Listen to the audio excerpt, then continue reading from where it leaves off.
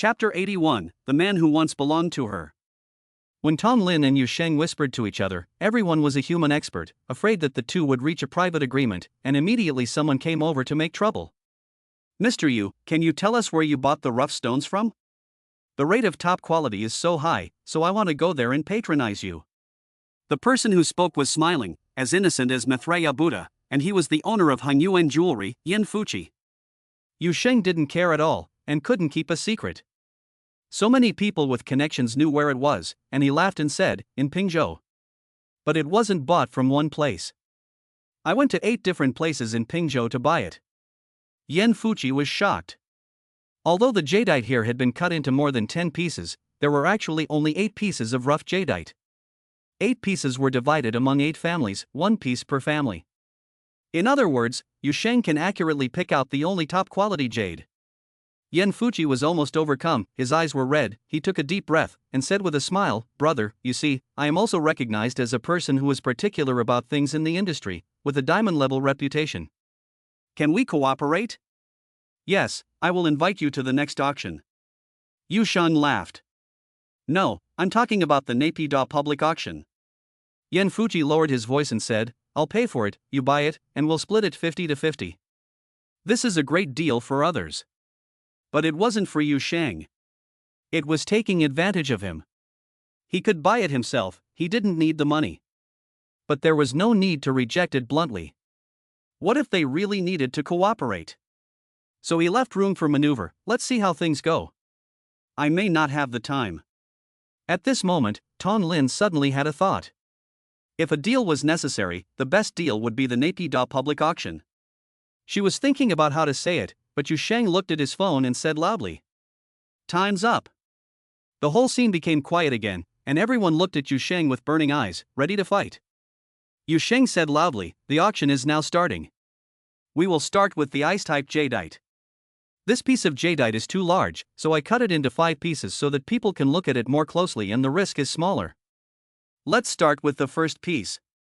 He held up the first piece of the finest ice-like jadeite, which had been polished. Compared to the jadeite that had just been cut, it was simply dazzlingly beautiful, and it was free of cotton, lint, and cracks. This quality was so rare that everyone's eyes were already burning with excitement. The starting price is 50 million. As soon as Yu Sheng finished speaking, the bidding began. 60 million. 70 million. 80 million. The bidding only slowed down when it reached 100 million. Yin Fuchi then said slowly, 110 million. Everyone hesitated. There were still many more to come. If this one was not contested, would the next one be higher or lower? But Yu Sheng didn't give the crowd time to think, and shouted, "Sold." There was a commotion. It's clear that this guy has a bad temper. Next time, don't hesitate to raise the price, otherwise you'll easily miss the opportunity. Yin Fuchi was very sure that he had picked up a bargain. There could not be a lower price than this. He was suddenly beaming with joy, and this operation seemed to show that he and Yu Sheng were on the same channel. He transferred the money to Yu Sheng on the spot, and put the jade under his feet. Everyone took the opportunity to take another look at the jade and think about the bottom line. Yu Sheng raised the second piece, ice jade with floating flowers. The starting price was still 50 million. 100 million. 110 million. 115 million. 120 million. Mo Yaobing took advantage of the slowing price and finally spoke up. She was very regretful that she had not won the first piece. This time, she had to show her strength, otherwise it would be difficult for her to work with Yu Sheng in the future. The seemingly simple auction is actually not a fool's game. Yu Sheng is the biggest treasure, but there are too many people to talk to. Whoever Yu Sheng works with in the future will be the winner in the jadeite industry. So who is he going to work with? It's all about strength. So today, everyone is willing to take a risk and make a lot of noise, even if they don't make any money. Mo Yaobing did not dare to bet everything on Tong Lin, so he made up his mind and had to win a piece.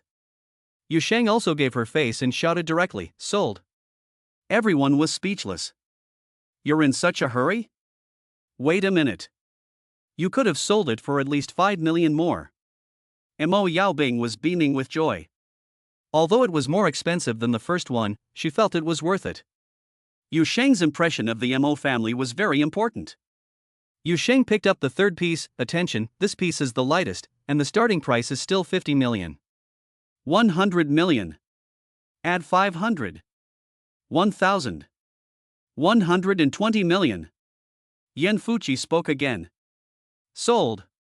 Yu Sheng waited for a second, then he hammered the gavel to seal the deal. Everyone was convinced. Tong Lin's feelings were really complicated and indescribable. The man who once belonged to her, who used to lick her dog, had now become the second god of heaven, commanding the situation and having the final say. His wealth is really no longer dependent on being liked, and he can do whatever he wants, free and easy. Yu Sheng was completely decisive and unwavering. He picked up the fourth piece and showed it to everyone, smiling and saying, "This is the best quality piece. The starting price is 50 million. 150 million. This shout directly confused everyone, and when they looked again, it was Guo Xinqing, the big boss of the Collectors Association. Everyone looked at him with surprise. You're messing up the market. It's because of people like you that there are so few top-quality jadeite pieces, and they're all being collected. As long as there is only one, someone will dare to collect it, and then the price is up to him. This is the collector's way of thinking." Yu Sheng didn't even wait for the crowd to figure out who was bidding, he just said, "Sold." Everyone was suddenly filled with regret. This piece is a masterpiece. Guo Xinqing laughed heartily. "Brother, I like you just like this. Come to Yanjing and drink with me in the future." Then he paid the price cheerfully and took it away directly in excitement. This piece was enough, and he didn't like the others because they either needed to be carved or were too small. Only this piece could be directly erected as a top-level work of art. The last piece of ice-like jadeite, with a starting price of 50 million, is up for auction. 120 million. 130 million. 140 million. According to the habits of the rest of the world, no one dares to hesitate. If you want to grab it, you have to be quick. The price is much higher than the first one, but it is the same quality, so there is no movement. As expected, Yu Sheng did not wait and the deal was closed. The buyer was Gao Chang, a professional manager at Defu Jewelry. He was not at all happy with his success, and was even a bit embarrassed. It was obvious that his judgment was much worse than Yan Fuchi's. In the end, he not only got a bargain, but also paid the highest price. Yes, his 140 million yuan was more expensive than Guo Xinqing's 150 million yuan. So when everyone saw Gao Chang's expression, it wasn't one of envy, but rather one of derision. The finished product can only make money by increasing the price. But even so, Gao Chang had to buy it because he couldn't give the impression to the customer that he lacked high-end goods. Even if it was expensive, he couldn't do without it, and he had to have a full range of varieties. Everyone was saddened by the fact that this auction had not alleviated the shortage, but rather pushed up the prices of the finest jade. Jewelry. Chapter 82, Laughing Like a Blooming Chrysanthemum. The next item we are auctioning is a piece of ice-type violet jade. Yu Sheng moved this most expensive jade, which cost 18 million yuan and was worth more than 180 million yuan. In contrast, the ice jade with floating flowers only cost 3 million, but it sold for 640 million. This is the charm of gambling. If you bet right, you can go to heaven with one stroke, and fairies will scramble to throw themselves into your arms. Mr. Yu, may I ask where the other half is? Gao Chang of Dafu Jewelry asked. Everyone was also curious about who had bought the other half. This is no small matter, as it directly affects pricing, whether it is exclusive or only two. Mr. Yu smiled and said, "I didn't cut it. It was already cut at the Pingzhou market. I didn't buy the other half." Ah. Shit. Everyone exclaimed in surprise. "If you don't buy it, let me go." Gao Chang pounded his chest and kicked his feet. "How can you buy half and keep half?" Some people questioned. Yu Sheng continued to explain, "Because the other half is glutinous rice. This half is glutinous rice on the surface, but after cutting off 1 centimeter, it becomes ice-like. I can guarantee that all of it is ice-like. If it's wrong, you can return it to me." There was a commotion. Isn't this jade cutting technique superb? In comparison, the Jade King had to retreat and keep quiet. Several old-timers from the Jade Association were already eyeing the jade with gleaming eyes and whispering to each other. This person must join the Jade Association and be kept under close supervision. Yes, we need to assign a female secretary. My daughter will do. She's a beauty. Come on, the only use for a pretty girl is to sleep with. Who would marry her? My niece graduated from Harvard Business School. Old man, we're talking about a secretary. You've lost all shame. Tom Lin heard her mouth twitching, and she closed her eyes in pain. The more outstanding she was, the more painful it was. You don't want to be licked, but you insist on licking others. She felt that the rest of her life would become a nightmare for the rest of her life. And this nightmare has only just begun. Yu Shang shouted, "Okay, if there are no questions, the starting price is 90 million. 150 million. Gao Chang shouted first to see if he could make a decision with one hammer. 160 million. Someone followed suit with disdain. 180 million. Gao Chang hit the hammer again.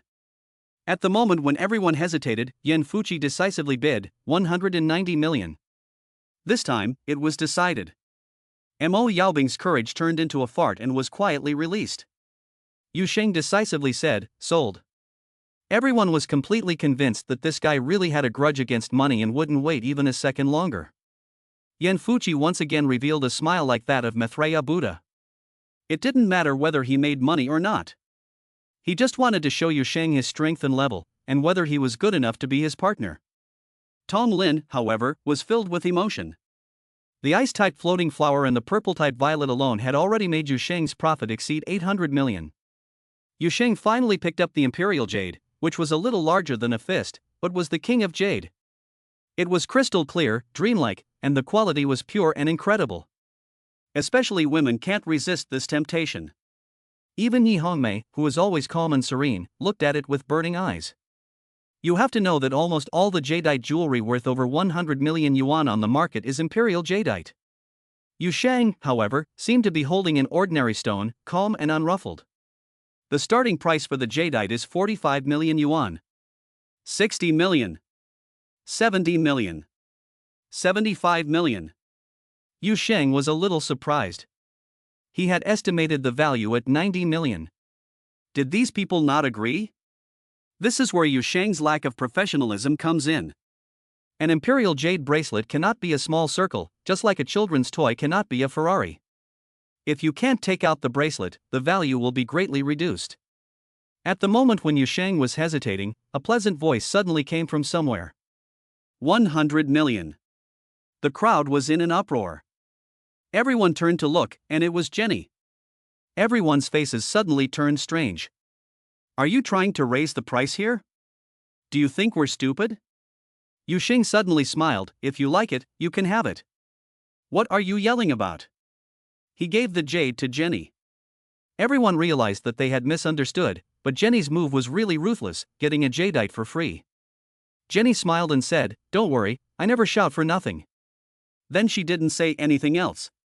Everyone thought that Jenny was definitely not simple, and that she was not being polite when she said that she didn't take the 100 million seriously. Tom Lin looked at it again and closed his eyes. The next jadeite, the Zhangyang Green Jade, was bought by Gao Chang for 90 million. The remaining pieces of material were a piece of top-quality blue jade, a piece of jade with the characters Fu, Lu, Shou, 11, meaning good fortune, longevity, wealth, and happiness, and a piece of red jade. Yu Sheng said, "I originally planned to carve these 3 pieces, but seeing so many people here today, I don't want to disappoint everyone, so I'll just bid on them all." Everyone was sly and cunning, and they quickly came to the conclusion that Yu Sheng was going to participate in the Naypyidaw public auction. The starting price for the top-quality blue jadeite is 45 million yuan. 90 million. Gao Chang hammered again. 100 million. Mo Yaobing was on fire, and he had to show off. The strength of the Mo family was too weak. Gao Chang was a bit depressed. The price was too uncomfortable. Yu Sheng has already decided, sold. There are only 2 left. The red jadeite is only worth 8 million, only the Fu Lu show she is valuable. Yu Sheng wasted no time, these 2 pieces will be auctioned together, starting at 50 million. Wait, I have something to say. Everyone was helpless. They had to give him face. The person speaking was the highly respected carving master of the Jade Association, a person who could be called a Taishan beta-level figure, Lu Shiwan. Lu Shiwan asked seriously, Yu Shang, who did you learn your carving from? Everyone understood immediately. They were all foxes of 1,000 years, and this was a free ride. Yu Shang smiled and said, I haven't learned carving, but I have some inspiration in my mind that I want to recreate. As for what it looks like, it doesn't matter. I'm not selling it, I just want to cultivate my temperament. The crowd whispered, absolutely. No one cares about you, so let's see how you old guy will break the ice. But the old guy is the old guy, with an incredibly thick skin. Yu Shang, it is good that you do not care about money. Only by not being burdened by external things can you travel to the highest realm of life. I am already old and have not had a single disciple that I am proud of. Today, I see you and feel that fate has destined us to meet. I want to take you as my last disciple. Are you willing? Everyone's eyes widened. Holy shit, you're really going to embarrass yourself in front of everyone. Yu Shang is going to publicly humiliate you, and that's a big sin.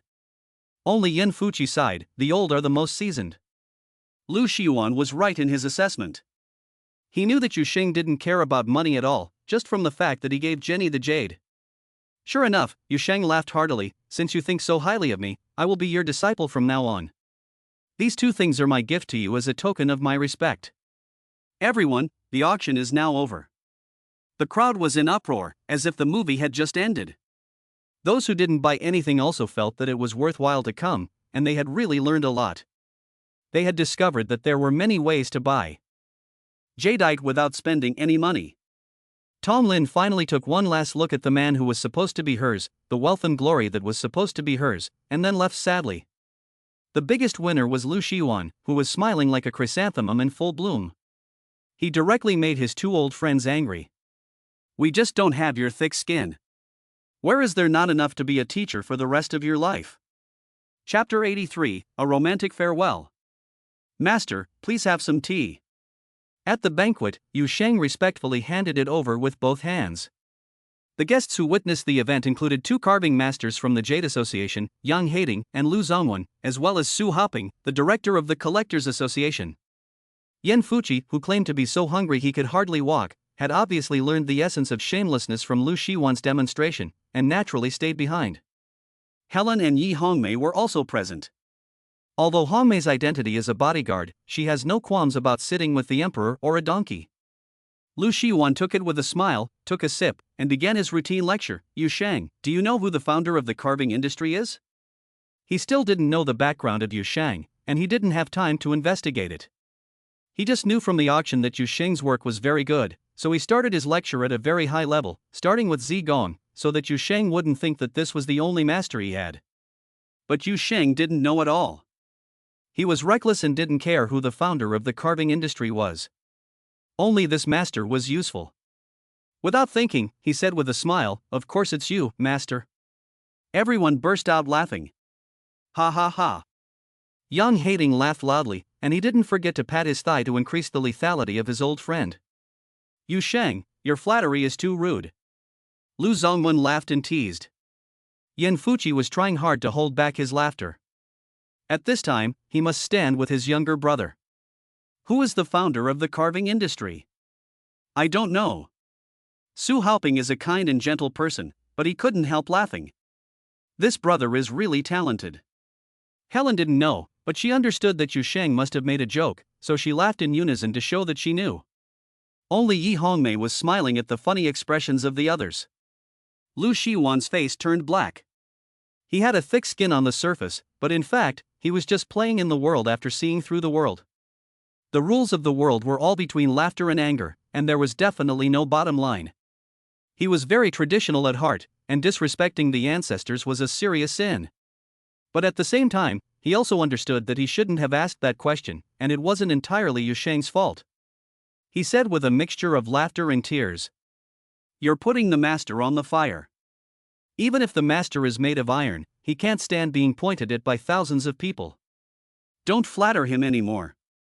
Although you don't have a foundation in sculpture, I'm sure you're naturally suited to it because you have a childlike heart that's not bound by conventions.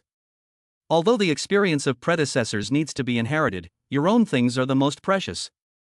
This is the quality that every master sculptor must have. I won't say much about being a person.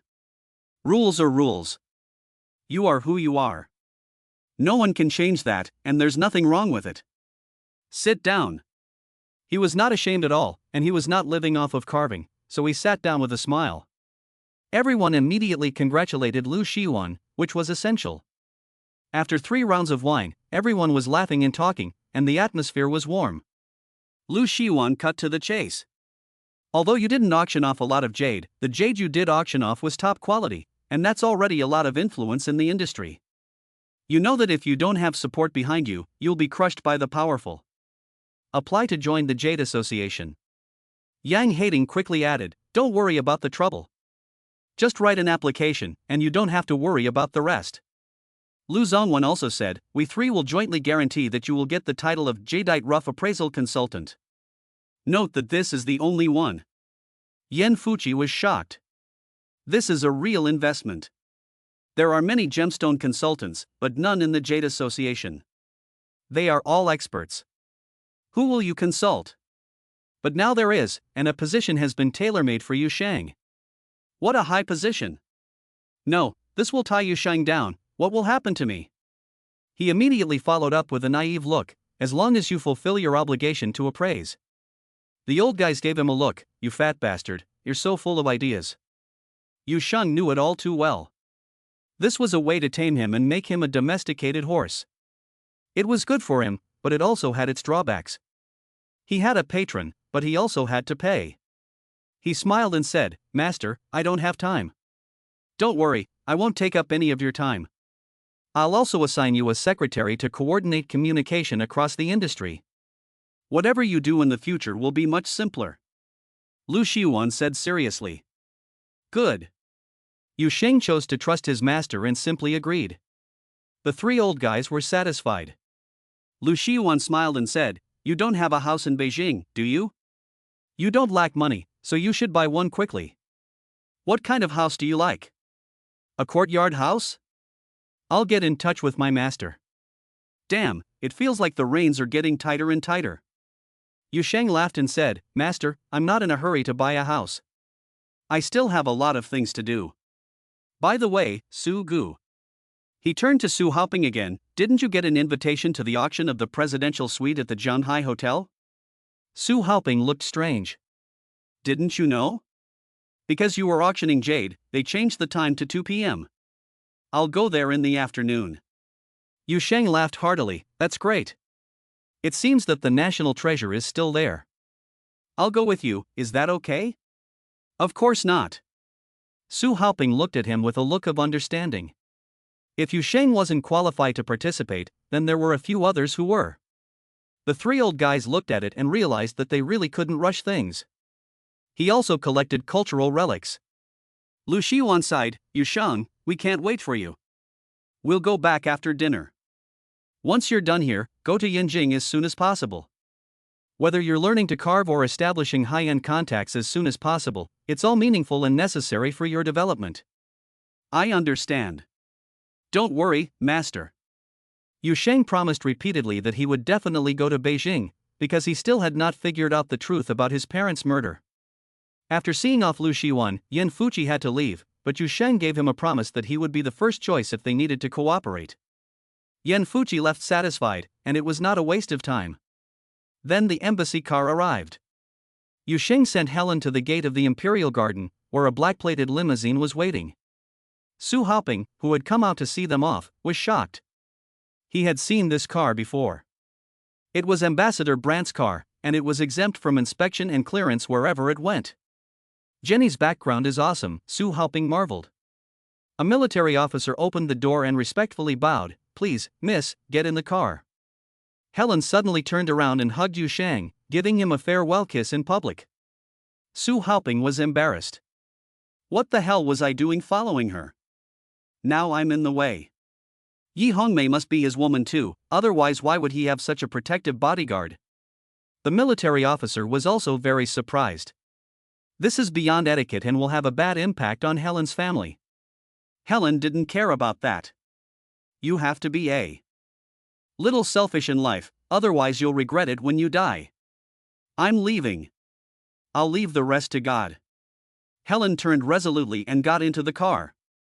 The military officer quickly closed the car door and then politely greeted Yu Shang. Thank you for taking care of the young lady. Goodbye. Yu Shang nodded, and the military officer got into the passenger seat. The Lincoln drove off silently. Su Haoping let out a sigh of relief. Yi Hongmei, however, reminded him very faithfully, she took the jade, but what about the promised 100 million? Su Haoping stumbled.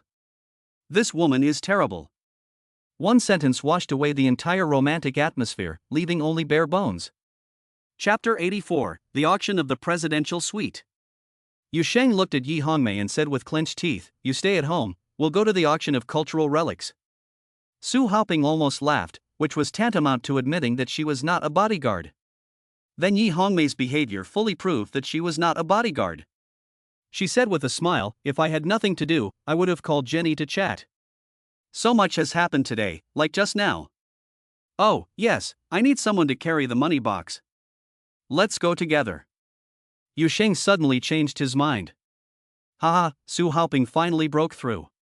But he covered up very quickly, brother, you don't need to take cash. You can pay with Bitcoin. Huh, does everyone pay in Bitcoin? Yu Shang suddenly became suspicious. He could offer to pay someone in Bitcoin, but when someone asked him to pay in Bitcoin, he became suspicious. How did the auctioneer know I had Bitcoin? Su Haoping didn't think much about it, no. You can pay in cash, US dollars, euros, or Bitcoins, but not by bank transfer. Oh, I just happen to have some US dollars. Yu Shang said relieved. The Mercedes-Benz stopped in front of the Zhanhai Hotel. Yu Shang and Su Haoping got out of the car, and Yi Hongmei followed behind with her suitcase. They got into the elevator without a hitch. Yu Shang couldn't help but ask, Su, don't you think something's wrong? Underground auctions aren't supposed to be very secretive, and then someone has to pick them up to find them? Su Haoping smiled and said, the kind you're talking about is just freshly dug up. But there are also many private auctions, just like you, where the items are legal and they just want to auction them off for a high price. Like me? Then why not auction at home? Why not accept a transfer? Yu Shang questioned. Yi Hongmei also widened her eyes and thought it was a good idea. Su Haoping was at a loss for words. Brother, the world is not black and white, most things are gray. For example, pay attention to the example, Li Changqing accepted a bribe for a national treasure. It must be a national treasure that has been passed down in an orderly manner, otherwise he would not have accepted it. But in his hands it is a bomb. So what should you do? You let him auction it at home? That's a joke. Even the auctioneer can't have any connection with him. Choosing the presidential suite is to tell you that I can handle it, so you can buy it with confidence. Yu Shang was relieved.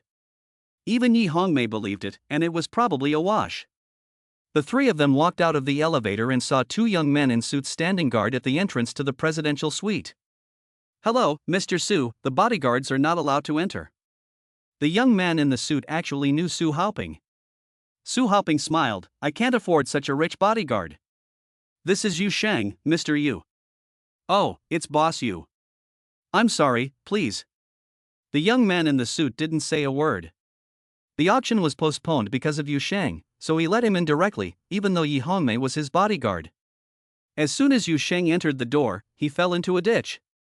He knew more than half of the 30 people there. How could this be a gathering of friends? Zhang Dianzhong, chairman of Jingwei Electronics, Wan Bolin, general manager of the Han Hai Group, Princeton, who has a family mine, Zhang Yunlong, owner of the Antique City, Luo Xinju of Xingluo Auction House, landlord Zhu Fangquan, Wei Tianhong of the Wei family. Some of them were also people who had attended the jadeite auction that morning. When they saw him, they all greeted him. The scene was like an international superstar walking the red carpet. Even though Yu Shang was dressed very plainly and didn't even have a watch, he still made Su Haoping look pale in comparison. Yi Hongmei had to admit that whether a man was successful had nothing to do with what he wore, and clothes could only prove whether he had a wife. Yu Shang's every move exuded a powerful confidence and calmness. When people thought about the fact that he had just made $1 billion, they felt a sense of understated luxury and a calmness that was out of keeping with his age. There was nothing impetuous about him, like a young man. Yu Shang smiled and responded to everyone, not missing a single one. After he sat down, A burly middle-aged man then stood up and said, "Gentlemen, it's time. Let's start the auction. First, let me introduce myself. My name is Zhang San." Everyone laughed. "Okay, just a name will do." But Yu Sheng asked Su Haoping very seriously, "Do you know each other?" "No, I don't know him at all." Su Haoping shook his head. Zhang San continued, "I know everyone is here for the national treasure, otherwise they wouldn't have given me this face. Now, let me show you. There are only 10 items up for auction, but they are all high quality. Because of the limited space and the risk of damage to the cultural relics, please do not touch them. You can nominate 2 authorities to appraise them, and the experts will then make the appraisal results public. Thank you for your cooperation." A clap of hands. 4 young men walked out of the bedroom and placed the 10 cultural relics on the table in an orderly manner. Everyone looked at Su Haoping and Yu Sheng, which made Luo Xinju blush.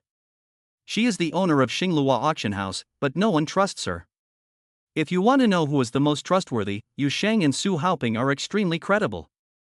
Especially Yu Sheng, even his enemy Wei Tianhong believed that he would not lie, because no one could buy him. The 2 of them didn't even hesitate for a second, and walked directly to the table. Su Haoping was a bit more particular, putting on his white gloves first. Yu Sheng, however, was reckless and directly reached out and picked up a stone tablet. It was from the Jin dynasty, but he didn't recognize any of the characters on it, so he casually put it down again. But he was sure that it had not been unearthed and had never been buried. His appraisal speed was much faster than Su's, almost picking it up, taking a look, and putting it down. Luo Xinju cursed in his heart, "Is this called appraisal? He is playing with us." But everyone was incredibly convinced by him. This is the halo of the top-quality jadeite. A person with such a high level of expertise, not to mention being able to identify ancient jade blindfolded, is only normal. In the blink of an eye, he had finished looking at 10 pieces, and none of them had been unearthed, at least none that had been unearthed after the founding of the People's Republic of China. Yu Sheng was a little puzzled. He didn't pretend to know when he didn't know. After Su Haoping finished looking, he asked directly, "Su, which one is a national treasure?" Everyone stared in amazement. Su Haoping sighed, "It's this stone tablet. National treasures have nothing to do with market prices, and they are not necessarily the most valuable, but they are unique and have the greatest value for cultural research." Then he explained the text, origin, historical significance, and research value of the stele in public, which was enough to fill the cultural gap. Everyone listened clearly, and he was indeed an expert. However, no one looked down on Yu Sheng. Everyone has their own strengths. Why don't we blindfold Su Haoping and see what he does? Sure enough, Yu Sheng's subsequent performance proved that he was not a fake.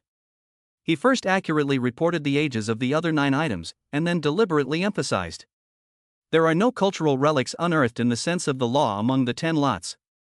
According to the law, all unearthed artifacts after the founding of the People's Republic of China belong to the state." The term unearthed in the antique world refers specifically to this rule. If they were unearthed during the Republic of China, the consensus is that they are classified as legitimate heritage. In other words, all 10 items can be sold at auction. Everyone breathed a sigh of relief. Knowing this is enough. Zhang San's eyes flashed with light. Yu Sheng's performance was really beyond his expectations, which made him a little nervous and no longer confident. Chapter 85. I'm uneducated, I just like beautiful things. After announcing the appraisal results, the 2 returned to their seats. Zhang San said loudly, "Thank you for the appraisal of the 2 experts. The auction is now officially underway. The first item up for auction is a Qianlong blue and white plum vase." While everyone's attention was drawn to the item, Yu Sheng took the opportunity to quietly send a message to Jenny on his phone. "There are no unearthed cultural relics, so don't arrest anyone. I feel like this is a trap, but I don't know who it's for." Yanni replied with 2 words, "I know." At this point, the scene was in a frenzy, and the price of the blue and white plum vase was rising steadily, reaching 8 million. This is inseparable from the appraisal of the 2 experts, especially those who have done business with Yu Sheng, who are full of trust. So the price soared. Very few underground auctions can reach this price. Su Haoping turned his head regretfully and said, "This price is meaningless. By the way, are you waiting to bid on the stone tablet?" Yu Sheng smiled and said, "No. I don't like stone tablets. He didn't want to buy anything, he just wanted to see what Zhang San was going to do. Su Haoping didn't ask again because he knew that Yu Sheng liked to find leaks, but there were obviously no leaks today, so he couldn't lie to everyone and say it was fake just to find a leak. The first item was sold for 9.5 million, and was won by Wang Zian, who paid in dollars with a smile on his face. Yu Sheng thought to himself, having a mine at home means a stable income, so it seems that he has to be regularly killed. The second lot, a Ming Dynasty terracotta boy on a chariot, was offered at 500,000 yuan. Zhang San's eyes glanced at Yu Sheng, then quickly moved away. Yu Sheng became suspicious. Was he waiting for me to bid? Could it be that I was the target? The more he thought about it, the more suspicious he became. Originally, he thought that if he wasn't invited, he couldn't be the target. But now he felt that it was not right. There was no need to invite him because Su Haoping would invite him. The biggest point of suspicion is that the auction time was delayed because he was auctioning jade. What was originally a reasonable thing now looked suspicious. Yu Sheng suddenly became motivated. Damn, you're looking for trouble. He just hasn't figured out how the trap was set. Is he trying to frame me? Even if the artifacts were stolen, Yu Sheng didn't know they were stolen, and dozens of people testified that he bought them. So, at most, he just had to hand it over. Even if he couldn't get his money back, the loss would be a drop in the bucket. Just as he was thinking. The second item was quickly sold, and it was actually bought by Princeton, the fat sheep. Yu Sheng was speechless. Is he always this fat everywhere? However, Zhang San's target could not be Princeton. If the target is me, it should be time to auction the stone tablet now. The reason is simple: if you don't buy the most expensive or the cheapest, you have to auction off the national treasure. Sure enough, Zhang San said loudly, the auction of the national treasure steel will begin now. There is no reserve price. There was no doubt in his mind that the target was himself. With no reserve price, everyone felt like they had gotten a great bargain, and the enthusiasm was high. The whole scene was boiling. For the first time, dozens of people bid together. Zhang San once again looked at Yu Sheng, and kept calling out the highest price. 1,800,000. 1,900,000. 2 million. Mr. Luan has bid 2 million. 2,100,000. Mr. Zhang has bid 2.1 million. Is there any more bidding? No one else made a bid. After all, it was a stone. Zhang San's gaze swept over the rest of the room again, but he asked Su Haoping, Director Su, do you think this price is reasonable for a national treasure? Su Haoping smiled, the price is a reflection of the conflict between supply and demand, and has nothing to do with value. Zhang San suddenly asked Yu Sheng, Mr. Yu, why don't you think the stone tablet is a good investment? Everyone thought he was being a nuisance, and someone answered for him, Mr. Yu likes to make huge profits, at least hundreds of millions of profits. Where is your huge profit? Everyone laughed. Zhang San, however, kept staring at Yu Sheng. Yu Sheng had no choice but to answer seriously, I'm sorry, I'm uneducated, I just like beautiful things. The crowd laughed again. This answer is perfect, and it fits Yu Sheng's image perfectly. If Su Haoping had answered like that, how fake would that have been? Zhang San's eyes betrayed his disappointment, but he was a man of strong character, so he simply shouted, sold for 2.1 million. The next lot covered a wide range of categories, and there was always something that would appeal to the average collector. But Yu Sheng never bid on any of them. Even Yi Hongmei was curious and asked in his ear, do you only collect women? Oh, is it that obvious? Yu Sheng was surprised. Yi Hongmei gave him a look, you are so good at identifying cultural relics, what kind of collection do you have? Yu Sheng whispered in her ear, silly, didn't I tell you? It's a matter of sensing the aura. Yi Hongmei suddenly understood that the level of appraisal had nothing to do with collecting, and she admired him even more. Soon, all the lots were sold. The auction is now over. Thank you all for your support. Zhang San's perfect curtain call, and he never looked at Yu Sheng again. The crowd was bustling, and they all left. Su Haoping followed Zhang Dianzhong, because he had bought the stone tablet. As Yu Sheng declined the invitations of his acquaintances, he wondered to himself, doesn't Zhang San have any tricks up his sleeve? As expected, Zhang San came to Yu Sheng's front as if by chance and whispered, Mr. Yu, I still have some treasures that are not suitable for auction. Do you have time tonight? You immediately showed great interest. Yes, I can come after dinner. The two men made an appointment, and Yu Sheng quickly left. Back at home, Yu Sheng went into the bedroom and sent a message to Jenny. The auction was for me, but unfortunately it failed. Zhang San invited me to go again tonight. I guess he's going to show off his cultural relics. I'll tell Hongmei that I'm going to see you, then I'll go investigate Zhang San. Don't come back and blow my cover. Got it. Kisses. Yanni seemed very happy. Yu Sheng was stunned for a moment before realizing what she was so happy about. She was going to catch the antiques dealer. He couldn't help but twitch his mouth. Is that what I meant? Okay, turn off your phone and hide it under your pillow. Just about to walk out of the bedroom, she came back to get a throwing knife. Yu Sheng returned to the hotel in stealth and went straight to the 8th floor. When he returned to the door of the presidential suite, the two little brothers had already disappeared and the door was closed. Yu Sheng waited for a while, but no one came in or out. Should I knock on the door as a ghost? At that moment, a woman stepped out of the elevator, and Yu Sheng's eyes lit up. This woman was full of mature charm, like a ripe peach, with a feeling of water coming out when pressed, fully demonstrating what it means to be made of water. It was simply crystal clear and rippling, the best of the best. The woman reached the door and knocked on it. In just 1 second, the door opened, and it was clear that two young men were standing guard at the door. The woman seemed frightened, covering her chest with her hands and saying in a sweet, high-pitched voice, "Two is not enough. How many people are there? You have to pay more." "Shit, it's not just the two of us, come in." "Oh, that's fine." Before the woman could finish speaking, Yu Sheng had already entered. Chapter 86, Top-Notch Hacker. Yu Sheng walked into the living room and found a thin young man wearing glasses sitting on the sofa. He was probably about 20 years old and looked a bit malnourished. He was playing a game on a laptop in front of him. Zhang San was sitting next to him smoking a cigarette, looking at him with a gloomy expression.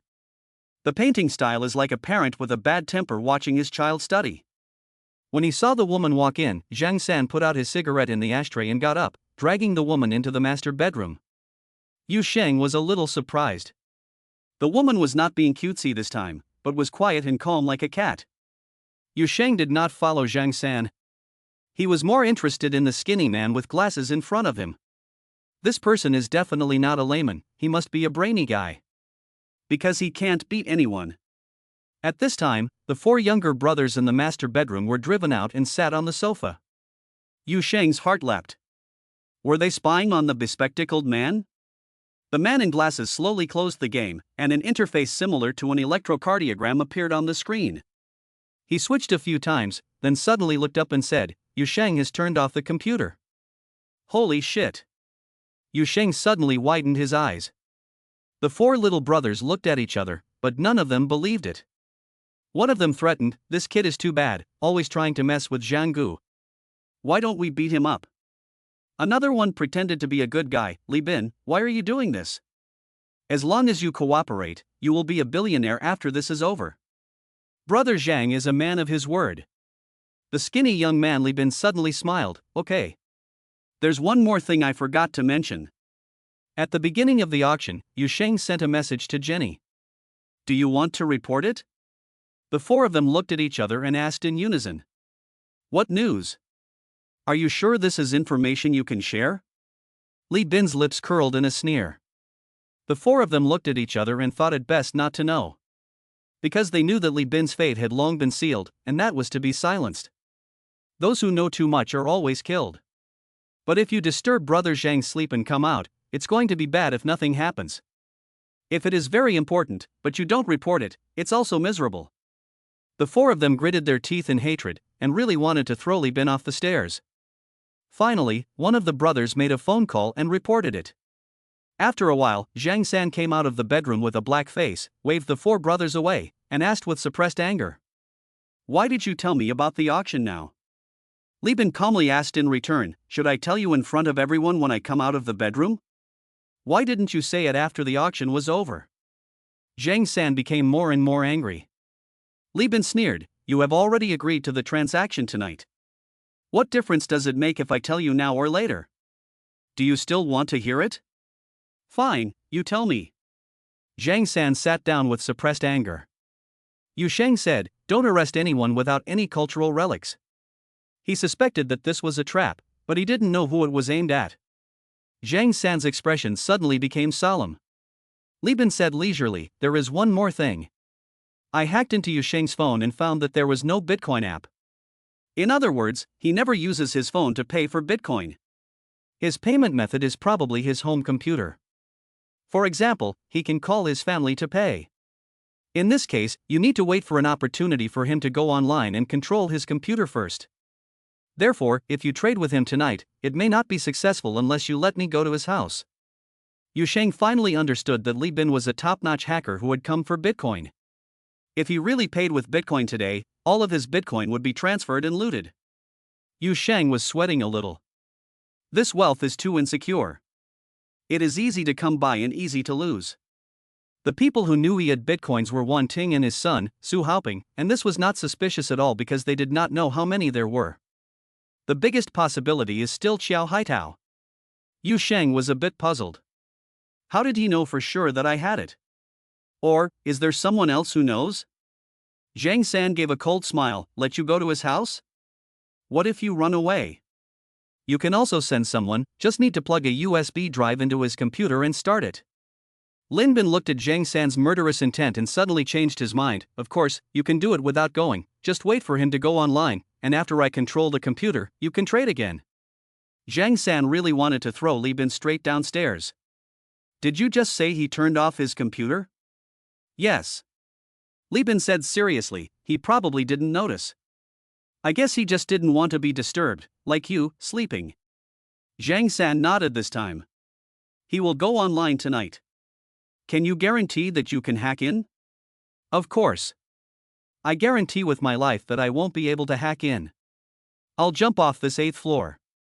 Li Bin didn't hesitate. Zhang San was in a much better mood. Although the window was closed, no one could jump out. "When he comes, I want his email address. You send him an email on my behalf, saying that it's all our cultural relics data, and I'll let him check it out."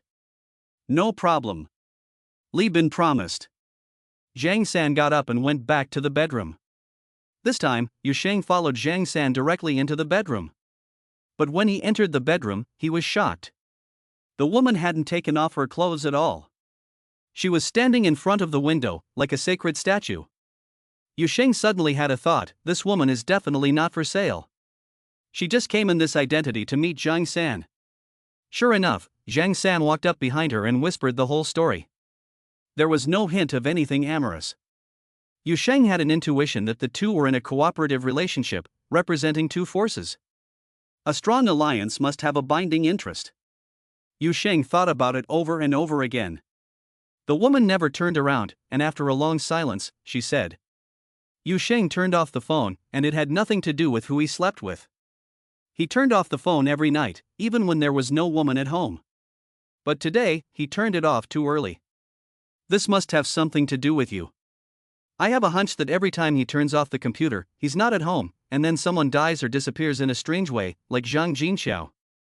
The woman sighed. Yu Sheng felt a strong murderous intent in his heart. This woman must die. She actually monitors me every day?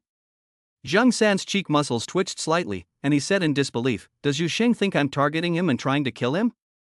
The woman finally turned around and said with a cold stare. "Is it hard to kill you? Zhang Jinxiao is so powerful, but he has disappeared, and it was in his own villa. Although his little brothers said it was done by a tyrant killer, I don't believe it. Yu Sheng let his parents' revenge go and did nothing, but came to the auction of cultural relics? Unless he was sure that Zhang Jinxiao was dead. The only thing that he couldn't figure out was how Yu Sheng had done it. Yu Sheng's murderous intent grew stronger, and he sentenced the woman to death again.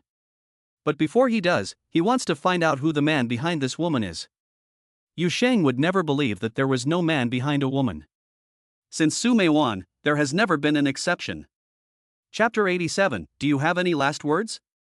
Zhang San said with a bad look on his face, "You mean there is no chance of success?" "I didn't say that.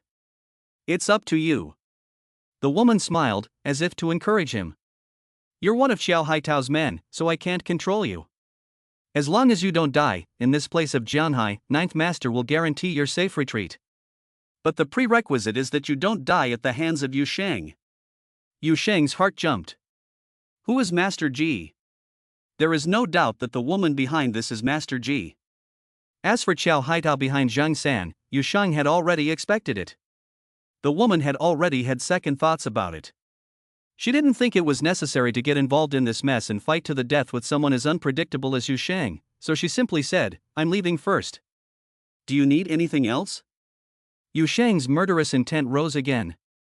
You want to leave? You're dead. Stay and take the blame. Zhang San thought about it and made a choice. I don't believe Yu Sheng can come directly to my door and kill me. I need an antique worth more than 10 million to make it impossible for Yu Sheng to pay in cash. The woman nodded, no problem. You need cash for Bitcoin, I'll send someone to deliver it after I get back and we'll settle the account together. After saying that, she turned and left. Zhang San followed without any defense. At that moment, his body stiffened there, his eyes revealed extreme pain, and he kept sucking in cold air, unable to make any sound. The woman took a few steps, as if sensing something, and turned to look back. Then, her eyes revealed extreme fear. She saw the rest of her life. Zhang San had already fallen to the ground, only twitching. The woman was so shocked that she trembled all over, which was more than she could bear. It was as if a thunderclap had exploded in her head. It turned out that Yu Sheng had already arrived, in this very bedroom, listening to the two of us discussing how to deal with him. The woman finally collapsed, and urine trickled down her thighs, quickly forming a small puddle on the floor.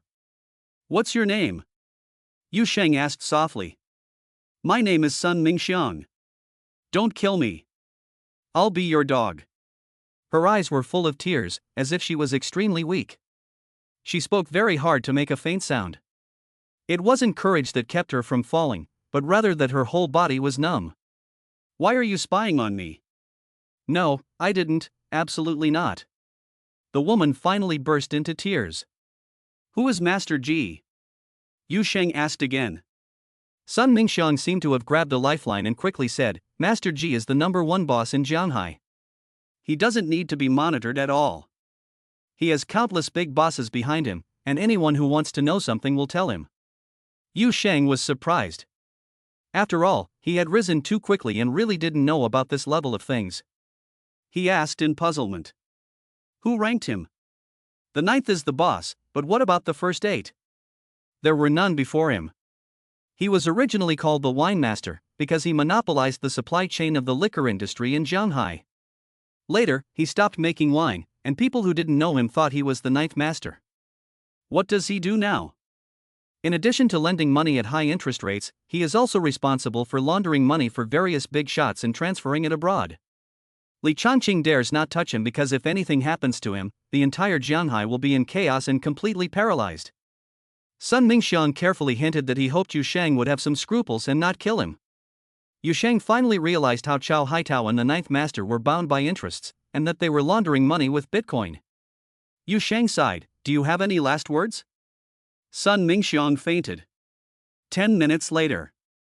A piercing scream came from the bedroom. The brothers rushed into the bedroom and were stunned. The scene was of a woman and Zhang San fighting to the death, very cool and fierce. The 6 brothers subconsciously filled in the blanks.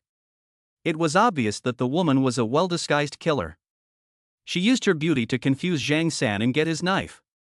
She stabbed Zhang San in the back, and Zhang San broke the woman's neck before he died. None of them had any doubts because the knife had been switched and was now indeed Zhang San's. Li Bin had also rushed in, and no one was paying attention to him at this time. He just glanced at them and knew that his chance had come. He looked at the 6 idiots and warned them carefully. If you want to live, take the money box and run. If you get involved with Xiao Haitao, you will definitely be silenced. The 6 brothers shuddered, looked at each other, and then understood each other's choice. They looked at Li Bin again, ready to silence him first. Li Bin said nonchalantly, by the way, do you need bitcoins? Hide them first. When I get the rest of my life's worth of bitcoins, I'll give each of you bitcoins worth 100 million US dollars.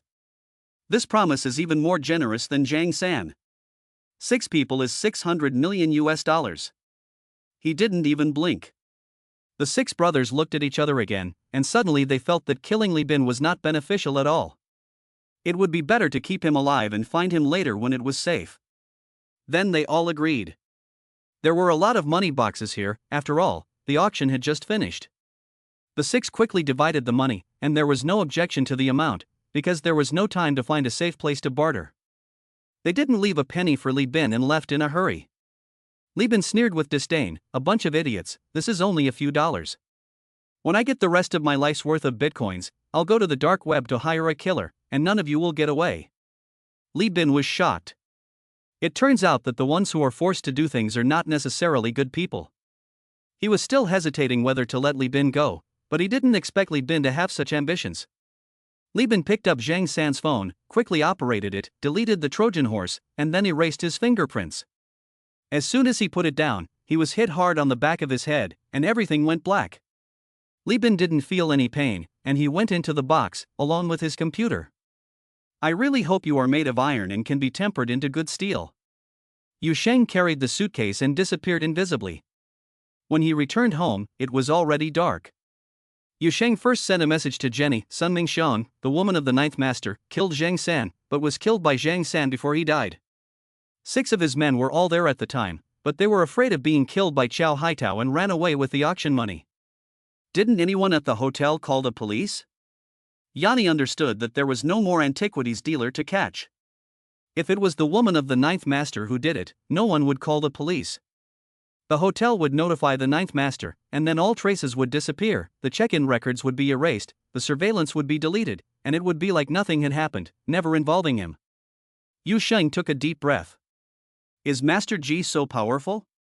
But this is better, so that no one will suspect him. Yanni, come over here and I'll tell you a secret. Hongmei already told me. I guess you need some time alone to savor Helen's kiss. I won't bother you. Maybe some other day. Hey, I feel like you're the one who's reliving it, but I don't remember it at all. You're dead. I'll kill you tomorrow. Yu Sheng laughed heartily. At that moment, an unfamiliar phone call came in. Yu Sheng, this is Master Josie. Chapter 88, The Threat from Master Ji. Master Ji? Yu Sheng was surprised. That's right. I'm at the Zhanghai Hotel right now. Come over. Master Ji was completely commanding in his tone, without the slightest hint of politeness. Yu Sheng was silent for a moment, and asked indifferently, "Who the hell are you?" Master Ji didn't get angry, but calmly said, "I gave you a chance. Whether you can seize it or not is your fate. My woman didn't die in vain. Do you think that such a poor disguise can fool me? Oh, your woman is dead. Zhanghai Hotel, right? Okay, I'll call the police for you." Yu Sheng hung up the phone. He didn't want to fight anyone openly. That wasn't his strong point. He would just kill them in secret. And someone had to take the blame, so as not to cause trouble for the Jingfeng. That was his principle. He is a man of principle. He immediately called Jenny. "Master Ji called me and said his woman is dead. Please take care of it. He is at the Zhanghai Hotel." Yanni understood and sighed. "Okay, I'll take care of the aftermath. Don't be stubborn. This one really can't be moved." She reported directly to Jia. Then, Jia Xiushan went to the Zhanghai Hotel himself and met with Master Joey in the presidential suite. Standing in front of the window, Master Ji was about 50 years old, with his hair neatly combed and in perfect order, as if every strand of hair exuded a powerful aura. "Someone called the police to say that your woman is dead. I'm here to investigate." Jia had to open his mouth. He felt that this guy could keep pretending to be cool until dawn. Finally, Master Ji turned around. His eyes were sharp and penetrating, as if he could see through people's hearts, making people afraid to look into his eyes. He was like the ruler of a dark world, who could decide a person's life and death with a single sentence. Jia Ju's pupils contracted, knowing the terror of this man. At least 3 missing well workers were related to him, but no one could touch him. Master Josie asked calmly, "You know very well that Yu Sheng has killed so many people, why don't you arrest him?" "Evidence?" Jia Xiushan asked succinctly. Master Ji laughed, but the smile made people feel an invisible pressure. "Evidence is your business, I don't need to find it. What I see is that everyone who had a conflict with Yu Sheng is dead, including Qingzhou's Chao Gongzi and Zhang Jinxiao, whose bones are gone. Don't you think it's strange? Don't you want to ask him how he did it? Jia Xiushan's face darkened. If you can arrest someone just by guessing, what kind of mess would the world be in? He really wanted to say that if this were possible, the person who should be arrested most would be Master Josie. Master Josie continued with his logic. You are worried about Yanni, but you have forgotten one thing. The Yans have never recognized Yu Sheng. This is not a matter between the two of them. A marriage is a matter between two families. But where is Yu Sheng's family? How is he qualified to marry into the Yans? Jia Xiushan had a headache. He and Master Ji were completely out of sync. He really didn't care about Yan and I, because Yu Sheng had killed no good people, especially Tang Tianzi, Zhang Jinxiao, and Black Mamba. They were dead anyway, and it was a death sentence anyway, so it saved the Jing family a lot of trouble. What a good thing! So he was willing to turn a blind eye. To put it another way, he couldn't find any evidence that Yu Sheng had done it.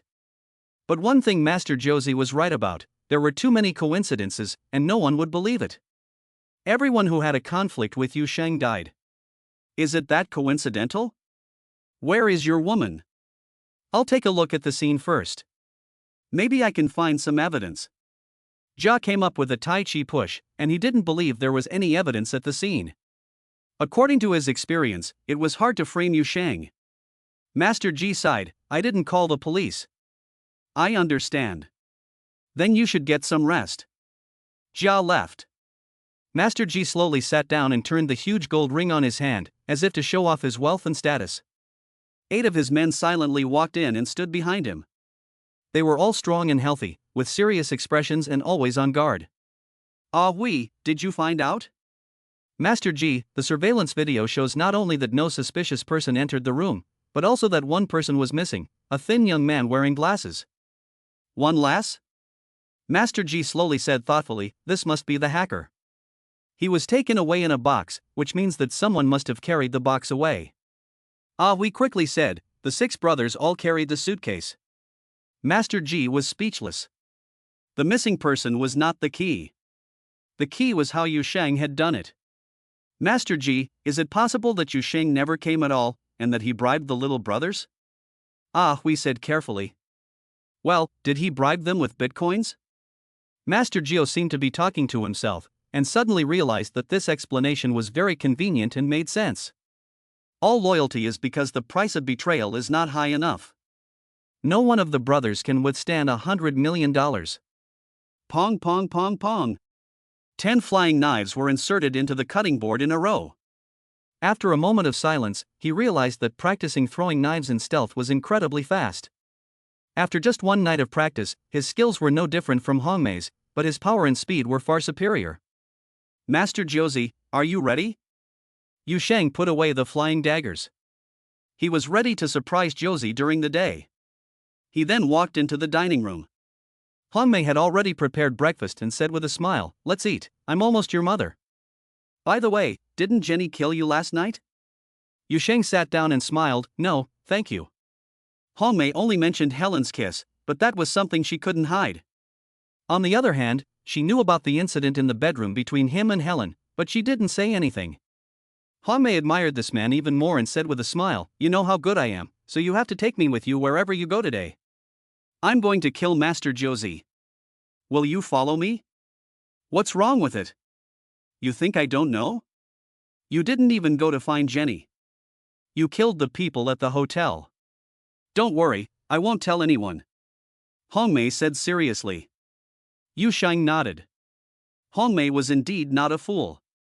After they finished eating, Yu Sheng called Jenny, tell me where Master Josie is. Master Ji cannot be touched. He is like a malignant tumor that cannot be cut off at will. The funds he controls are too huge. If he dies, it will cause chaos in the financial order of Jianghai, leading to the collapse of a large number of small and medium-sized enterprises, which will in turn lead to social unrest. If the capital city intervenes in the investigation, you will be in big trouble. You mean he'll kill me? No, I've already asked my mother to speak. That's a joke. Your mother can't even speak, let alone the boss of an underground bank. My mother doesn't need to talk to him, she just needs to spread the word. If they investigate the money exchange, the big bosses will move their money out of there. This will reduce the impact to a minimum and prevent you from making too many enemies. Okay. Yu Sheng hung up the phone, but said to Hong Mei, I bet Ninth Master won't wait. He'll send someone to kill me today. Hong Mei said with a smile, that's great. We're just sitting around anyway, so let's find something to do. Yu Sheng was speechless. This warmonger. Chapter 89, a very fitting feeling.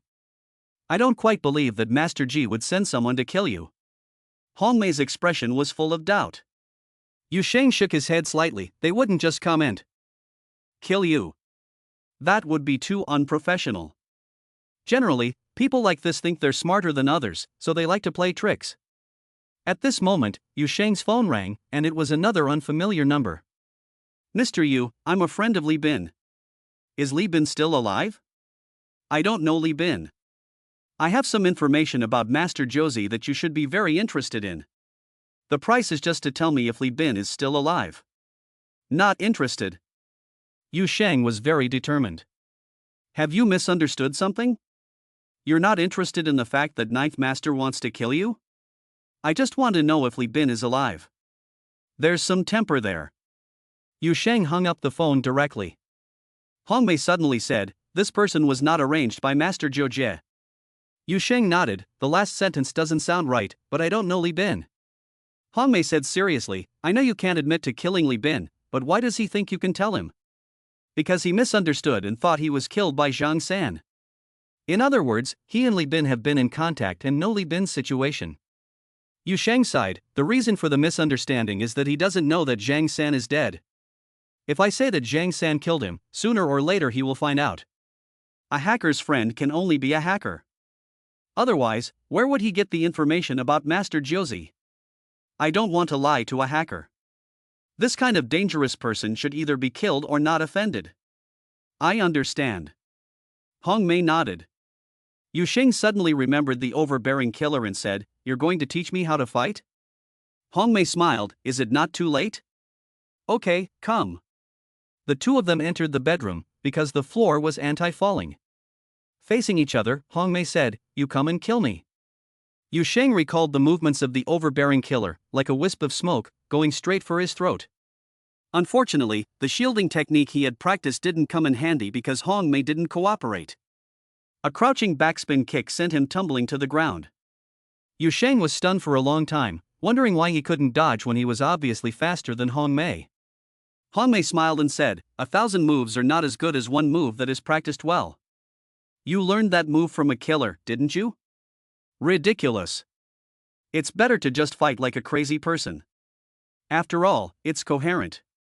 But you only know the beginning. When I crouch down, you become an audience member. Don't be so sloppy. Practice this move first. Crouch down, spin around, sweep your leg, and link it all together. It must be done in the blink of an eye. Hurry, you must hurry. After a few attempts, you felt that it was perfect, as if it had become instinctive and could be used without thinking. Hong Mei, however, was a perfectionist and kept on criticizing, you can't just sweep the ground, you won't learn anything that way. It's best to have a tree, the toughness of which won't hurt your legs. Yu Sheng suddenly felt that Hong Mei was like a tree.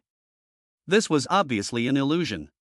He shook his head and said, I feel that I'm already very good. Next move. Hong Mei smiled, then repeatedly rubbed Yu Sheng against the ground. After using a whole bunch of tricks, Hong Mei became more and more exhausted, and couldn't help but be secretly alarmed. It's not strange that Yu Sheng has learned it, but it's strange that his strength and speed are like he's practiced for 10 years. It was not until Yang Kai and Feng Taizhan crept up quietly that they thought there had been an assassination upstairs, pounding the floor. They found the two fighting. Well, there was no need to get involved. The boss was not losing, and he even had the advantage of physical strength. They quietly retreated again. Master Josie's face was already as dark as the bottom of a pot. One after another, the bigwigs were withdrawing their investments from here, and they all had strong connections in Yanjing. There is no doubt that the Yin family has intervened. There was a misunderstanding. The Yin family did not approve of Yu Sheng as a son-in-law, but they did approve of Yu Sheng as one of their own. Master Ji muttered to himself. Of course, the Yans would never admit anything. Everything had to be figured out by the people below. Unfortunately, he got it wrong. Master G could only grit his teeth and hold on, not daring to ask any of the bigwigs for help, otherwise the consequences would be unimaginable. He really regretted it this time. It was not worth it for a woman. After years of being able to call the shots, he had become too arrogant. But he had forgotten that when power speaks out, money must retreat. At this point, he felt a fatal crisis. The real hunter has not yet made his move, but the storm is already brewing. Master Josie, you need to withdraw the loans. We reminded. Master Joey nodded. This would expose the crisis early, but there was no other way. Has Shoppy still not made a move? The ferocity of Master Joey was fully on display, and there was indeed no way back. He knew that Yu Sheng would not let him off the hook. He is waiting for Yu Sheng to go out. We said. Good. Master G closed his eyes. Ha! Yu Sheng laughed heartily. Hong Mei was pinned to the ground and rode on him. She angrily shouted, "You son of a bitch, let go!" Good. Yu Sheng quickly finished work, afraid that she would lose face, and said with concern, "You go take a bath first, you look like you're sweating." This is a real slap on the horse's hoof, because Yu Sheng didn't sweat, and the difference was obvious. Hong Mei flew into a rage and kicked him again, but this time she had no moves at all. She kicked him, and then said with a smile, "You must be hungry. I'll cook you something to eat." Hong Mei then turned her anger into annoyance, gave him a look, and went to take a bath. Yu Sheng had no intention of ordering food, especially since he couldn't eat outside food at this time. He quickly made a pot of cumin beef, and when Hong Mei came back from the shower, it was just in time to be served. 1 pot of meat, 1 pot of rice. Hong Mei smiled. She liked this simplicity. She found that she now looked at Yu Sheng and liked him no matter how she looked at him. From soul to body, from fists and feet to flying knives, from decision-making to action, she felt that everything about him was a perfect match for her. This made her a little worried. Was she a little bit sick? Then she began to eat with a stern face. Yu Sheng laughed and said, "Let's try it out later. I bet I'll get beaten up if I go out." Hong Mei snorted in disdain. How could Ninth Master do that? "I bet I'll get shot 3 times when I go out, and by 3 people, from 3 different angles." Yu Sheng knew that he would be shot if he went out, but he was just giving Hong Mei an opportunity to gain the upper hand, so as to avoid endless trouble. Ding-ling-ling. Yu Sheng's phone rang. He answered it casually. "Baby, you miss me. Don't think about it. Don't go out. The first underling of Master G, Shapai, is lurking at the gate of the Imperial Garden. Don't think that you'll be safe if you drive out. His habit is to run into you head-on and shoot you if you stop. See, he still thinks about me, and he's done his research. Well, I really hope you son of a bitch, stay alive and piss me off." Jenny hung up the phone. Hong Mei suddenly smiled, feeling that she was getting more and more problems, and was inexplicably happy. Yu Sheng ate as if nothing had happened, and was determined to kill Shapai. Chapter 90, A Gunfight at the Front Gate of the Imperial Garden. After eating, Yu Sheng had already made his choice. "Hong Mei, I need to put a box of drugs in Shoppy's car. Do you have any ideas?" Hong Mei's eyes widened like a penguin's. "What did you say? You have another box of drugs?" "Well, not much, just 24 kilograms. Don't tell anyone." Yu Sheng gave her a look that said, "I'm only telling you." He had originally planned to plant the drugs for a long time, but after the incident at the airport, he changed his mind. It was already too obvious, and someone must have suspected that he still had drugs in his possession. If not, there might be a cross-border law enforcement operation, and they would come to search his home. If he won, he would be safe; if he lost, he would be framed. The most important thing was that Yu Sheng had to clean up his house to ensure that he could go to Beijing to investigate the death of his parents without any problems. That's why he was the perfect choice for Shoppy. It's like splashing Master Josie with a bucket of shit. Hong Mei finally let out a gasp. This guy is really bold. How dare he hide so much drugs at home? She was sweating all over, and this was enough to get her executed many times over. She immediately understood. You want to publicly execute Shoppy? Yes.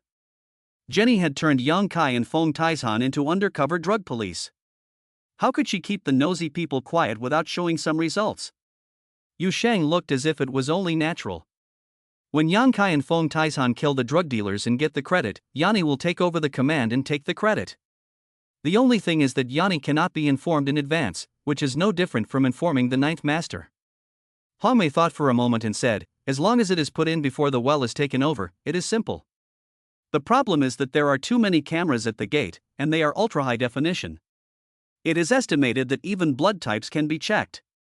Yu Sheng smiled, I'll take care of it. Let it be paralyzed for a minute. Wait for my text message before you take action. Then there won't be a problem. It's up to Yang Kai and Feng Taishan, and, yes, plus Mao Zhongyu and the other two. No, they only get 8,000 yuan, and they're not well trained. They can't be used like this.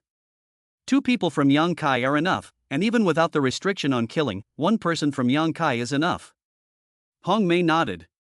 Indeed, it is a matter of too many concerns.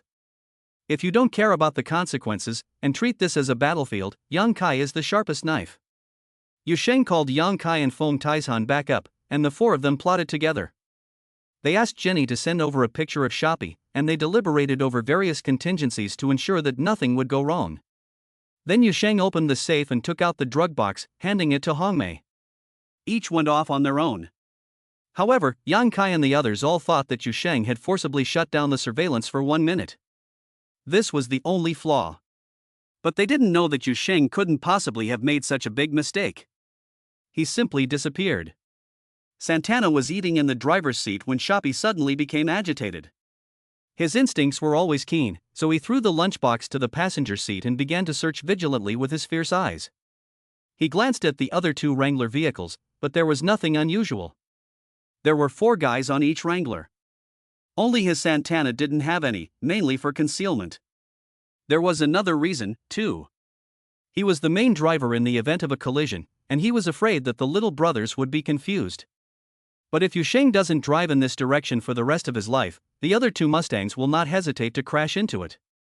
If Yu Sheng dares to get out of the car, he may be killed directly. Shoppy's impatience did not diminish, and he finally locked on to Feng Taishan. He had never met him in person, but he had seen his picture. Mad, stupid looking, is this guy out looking for a hooker? You call this undercover work? Bullshit. The whole world knows. He dared to look at me, I really wanted to kill him. Shoppy scolded disdainfully, his cheeks twitching slightly. He was really impatient, but he couldn't ruin the big event of Master Joey, so he finally suppressed his impulse. Feng Taishan walked past the Santana, pressed the call button on his phone, then hung up and continued on. Yang Kai's cell phone rang once. He understood. It was indeed Shoppy who was in the best position to ambush, and there was only 1 person. Now he just had to wait for the signal from Yu Sheng and Hong Mei. The 2 of them must be ready before they can start. Hong Mei also needed to disguise herself. She couldn't be caught red-handed with the case, so she at least needed a distraction. If someone accidentally took a photo of her, it wouldn't reveal her mistake. So she found a baby carriage, put the case inside, and covered it with a trench coat. Everything was ready. Soon, Yu Sheng's signal came through. As agreed, 3 minutes later, the surveillance was disabled. Hong Mei pressed the timer on her phone and pushed the stroller out of the gate. Yang Kai pressed the timer and continued to wait. 3 minutes later, Hong Mei had just pushed the stroller to the vicinity of the Santana. Yang Kai suddenly rushed out of the gate, chasing after Hong Mei as fast as the wind, and kept waving his hands, "Wife." Hong Mei stumbled, "Mater, you're taking advantage of me?" Okay. This shout is reasonable. But Shoppy didn't think it was reasonable. He knew Yang Kai, so who was Hong Mei? He suddenly reached for his gun, opened the door and got out of the car, aiming at Hong Mei. This was a well-honed experience. He subconsciously thought that Yang Kai was trying to distract him, and that Hong Mei was the killer. After all, Hong Mei had already infiltrated his side. It's always a good idea to eliminate the closest threat first. But he never expected that Hong Mei was even more decisive than he was. With a dazzling flash, the blade flew into Shoppy's throat. Yang Kai's gun went off almost at the same time, knocking the gun out of Shoppy's hand. He chose to save Hong Mei first, but Hong Mei chose to kill Shoppy directly. She couldn't gamble on Yang Kai's choice. The outcome was sealed as soon as the car door opened. She would rather expose herself to save herself. Fortunately, the camera was paralyzed. Even if passers-by saw it, it wouldn't be a problem. There was no time to raise a cell phone, let alone a gunfight. The fight broke out suddenly, and the brothers in the other two cars didn't even understand what was going on before it was over. At this point, Hongmei's professionalism is revealed. She pushes the stroller directly behind the Santana, as if hiding, but accidentally bumps into it, and the trunk lid opens. The trench coat fell down, the drugs entered the trunk, and then the trunk lid fell down, and she pushed the stroller to escape, following the trajectory of a minute ago, perfectly connected together. Yan Kai had already turned to face the two approaching Wrangler. He immediately attracted all the attention. The two Wrangler vehicles came at him in a head-to-tail formation, intending to run him over. Yan Kai calmly shot through the windshield, killing the driver instantly. The car immediately swerved and crashed into Shoppy's car. The other car felt that it was hopeless and swerved violently, fleeing directly. No one pursued it. It was deliberately let go. Otherwise, without a trading partner, how could the drugs be traded? The remaining Wrangler, with 3 more men on board, was dumbfounded. "We surrender!" The 3 of them opened the car door and shouted. Feng Taizhan and Yan Kai rushed over from the sides and shot them dead with 3 bullets. "Who gave you permission to surrender? With such a large amount of drugs, it's not enough to kill a few people." Chapter 91, A Revelation. Yanni received a call from Yushang, and her scalp went numb.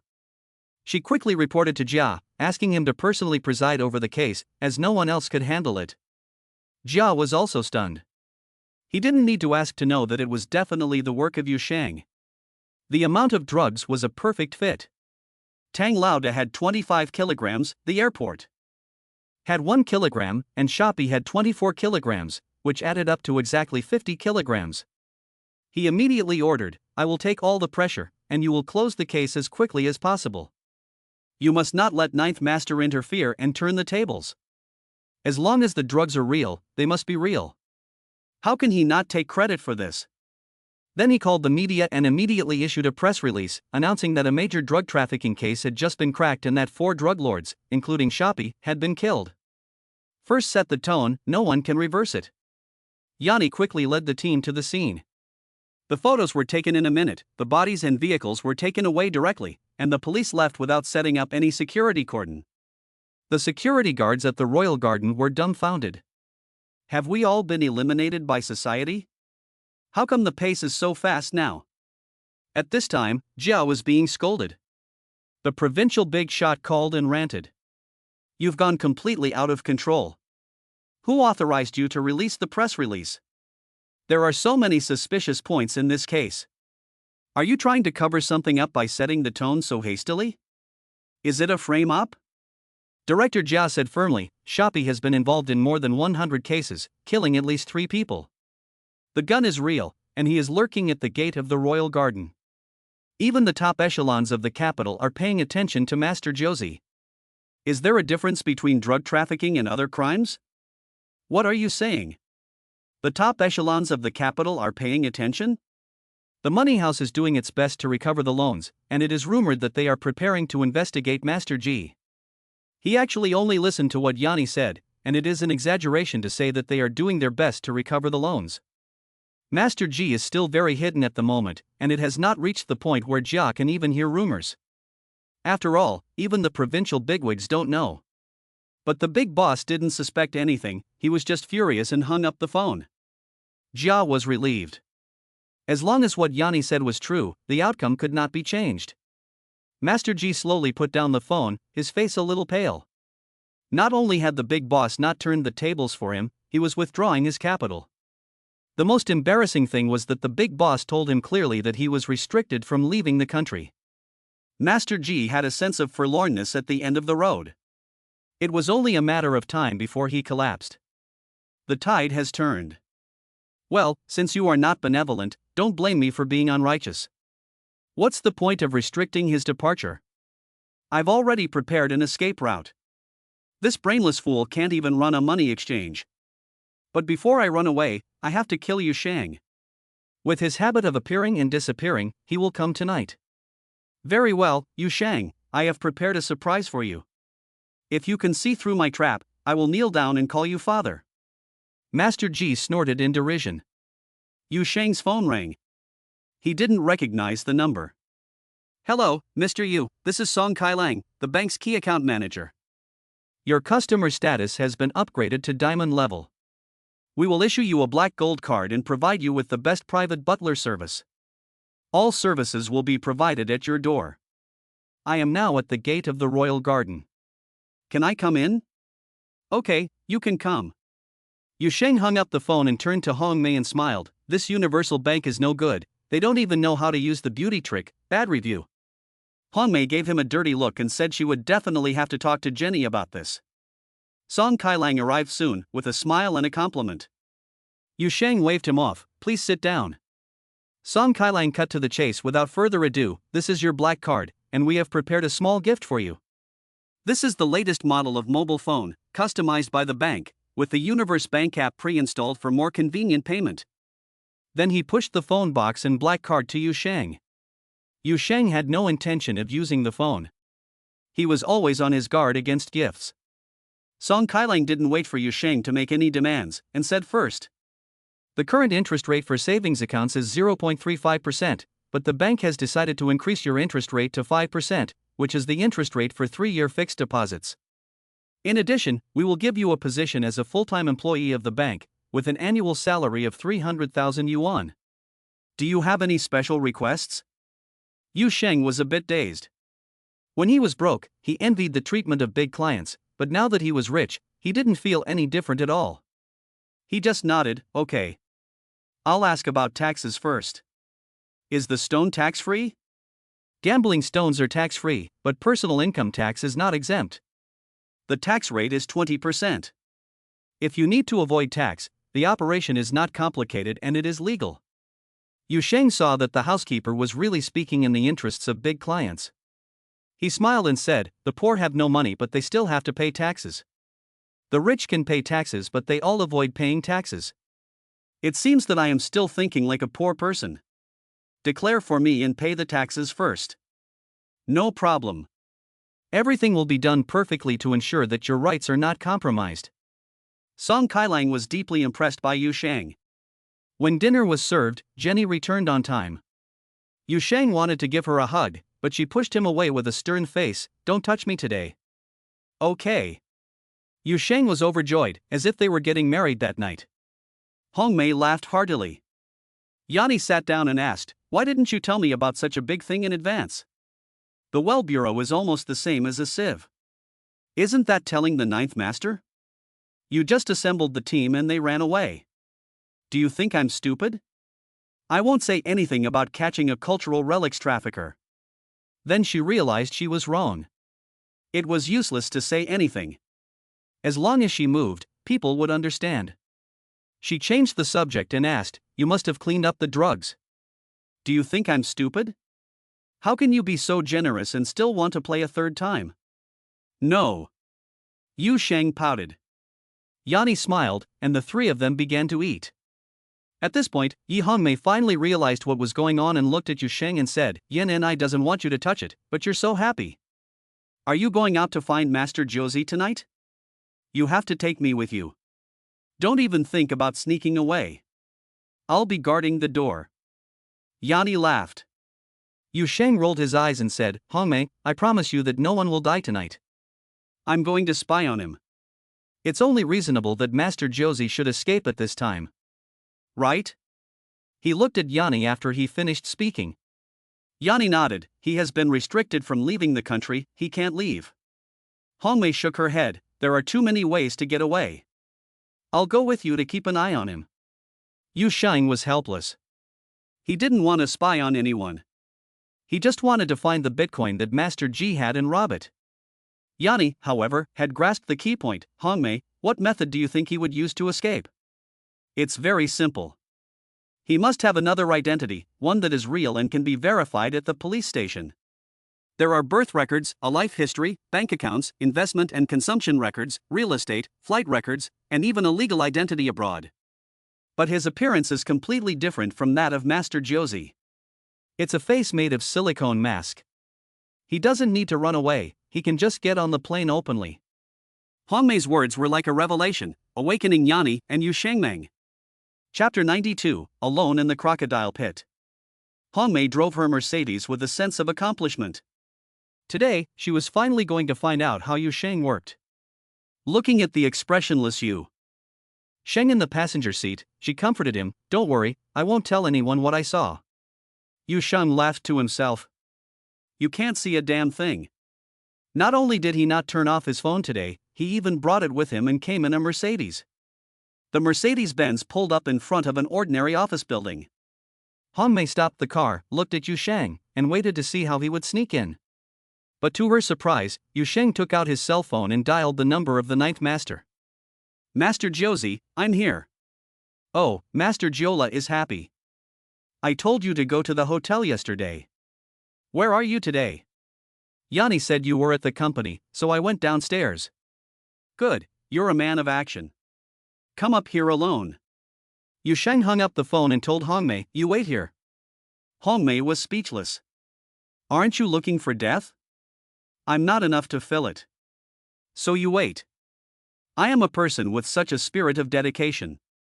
In order to retain Master Josie and stabilize the financial order, I am duty-bound." Yu Sheng got out of the car with a dignified look. Hongmei was extremely confused. He didn't think Yu Sheng was stupid at all, but the fact was that it had happened right before his eyes. It was like a meat bun thrown into the mouth of a tiger. Yu Sheng entered the building, the door behind him closed, and 4 of his men surrounded him, while the other 8 remained motionless. This was only what could be seen. "Is this what Master Josie said?" Yu Sheng asked curiously. "When you see the ninth master, you must first surrender your weapons." "I don't have any weapons." "Sorry, we need to search you. Master Jojo is very disappointing." There is no need to see him again. Yu Sheng turned around as if he was leaving. Suddenly, a burst of anger arose, and one of the younger brothers directly kicked Yu Sheng in the face, slashing his legs. Yu Sheng's reaction speed was much faster than that of the younger brother. He stepped sideways and kicked the younger brother in the groin, then quickly retreated. The entire movement was fast, as if he had not moved at all. The younger brother had already screamed and flew backwards. The man's balls were crushed and his body was broken. The other 3 brothers suddenly burst out, wanting to beat him up, but Yu Sheng's speed advantage was fully displayed. He rushed to one of the brothers first, and at the same time, he also opened up the distance with the other 2. He crouched down and swept his leg, and the brother fell to the ground with a thud. It was only then that the other 2 arrived. There is no solution to 100 hits.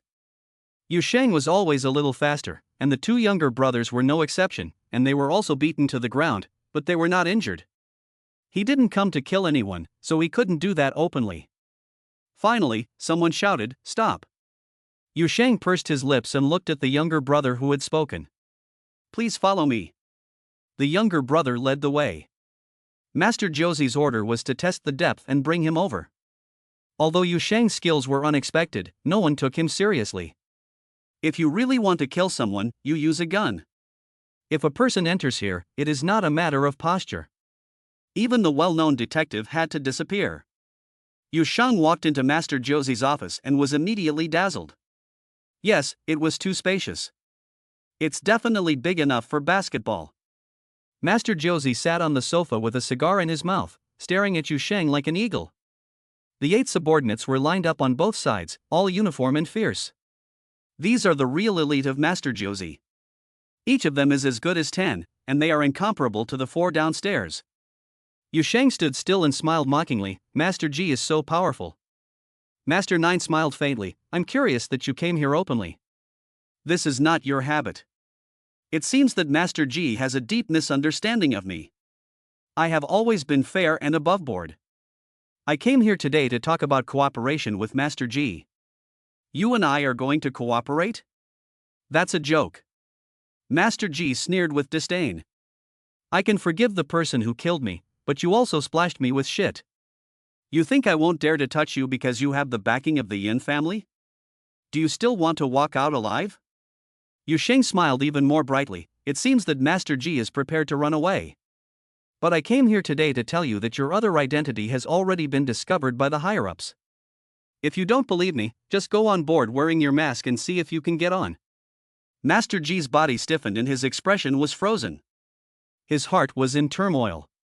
How had his deepest secret been exposed? Yu Sheng said seriously again, we don't have to fight to the death.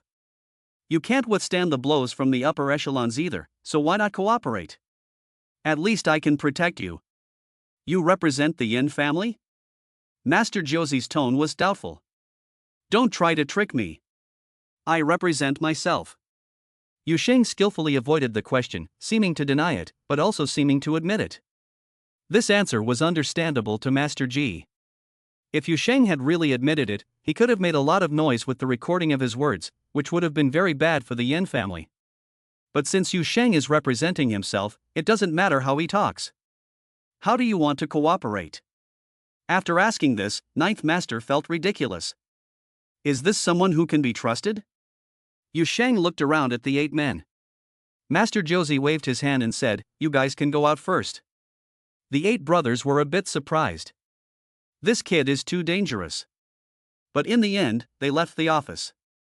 Please sit down. Master Josie gestured. Yu Sheng sat down and said calmly, the financial order cannot be disrupted. The money that has been released should not be collected again, especially the money released to small and medium-sized enterprises, which will lead to bankruptcy and unemployment. Destroy all the vouchers.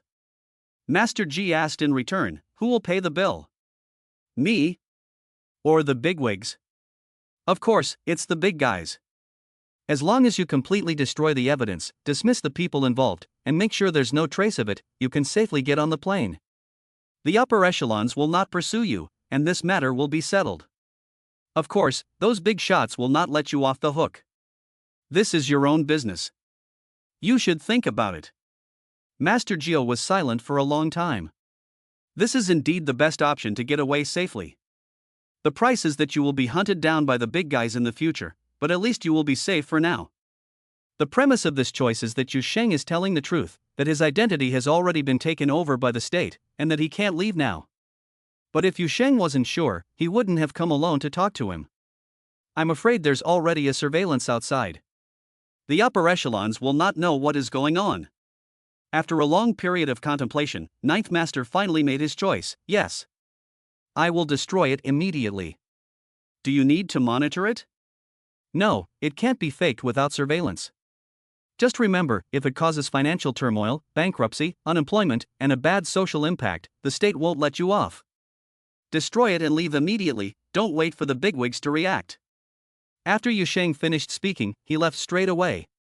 This time, no one stopped him, and they all looked at him in surprise.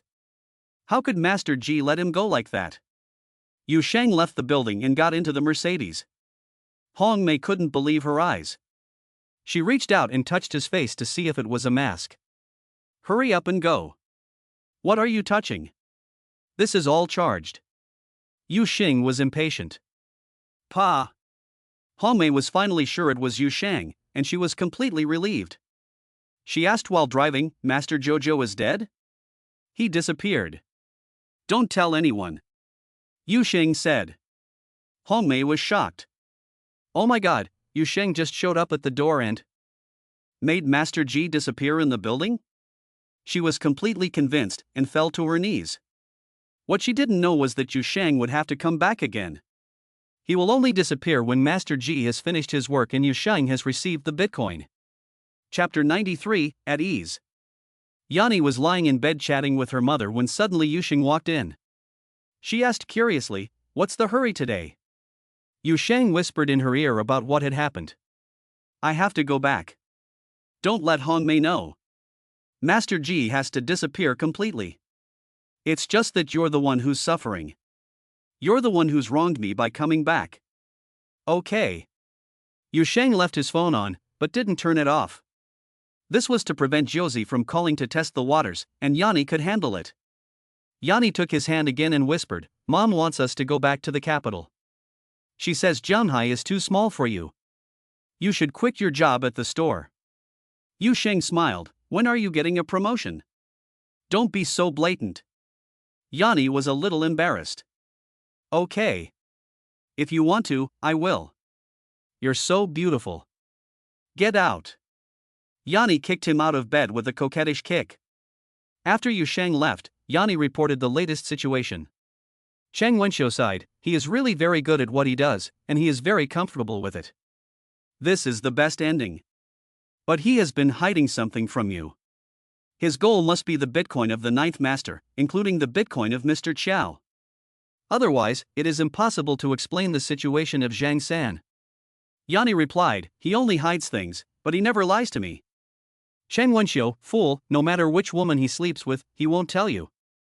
Yanni, don't let me see it, I'll pretend I don't know. Cheng Wenxiu, okay, there are no good men in this world. The so-called good men are just incompetent and you don't look down on them. Now you have chosen your own pit, so jump in and accept your fate. Whether it's happiness or pain, it's something that everyone must experience in life. Don't cry. Yanni giggled, thank you, Mom. Cheng Wenxiu, I agree, but it's useless. Your father disagrees. Yu Xing returned to the bank building in stealth and saw his younger brothers busily coming and going. He didn't know where they had brought back piles of account books, loan contracts, and hard drives, and threw them into shredders and grinders. Yu Sheng was very grateful for the compromise of the Ninth Master.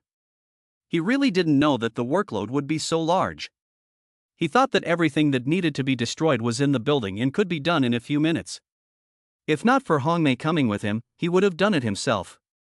Yu Sheng returned to the office of the Ninth Master and found that only Ah Hui was left to guard the 8 henchmen, and the others had been assigned elsewhere. Master Josie was still sitting there, lost in thought for an unknown length of time. He suddenly asked, Ah Hui, do you think Yu Sheng is trustworthy? Ah Hui bowed slightly and whispered, we can test him. If he turns off his phone after he goes back, then he's not trustworthy. Master Josie thought it made sense and nodded. Ah Hui immediately took out his phone and dialed a number, Song Kailang, call Yu Sheng for me. Use any reason you like. See if he has turned off his phone. Yu Sheng was convinced and had to admire the energy of Master Ji, which was truly pervasive. The cell phone that Song Kailang gave him was even more suspicious, almost 100% problematic. But Yu Sheng was not angry with Song Kailang. A big account manager would not dare to say no to Master Ji. Even if he didn't want to, he had to do it.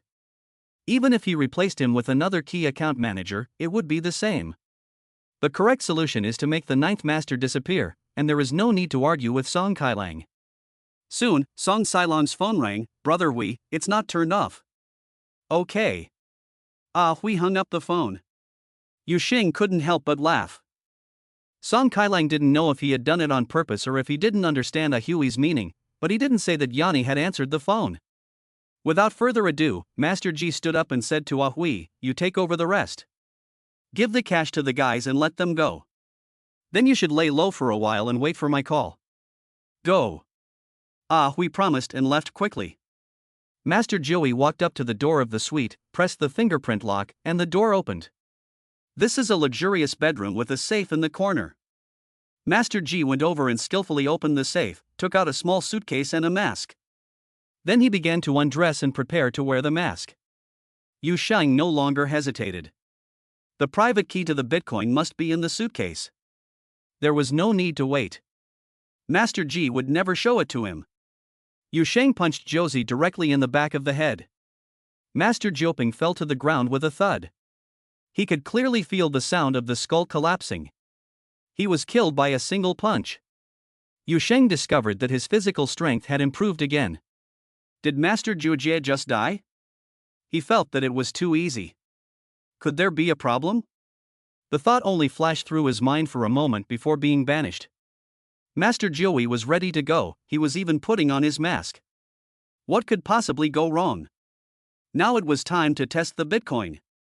He opened the box directly. At that moment, a thought flashed through his mind again. No. But it was too late. A bullet had pierced his chest. The pain made him realize in an instant that this was a trap. The private key to the Bitcoin was indeed in the box. Master Ji was afraid that Yu Sheng wouldn't be able to find it, so he took it out of the secret room and put it in the safe, so it felt very smooth. Master Josie believed that if Yu Sheng could get Joe's Bitcoin, he could get his. But what Master Ji didn't expect was that Yu Sheng didn't even look for it. He killed him directly. Yu Sheng had a fleeting thought that he was going to die. But then he checked and realized that something was wrong. Where is the bullet? Not only was there no bullet, but his clothes were not even torn. He was extremely surprised. He had just been invisible, and the bullet had flown into his chest, causing severe pain, but then it was gone? Is this the law of four-dimensional space? Could it be that the four-dimensional laws have distorted the three-dimensional bullet? Yu Sheng suddenly felt that he had discovered a great secret. The collision of three-dimensional and four-dimensional space, combined with his special situation, half three-dimensional and half four-dimensional, seemed to have resulted in a 3.5-dimensional outcome. He focused all his senses on the location of the bullet in his sternum, and then suddenly realized that he could actually feel the bullet embedded in his sternum. But the pain had already disappeared.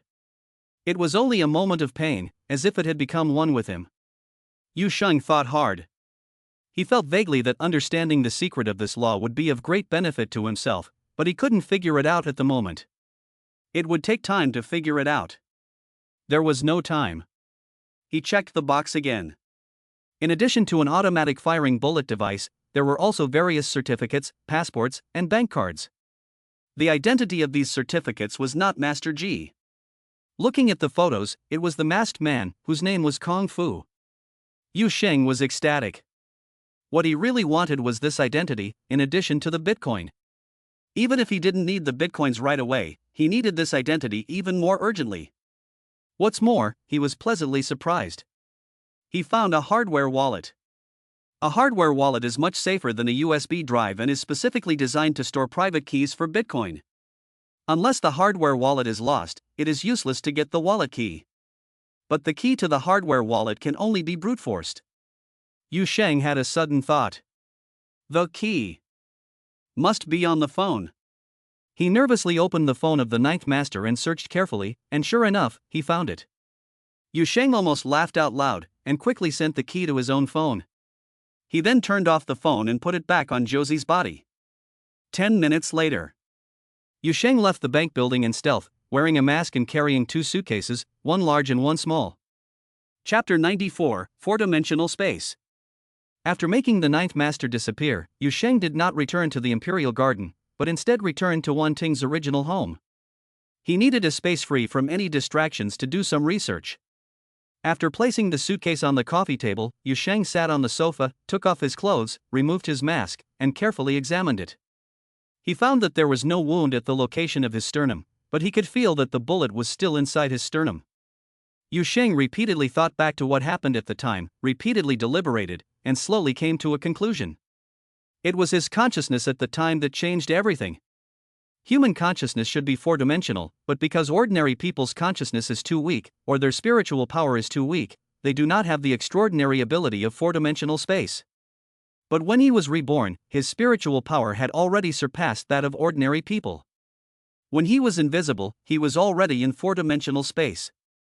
Especially when the bullet entered his body, the impact of consciousness on matter was immediate. Consciousness determines matter? Yu Sheng was sure that he had grasped the key and taken the most crucial first step. Since consciousness determines matter, then matter can be changed. He concentrated his spirit and tried to expel it. There was no reaction. The bullet had fused with the breastbone. Looking back on the situation, Yu Sheng realized that the burst of spiritual power at the time was difficult to reproduce and could not be done now. Probably because there is no danger now. He thought about it and began to try to hollow out the part that was not in contact with the sternum. Still no reaction. He tried again, this time with invisibility, and it worked, but he still couldn't get it out. He continued to try, and the inside of the bullet slowly began to empty. It wasn't that he had dug it out, but that it had slowly melted into the breastbone. Until the first light of dawn appeared on the horizon. Yu Sheng opened his eyes. His eyes were filled with an incredible look of surprise. The bullet had completely disappeared, and where it had been, a space had formed. This space is still as big as a bullet in 3 dimensions. But inside the space, it is 4-dimensional and can be expanded by consciousness. At this point, it had already been expanded from the size of a bullet to the size of a rugby ball. His heart was pounding, and he took out the hardware wallet. In the state of invisibility, he thought, go in. The hardware wallet disappeared. Ha! Yu Sheng laughed wildly at the sky. Mei had just finished setting the breakfast table and was about to drag Yu Sheng and his wife into the bedroom when Jenny walked into the dining room alone. "Hey, you're so strong, you knocked down such a strong man?" Mei was surprised. Yanni knew she couldn't hide it, so she simply confessed that he hadn't come back yet. Mei was stunned and realized that she had been fooled by Yu Sheng last night. She suddenly gathered her strength and was ready to beat Yu Sheng up when he came back. Then the two of them started to talk nonsense, neither of them knowing what they were talking about, and both wondering what was going on with Yu Sheng. Fortunately, after only 3 minutes of awkward conversation, Yu Sheng arrived. The two women's eyes immediately went straight. Mei asked in surprise, "Is there good news? Why are you so happy?" Yu Sheng sat down leisurely and sighed, "Please take a good look. This is pain." The two women looked at each other. Yu Sheng continued to sigh, "I have a great piece of good news, but I can't tell you about it. It's really painful." The two women suddenly jumped up in anger and gave him a beating. Mei lectured, "In this situation, a beating is just fine." Yu Sheng was indeed beaten into laughter, and it was all right. The two women saw that this was indeed good news and sat down like ladies. They guessed at the same time that Yu Sheng had received the Bitcoin from the ninth master. "How many Bitcoins does it take to make him this happy?" Mei rolled her eyes. "In this situation, you can reveal 1%, give a little hint, and see if they can understand our level. Otherwise, you will die of regret if you walk in the night in fine clothes." That makes sense." Yu Sheng looked at her in surprise. "Okay, I'll tell you a little bit. Listen carefully. I've reached a whole new level now, and I'm just one step away from God. Do you want to worship him in advance?" The two women looked at each other, wondering if this was true, but it certainly didn't sound like Bitcoin. The more they thought about it, the less it seemed like it. Yu Sheng was not a person who lived for money. Mei didn't want to think about it anymore, and said bluntly, "I don't need to worship, I'll just hold on to your leg." "What good will that do?" Yanni also stopped thinking. She said gently, "Let's eat. It doesn't matter whose girl you slept with. I forgive you." Pooh, Yu Sheng almost spat out a mouthful of old blood. Mei laughed heartily. The atmosphere at breakfast was surprisingly harmonious, and the three of them finally finished eating amidst laughter. Yanni was going to work, and she kissed him lightly before leaving.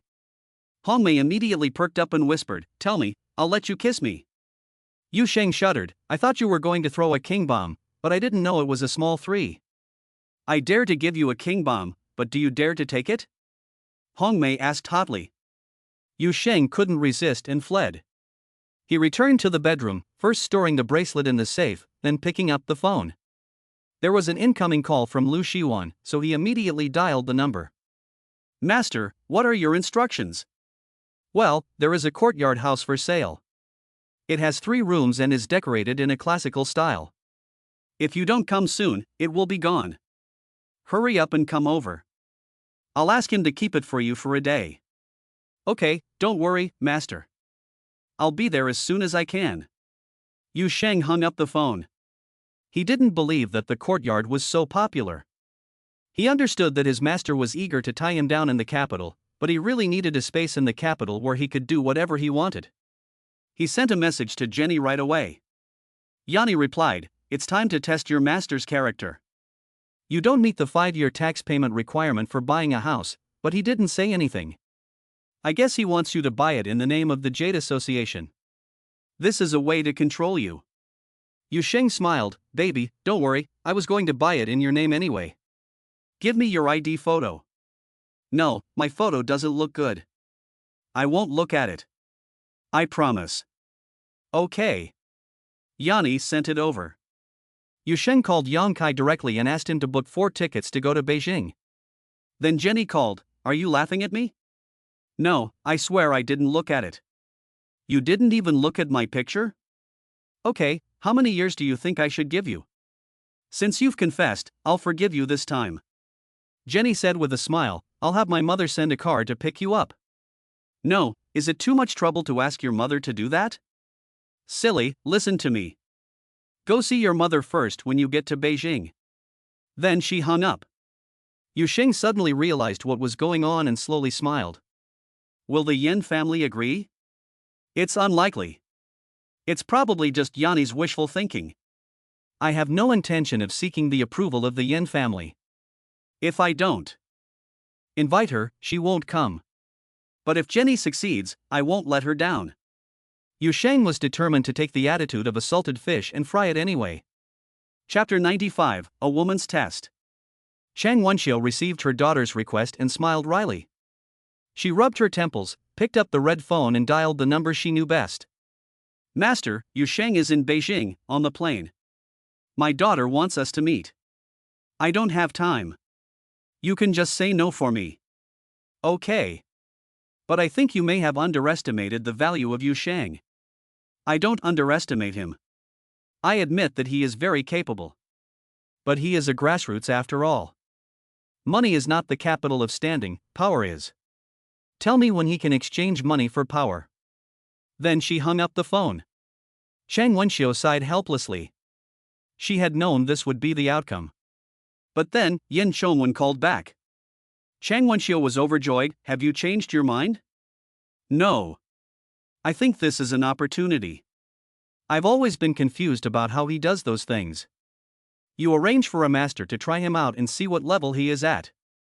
Master, is this really a good idea? Of course it is.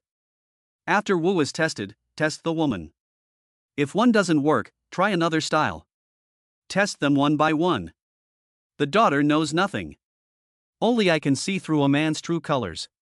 After Yin Chongwen finished giving his orders, he hung up the phone. Chang Wenxiu was stunned.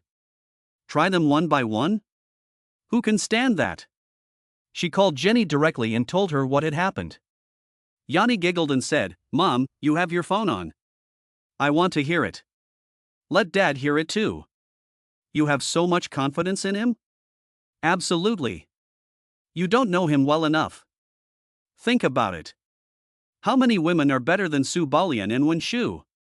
Su Balian was unconscious on the bed, with all her clothes off. It's a joke that a woman he just met wants to take him down. Go ahead and make the arrangements. I won't tell him.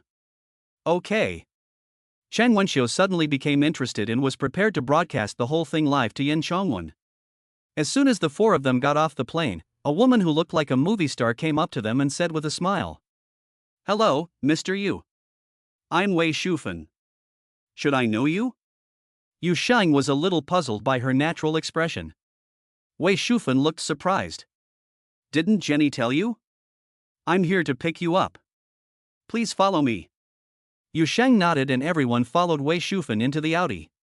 Seeing the various passes on the Audi windshield, Yu Sheng's mouth twitched.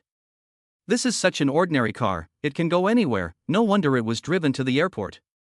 Yu Sheng closed his eyes and continued to expand his space. Although it was not as effective as invisibility, it was still something to do. Wei Shufen looked at him several times, her expression growing more and more surprised. She asked tentatively, You seem very tired? Yu Sheng closed his eyes and mumbled a response. Wei Shufen was speechless. She was completely drained. But thinking about her mission, and that they would soon be at the restaurant, she had to pluck up her courage and flatter him. Yu Sheng, I know all about you, and I admire you. You're practically my idol. This time, Yu Sheng even skipped the The three people in the back seat couldn't help but smile. You're from the Yen family. Does Yu Sheng dare let you seduce him? Wei Shufen suddenly let go. Yu Sheng, do you think I look good? Hong Mei shuddered. This was going to be a lecture. She knew Yu Sheng too well. Sure enough, Yu Sheng looked at her. But unexpectedly, Hong Mei noticed that Yu Sheng's gaze was a little absent-minded. Wei Shufen smiled with satisfaction. It turns out that he is just like everyone else, and he is just pretending. Yu Sheng seemed to see Su Meiwan again, and he said to himself with some emotion. There are not many true words in this world, and even fewer from women. Therefore, it is easier for a man to be moved by a woman's blush than by a whole lot of confessions. You are no longer innocent, so you have to put on some lipstick and use some words. Oh, what did you just say? This last sentence is too powerful. Wei Shufen nearly drove the car onto the curb, her chest heaving with anger, and the red plum in the back seat burst into laughter. Yang Kai and Feng Taizhan had practiced after all, and they were still upright, but their faces were a little red from holding their breath. Chang Wenxiu, who was watching the live broadcast, burst into laughter. Yan Chongwen sat in his office, dumbfounded. That was no act. But where did he get all that experience? It didn't match his experience. He quickly called Cheng Wenxiu, "Don't try the remaining women, they're useless." Then he hung up. Cheng Wenxiu laughed. "If the most beautiful one doesn't work, then someone else will do." Wei Shufan was sullen and silent the whole way. When they arrived at the Yanjing Hotel, the receptionist led Yu Sheng away alone. The rest of the group sat at a table in the lobby, with Wei Shufan as their company. Hong Mei asked curiously, as if she was just chatting, "Who asked you to test Yu Sheng? Don't say it was you. You don't have the guts." Wei Shufan was a little embarrassed. "I was just joking." Hong Mei nodded, as if speaking with great concern. "You are too obvious. You are obviously a Yin family member, and Yu Sheng is not a fool. If you don't believe me, try it in another situation. Yu Sheng will jump on you directly." Yang Kai and Feng Taizhan suddenly looked at each other. This girl must have been beaten up in the fight the other day. Wei Shufan was suddenly in a good mood. "Yes, isn't it obvious? Yu Sheng doesn't have this kind of ingenuity. Can he make Jenny fall in love with him? Can I blame my lack of charm?" She suddenly thought that Hong Mei was much more beautiful. Yu Sheng walked into the private room and saw Chang Wenxiu. She smiled brightly. "Auntie, we're just the two of us, why do we need such a big room?" Then he sat down casually and poured himself a cup of tea. Chang Wenxiu was at a loss for words. He had no idea that his mother-in-law was so straightforward. She said straight to the point. "I have no problem with Jenny's choice, but your uncle disagrees. The reason is that money is not the capital of a person's life, but power is. When you can turn money into power, then you can talk about it." Yu Sheng nodded approvingly. Uncle Yen has a penetrating insight and sees things to the very core. I agree with him. Cheng Wenxiu prepared all the words, but they were all choked back. She asked, speechless, "Don't you want to marry Jenny?" Yu Sheng said frankly, "To be precise, I will definitely be worthy of Jenny, and that is enough. I am not a person who is easy to like, so I don't expect Uncle Yen to like me, so I won't try. If Jenny succeeds, then I will have succeeded." Cheng Wenxiu angrily asked in return, "What if Jenny fails?" "I really don't see the difference between success and failure." Yu Sheng said sincerely, "I found that Jenny is a person protected by God. Any man she dislikes will die in an accident, including Yang Shiji. In my humble opinion, he is likely to die in Naypyidaw. So I sincerely hope that when Uncle Yen appoints someone to marry Jenny, he will choose someone she doesn't hate. It doesn't matter if it's not me, as long as Jenny is happy." Cheng Wenxiu was speechless for a long time. Yan Chongwen in the office had a face as black as the bottom of a pot. It was clear that Yu Sheng was making a bare-knuckled threat. "Whoever you choose, I will kill them, unless Jenny agrees." But how could Jenny agree? She chose Yu Sheng. However, Yu Sheng's record is enough to prove that he is not bluffing. He can really make anyone disappear without a trace, and there is no evidence, not even a camera. Chapter 96, Who holds the colorful ribbon and dances in the air? Cheng Wenxiu was depressed, but suddenly received a message and smiled, "Let's eat." Yu Sheng was on guard. But he never pretended to be anything during meals. He needed to be full before facing anything. "Oh, right, who did you learn Kung Fu from?" Cheng Wenxiu seemed to suddenly remember. "I don't know Kung Fu." Yu Sheng cut the topic off directly. "Oh, then you're going to get beaten up. There's a master coming to challenge you." Cheng Wenxiu looked at him with a smile on his face. Yu Sheng smiled, "Auntie, what's the point of fighting?" "No, I heard that you are the one that Jenny likes, and he wants to see if you are qualified enough." "I see. But I don't know how to act. What if I kill him?" Yu Sheng asked innocently. He didn't want to get beaten up, and he didn't think that the expert that Cheng Wenxiu had found would be able to beat him. That would be too much of a slap in the face for the capital, so he would have to kill him. Cheng Wenxiu felt a chill run down her spine. If someone else had said that, she would have completely dismissed it. But Yu Sheng had killed top agents before, so he must be very good at assassination. A duel is a duel, but an assassination is an assassination. Maybe Yu Sheng is not good at martial arts, but he is definitely good at assassination. Cheng Wenxiu's head ached, but fortunately, news came again at this time. She glanced at it secretly and suddenly gasped. The master is really ruthless. She sighed. We have equal opportunities, and life and death are all in the hands of fate. Yu Sheng nodded indifferently. Then I'll be relieved. Chang Wenxiu's headache got worse. She knew in her heart that this situation was actually very unfavorable for Yu Sheng, because he was good at assassinating from behind, and this was a face-to-face battle. What's more, the master she originally arranged was a family member, and it was just a simple test. Yan Chongwen refused, and replaced him with someone from the Wang family, and changed it to a life-and-death fight. The Wang family has a huge grudge against Yu Sheng. Meng Qingyang is not even a lackey. Since Wang Shiguan was killed at his doorstep, Wang Xuan, Wang Shifan, and Wang Yan have died one after another, all of them elites from the second and third generations. And they were caught with their hands in the shit, so the Wang family used ricin to publicly kill Huang Ju at a banquet. As a result, the Wang family was almost crushed to dust for violating the taboo. Fortunately, at the last moment, Uncle Wang Yan and his nephew committed suicide to protect the family. Now, the second generation of the Wang family is only supported by Wang Hai. Wang Hai? Yu Sheng sneered. After all, he is a problem that needs to be eliminated at the root. Finally, the sound of knocking came. Then, a young man with a fierce look walked in, staring at Yu Sheng with an unhidden hatred. Chang Wenxiu said calmly, Yu Sheng, do you know why we chose such a large room? This is the first master of the third generation of the Wang family, Wang Shiting. Today, I will give you a chance to settle your grievances once and for all.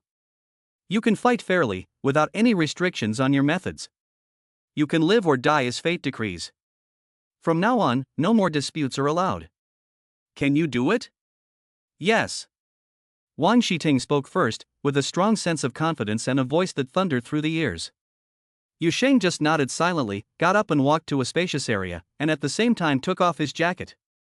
His action did not arouse the slightest suspicion. However, his jacket was clutched in his left hand, naturally blocking his chest, and in his right hand was an extra flying knife. Wang Shiting had no time to think. It was extremely abrupt. He turned his body and swung his stick. This is a sleight of hand, like magic, and there must be an action to attract the audience's attention and hide the real action.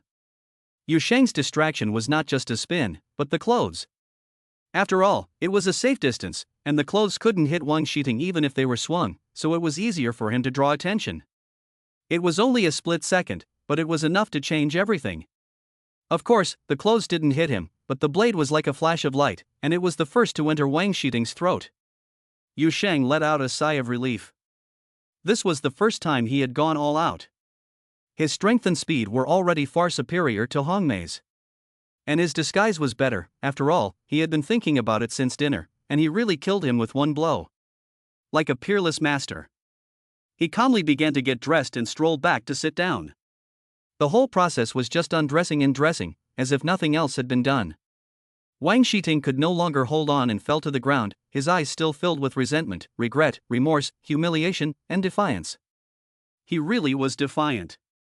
His assassination methods were far more numerous than the rest of his life. There is nothing more regrettable than dying without having had the chance to use it. Chang Wenxiu had already gone numb. Yan Chongwen, who was watching the live broadcast in the office, was also dumbfounded.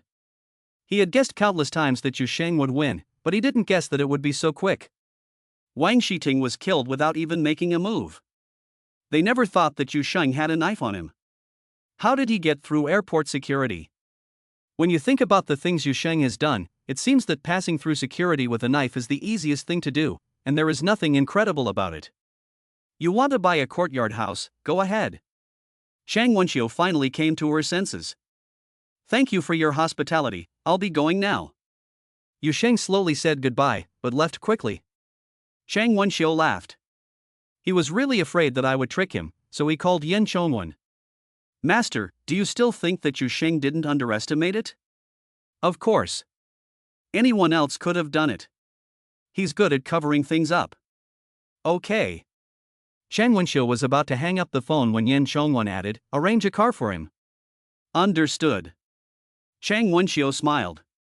This was the beginning of an ice-breaking conversation. Yu Sheng got back into the Audi, but this time it was Hong Mei driving, and Wei Shufan was gone. Master, I'm in the first ring. Where is the courtyard you mentioned? Yu Sheng asked on the phone. You're already here? Go straight to Yair Hadong. I'll be there soon. Hongmei was familiar with the area and arrived quickly.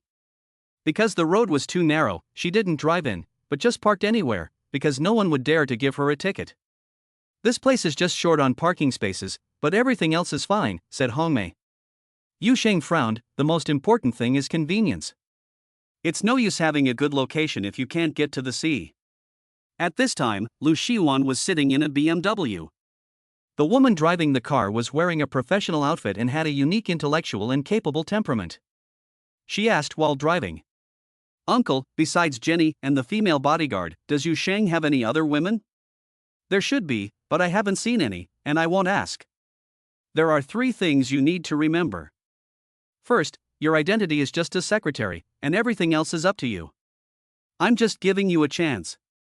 I won't force you to stay with him just because you're my niece. On the other hand, no one can force him to stay with you either. Second, there is no such thing as a win-win situation in this world. You have to learn to make choices and figure out what you really want. If you are determined to pursue a career, then you should sacrifice your love for the unknown and make the best choice for the rest of your life. Third, you need to understand that a woman is like a vine, and it is impossible for her to grow into a towering tree. What you need is to be attached, otherwise you won't be able to get anywhere. I can assure you that there is no one like you in the rest of your life, so you two are bound together, and you will definitely win-win together. There is no better cooperation than this.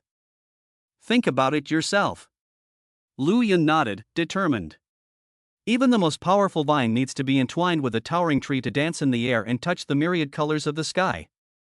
Chapter 97. A woman should not be left alone. Yu Sheng, this is the secretary that the Jade Association has assigned to you. Lu Yun graduated from Harvard Business School and is also my niece. You two should get acquainted.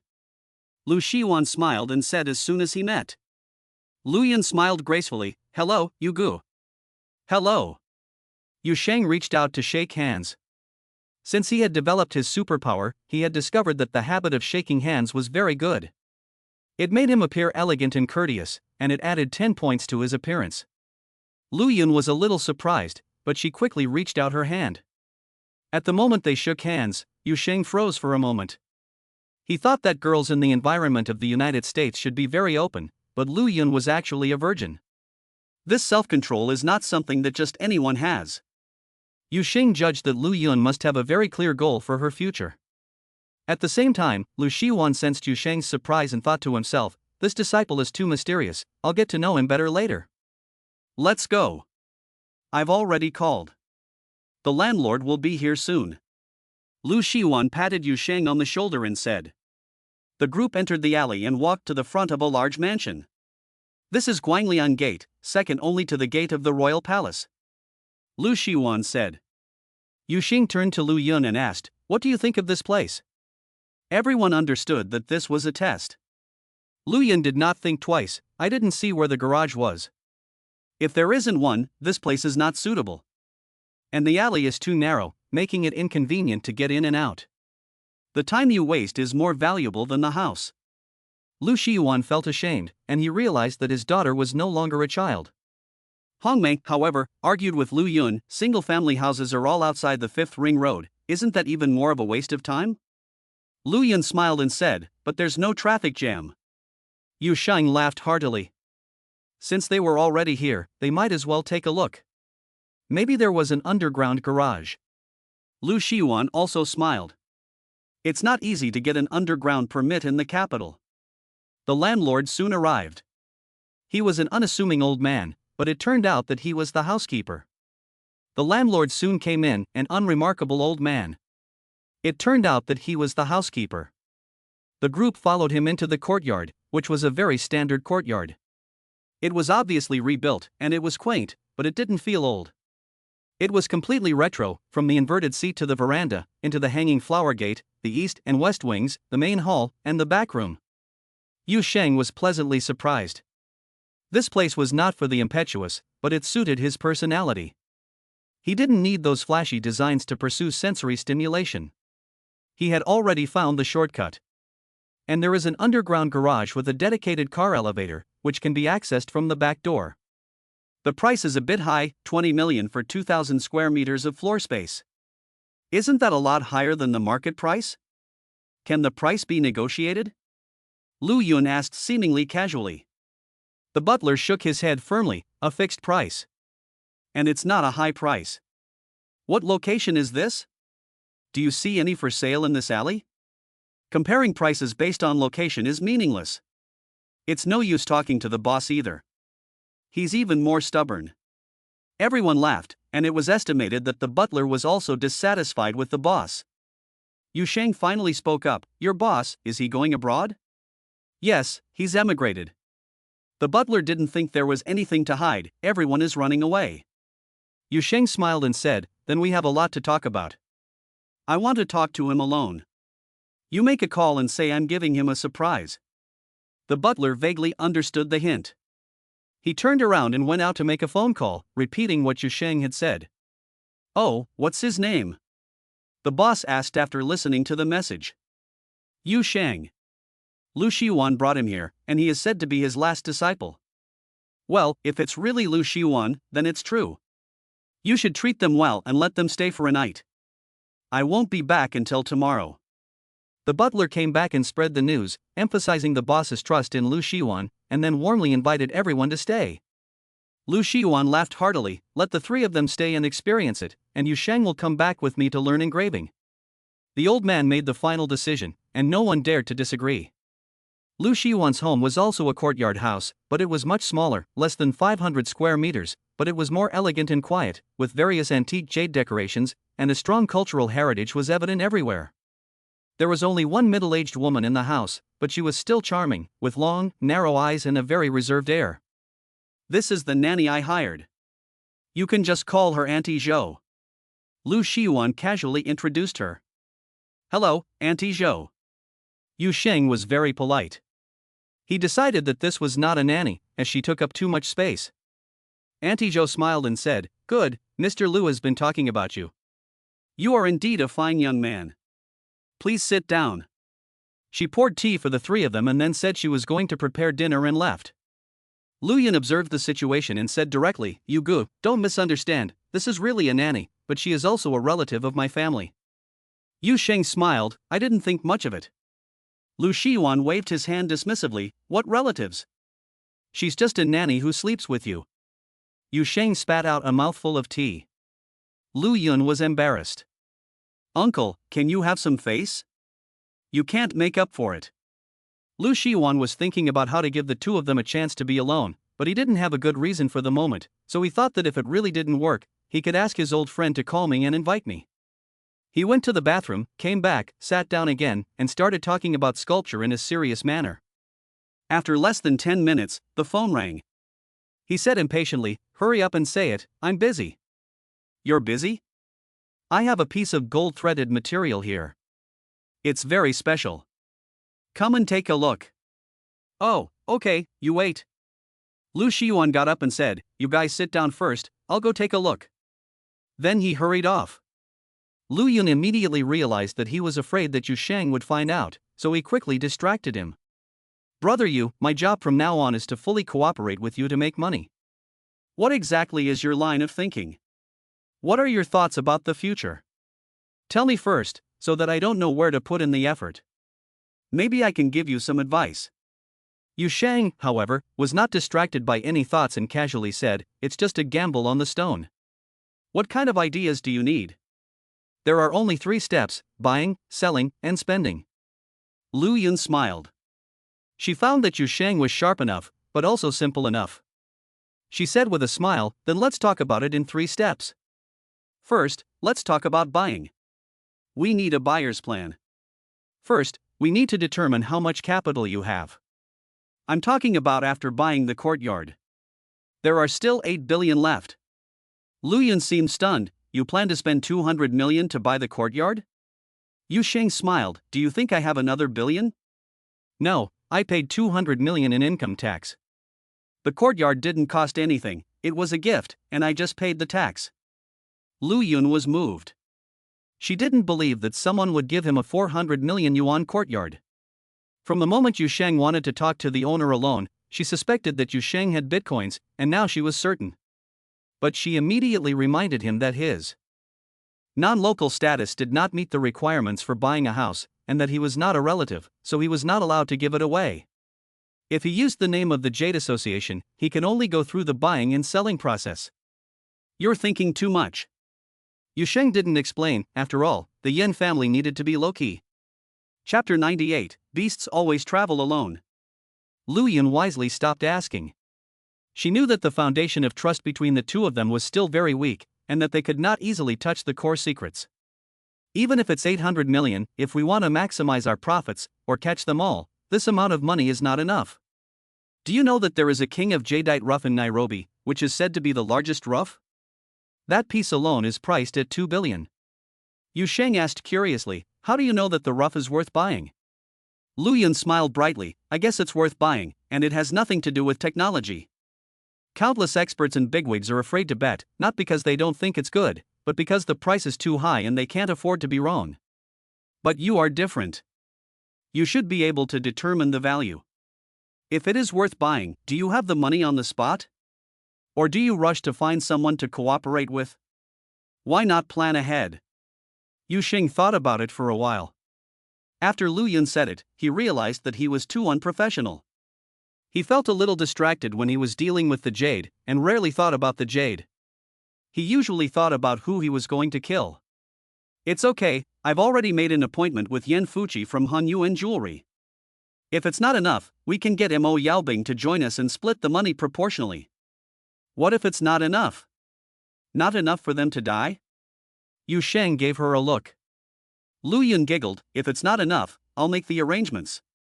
You just have to approve. Okay, you arrange it. It's best to arrange the sale of the stone, so I don't have to do it. It's very simple.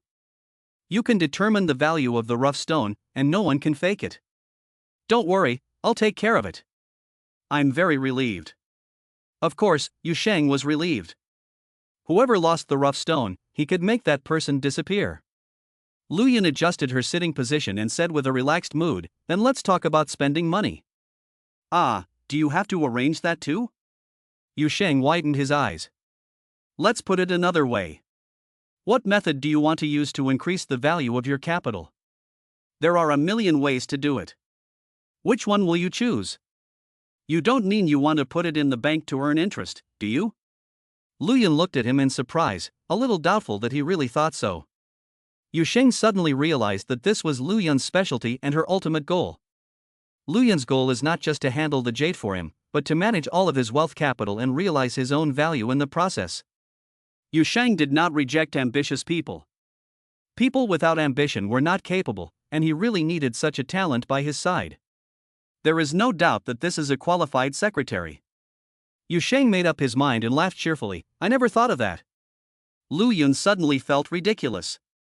She asked in surprise, what do you do every day? Ha ha, Yu Sheng laughed, don't treat me as a businessman. If you have to label me, the closest thing would be a Taoist priest. Lu Yun burst into laughter, and the more she laughed, the more cheerful she became. Auntie Zhou heard the laughter in the kitchen and immediately brought a plate of fruit over to see what they were laughing about. But the two of them stopped laughing, thanked her politely, and sent her away. Lu Yun looked dignified and began to test Yu Sheng's interests. This time, she didn't mention spending money. If you don't gamble on stones, how do you make money? Yu Sheng touched his nose and instantly came up with a brilliant way to make money. He asked, can I auction off bitcoins? I want to buy some. Lu Yun was surprised. Yes, but can you make money by auctioning bitcoins? Yu Sheng smiled. No one else could, but he could. He bought the auction bitcoin to publicly announce that he had bitcoin, and then entered the bitcoin circle. He was fishing, casting out the hook of the great master Jiang, to see who wanted to hack his bitcoin. Well, it didn't matter if there was no one, and then he looked at who was black. Is there a more profitable way to make money? He just couldn't tell Lu Yun. Lu Yun sensed that he had touched a core secret and immediately changed the subject. Let's buy it when we return from Naypyidaw. Yu Sheng also changed the subject at the same time. Why don't you have a boyfriend?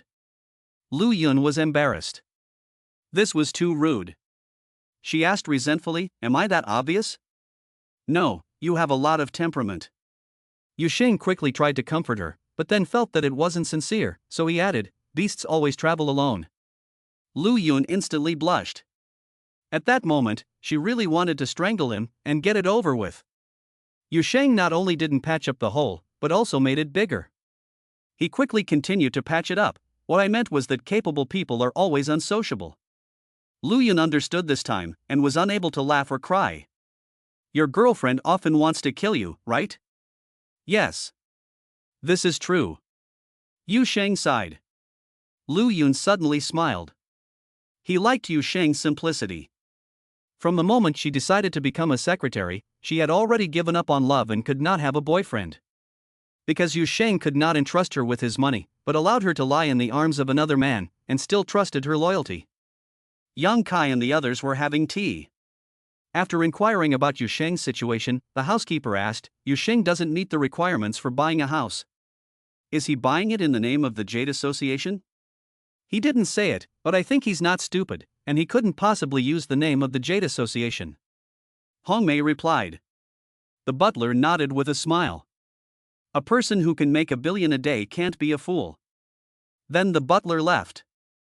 Hong Mei immediately took out her cell phone and called Yanni. I'm responsible for telling you that your man was taken by Lu Yun. Yang Kai and Feng Taizhan were both speechless. Is it menopause at such a young age? You mean, the courtyard is in Lu Yun's name? Yanni asked calmly. No, the transfer hasn't been completed yet. The owner will be back tomorrow. Then tell me tomorrow. Yanni was resolutely unconvinced. Hong Mei hurriedly said, it will be too late to wait until tomorrow. Don't you want to see the coffin before you cry? That woman is Lu Shiwan's niece, a graduate of Harvard Business School. Do you believe that she is the secretary of the Jade Association? It was the old man who arranged it. After looking at the house, he took the woman away directly, and deliberately asked the three of us to stay and experience the house. You can judge for yourself. Is she prettier than Wei Shufen? Jenny asked again. Beautiful women are not scary, but dangerous women are. Lu Yun is a scheming, ruthless person who will stop at nothing. She is the type of person like Wu Zetian, whose ambition is written on her face. A person like Yu Sheng, who is mentally deficient, is no match for such a woman. After tonight, it's done. Don't you believe it? Men are like teenagers until they die. They can't resist temptation. You have to keep an eye on them. Whoever's man you have to keep an eye on, chain him up. You'd better give him a call and warn him that he mustn't spend the night at Lu Shiwan's. Hong Mei hung up the phone, as if she had just set a fire, looking smug. Yang Kai and Feng Taizhan sat there like schoolchildren, dumbfounded. It was really a small knife pulling the buttocks, and they had their eyes opened. Chapter 99. At this point, silence is more eloquent than words. Yu Sheng and Lu Yun were chatting happily when Yanni's phone rang. Baby, do you miss me? Yu Sheng asked with a smile. I heard you were taken away by a woman? Well, this must be a rumor made up by Hong Mei. I'm working on something important. You're going to stay the night, right? No, Yu Sheng denied it first. Although he promised Lu Shiwan to stay here, he obviously couldn't admit it now. He first tried to buy a few seconds of time, saying that learning to sculpt was definitely an insult to Jenny's intelligence. Carving all night? He could handle it, but Lu Shiwan couldn't. As it turned out, even 1 second was precious. He had a brainstorm. Baby, you know my greatest wish in life, right? Yanni really didn't dare to make trouble again.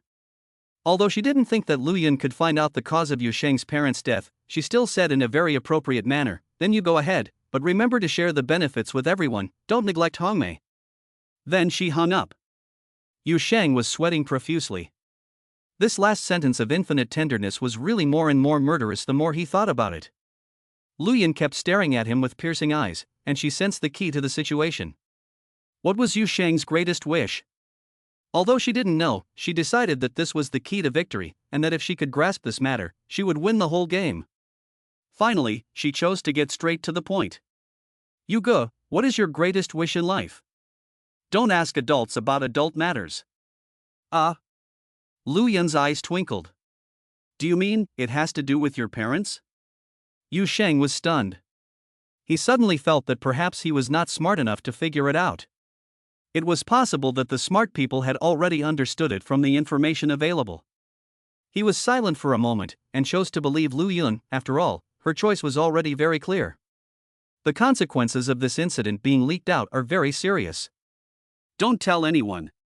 I swear I won't tell anyone, Lu Yun said seriously. Yu Sheng beckoned to her to come over.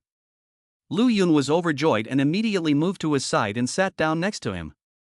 Then, Yu Sheng told her in her ear about the car accident involving his parents, Zhang Jinxiao's involvement, the identity of the overbearing killer as an agent, and the entire process, except for what he had done. Lu Yun, who had a high IQ, was shocked. She realized that Yu Sheng was so terrifying that he could even kill top-level agents. At this point, when she thought back to Bitcoin, she had a vague understanding. But she was not afraid. She was a person who would not be deterred. Even if the agent jumped out, Yu Sheng would be there to back him up. She was only responsible for staring wide-eyed and looking for clues to prove her worth. Then, she quickly and meticulously constructed a mind map in her mind. Now she needed to verify the first possibility. It was disrespectful to Yu Sheng's parents to say it out loud, so she asked in a tactful way, "Yu Go, what blood type are your parents?" Yu Sheng understood what she meant. If the blood types don't match, they're not related. He sighed, "Our whole family is type B." It couldn't be verified. If both parents are type B, it is normal to have a type B child. If he had given birth to an A-type child, then Lu Yun would have succeeded. Now, Lu Yun could not give up and must continue to verify this issue. She gritted her teeth and asked in a low voice, "Can you prove that your mother is your real mother?" "Damn it, you were born with a selfie stick," Yu Sheng cursed in her heart. He didn't say anything, and didn't blame Lu Yun. Lu Yun changed the subject again. "What about the birth certificate?" "I haven't seen it, but that's normal. We moved house, which parent would keep that thing?" "What's it for?" Yu Sheng asked in return. Lu Yun had a strange look on her face. "This thing is very useful in the United States. It's like a child's ID card. How could you throw it away?" But she remembered that this was China, and that there was a household registration book, so it was barely reasonable. She really wanted to ask, "Can you prove that your father is your father?" But when she saw Yu Sheng's expression, she wisely swallowed it back. She changed the question again. "After you arrived in the capital, did anyone try to get close to you? Including stalking?" "There was no suspicious person, they were all Yan family members." "Even if someone was following me, it couldn't be proven to be related to my parents. I have many enemies." He felt it necessary to let Lu Yun know, lest she be taken in, so he went through them one by one: Yang Shiji, Caiua, Sun Tao, Zhao Fuwen, Wang Hai, Wei Tianhong. "I'm talking about these families, you have to be careful." Lu Yun was a little scared. He was picking on the top families to make enemies. She asked carefully, "How did you survive until now?" "Well, it's simple. I make whoever steps out of line disappear. But I'm afraid they'll go after the people around me." "Just be careful.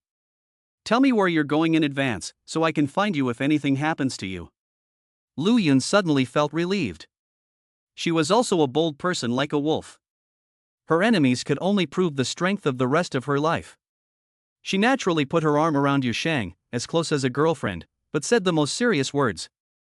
"I suddenly feel that buying a courtyard house was the right decision. The advantage of this location is that no one dares to assassinate. It's too close to the core, which is the biggest taboo for the big guys. You can fight within the rules, but if anyone dares to cross the line, the whole family will be finished. So, don't worry about the secret agent. I have a hunch that the person behind it is not only afraid that you will find out the truth, but also that people will find out that he killed you." Yu Sheng didn't understand. "What's the difference?" "Yes. For example, if I want to kill you, I'm not only afraid that your girlfriend will find out, but also that your uncle will find out. If he finds out, I'm dead." In other words, the situation you're facing is very complicated. Otherwise, he would just kill you and be done with it. Why would he kill Zhang Jinxiao as well? Yu Sheng suddenly felt enlightened. He finally had a clue, even though he still didn't know anything, but he was very happy. Lu Yun continued to reason, therefore, he will probably not act rashly and expose himself. What we have to do is give him a chance. A chance to completely clear himself. Killing you has nothing to do with him. What kind of opportunity is this? Then, the two of them thought of an opportunity at the same time and said in unison, "Napida." Lu Yun added, be careful of the Burmese warlords. Yu Sheng was shocked. He realized that he had been too optimistic. He rubbed his temples. Damn, I'm not going to be left behind in Naypyidaw. I heard that Myanmar is a Buddhist country, so I'll go there and worship the Buddha first. I just don't know if the Buddha will still be in charge if we pray to him on the spot. Lu Yun felt that the opportunity had come. She hugged Yu Sheng's arm like water and said tenderly, no matter what, we will face it together. Don't ask me why I don't have a boyfriend. I'm pursuing a career. If you can give me that, I'll be yours. You can use it or not, it's just there. There will never be a second man in my life. These words were truly heartfelt and sincere, and there was not a single false word. They directly stunned the rest of her life. Lu Yun didn't need him to answer, but instead gently rested her head on his shoulder. At this moment, silence speaks louder than words. Chapter 100, Bet on a Secret. Lu Shiwan came back at dinner time. As soon as he entered the living room, he noticed that there was a kind of tacit understanding between Yu Sheng and his niece, as if they were in perfect harmony. The old man was overjoyed, but pretended not to know, and invited the two to the dining room to eat. Auntie Jo poured them in a drink, and Lu Shiwan asked her to sit down with them. There was no need to avoid outsiders. After a glass of wine, Lu Shiwan smiled and said, I have to work hard tonight, otherwise, with you being so busy, I'm afraid there won't be time. Get ready, and it'll be dawn before you know it. Yu Sheng laughed, I'm afraid the master can't handle it. I'm sure I can. My advantage is that I learn fast. He was very confident about this. Since his physical strength had increased, he had learned everything from throwing knives to fighting and killing, and he was extremely proficient at it, as if he had been struck down to a lower dimension. Lu Yun smiled, you really dare to brag. You dare to say that you can learn a craft? I'm afraid you can only see but not do. Auntie Jo couldn't help but nod. If you could learn a craft as soon as you learned it, then the master would be mass-produced. Yu Sheng smiled and said, then let's make a bet? Lu Yun's eyes smiled into a crescent moon, bet on a secret, I can choose any secret, and I will still lose. Yu Sheng felt that he had lost out. He had a lot of secrets that were worth a lot of money, but Lu Yun didn't have any secrets. Lu Shiwan really believed it, and said with emotion, very good, your spirit is very strong, and this is what makes a great man. Lu Zongwen's youngest son is young, but he looks like he has kidney deficiency. Alas, young people should not indulge. Lu Yun gave him a reproachful look. We haven't done anything yet, what are you talking about? Auntie Jo poured another glass of wine for the old man in time, telling him to drink it quickly. She also comforted Yu Sheng, saying, your master will lecture you on the first glass, scold society on the second, and talk about the 3 emperors and 5 emperors on the third. Yu Sheng laughed heartily. He hadn't felt this kind of atmosphere since his parents died. After the meal, Lu Shiwan, with his cunning, said, study hard, turn off your phone, and follow me to the studio. Yu Sheng readily obeyed, turning off his phone. This relieved Lu Yun. The 3 entered the studio, and Lu Shiwan picked up a piece of scrap material and asked Yu Sheng, what do you see?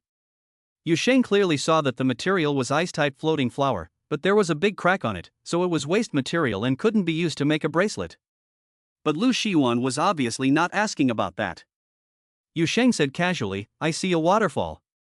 Lu Yun was shocked. Lu Shiwan's eyes lit up, good.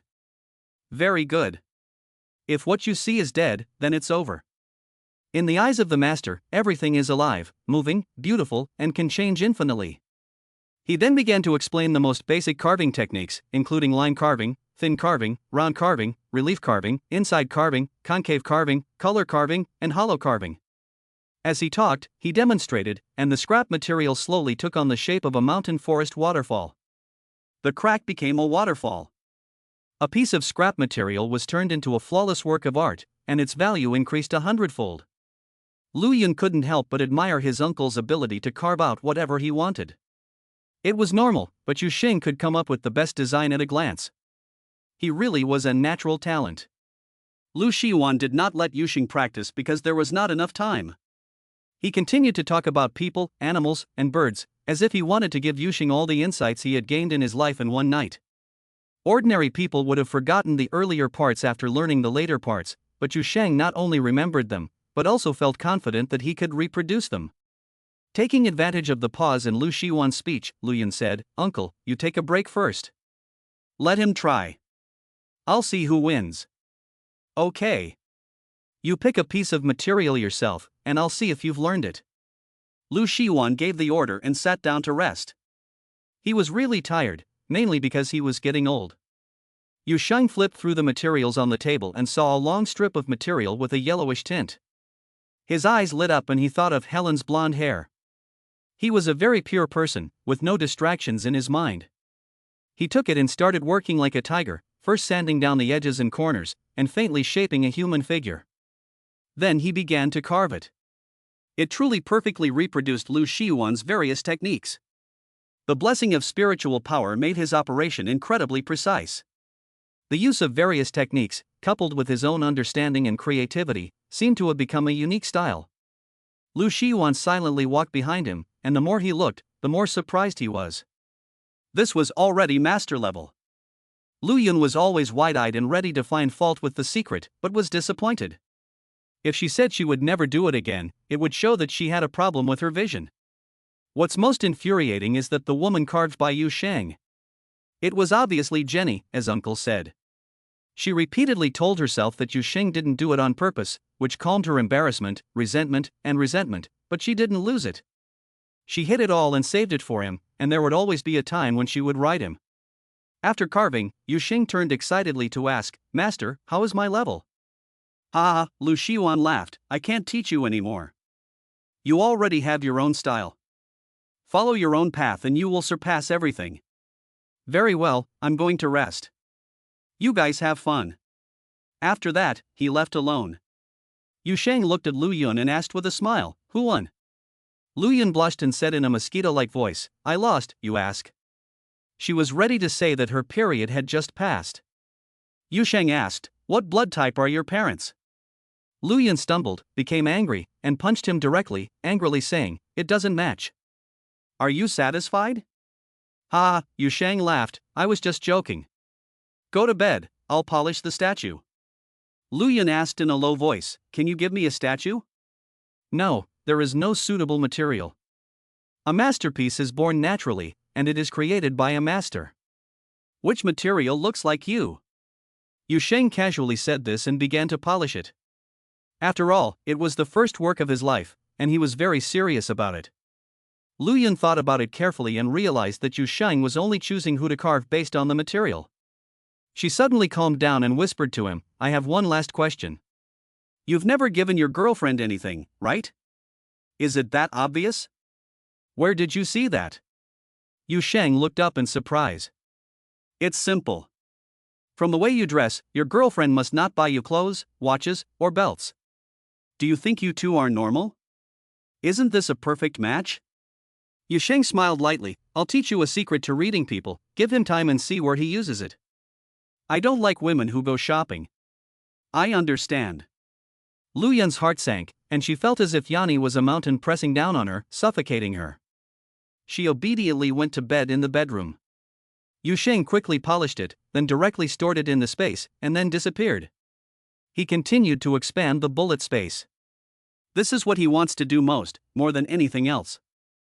Chapter 101, The Underlying Logic of This World.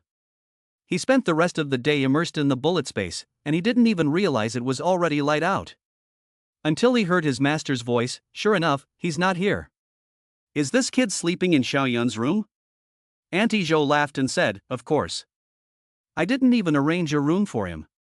"Isn't this what you wanted?" "Don't talk nonsense, I never said that." Lu Shiwan had a sanctimonious expression on his face. "Wait until they wake up before eating, don't go and wake them up." Then he went back to the bedroom. Auntie Zhou muttered to herself as she began to clean up the jade debris. Yu Sheng quietly left the studio and snuck into Lu Yun's room. Lu Yun had left the door open for him last night, lying naked in bed, but no one came to steal her fragrance until dawn. She was so angry that she fell asleep. Yu Sheng walked to the bed and saw her frowning in her sleep. He couldn't help but sigh. He really needed a talent like Lu Yun, and he was willing to do business with her. But he was worried that Lu Yun's desires were endless. When she gets the career she wants and is fully equipped, she will replace Jenny and harm Jenny. At that time, Jenny will not be a match for Lu Yun. Lu Yun is sharp and has a strong sense of self-control.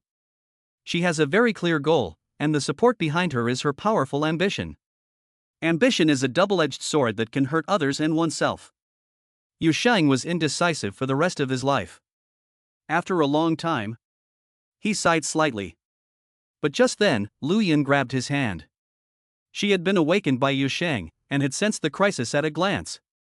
She said seriously, "Are you worried that I will hurt Jenny?" "No, you don't understand. The bottom line is that the strongest person in the world has the final say. That's why I admire the strong the most. When you are strong enough, all ambition is a cloud, and all jealousy disappears. Wealth is at your fingertips, and power can be transferred at will. Mark me with your brand, I am willing to be your slave, and I will die without regret." These words seemed to sweep through the air like a 9-level gale, blowing away the haze in Yu Sheng's mind.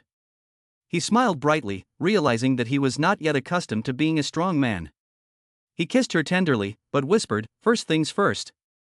Lu Yun cheerfully got up, dressed in front of Yu Sheng, and cheerfully hugged his arm, skipping out of the room as if he had returned to his carefree childhood. After confirming the time the owner would be getting off the plane, Hongmei called Yu Sheng. The phone was turned off. She called Jenny again. "Did Yu Sheng turn off his phone last night?" "I don't know. I didn't call last night." "Well, it seems that he has his old problem again." "Don't talk nonsense." "Don't worry." Hongmei hung up the phone. As soon as she stepped out of the room, she saw Yu Sheng and Lu Yun enter the flower-shaped door, accompanied by the housekeeper. Seeing Lu Yun's rosy complexion, Hongmei was instantly enraged. She glared at Yu Sheng and said, "This spring night is worth 1,000 pieces of gold. How could you bear to come back? If Helen, who is so beautiful that she can enchant the whole world, can accept it, then Lu Yun can compare with her, and the damage will be great." The housekeeper quickly covered her mouth and tried not to laugh out loud. Yu Sheng said lightly, "The old doctor said that a wandering heart trains the brain, climbing over walls is good for the heart, flirting with girls is anti-aging, flirting relieves worries, and having a secret love doesn't make you old. Alas, I am sick, and I am a lecher." A long sigh, looking up at the sky, directly exasperated Hongmei. "Are you blind? Am I not a womanizer?" The butler had already started rubbing his face. This pretending to be air was too painful.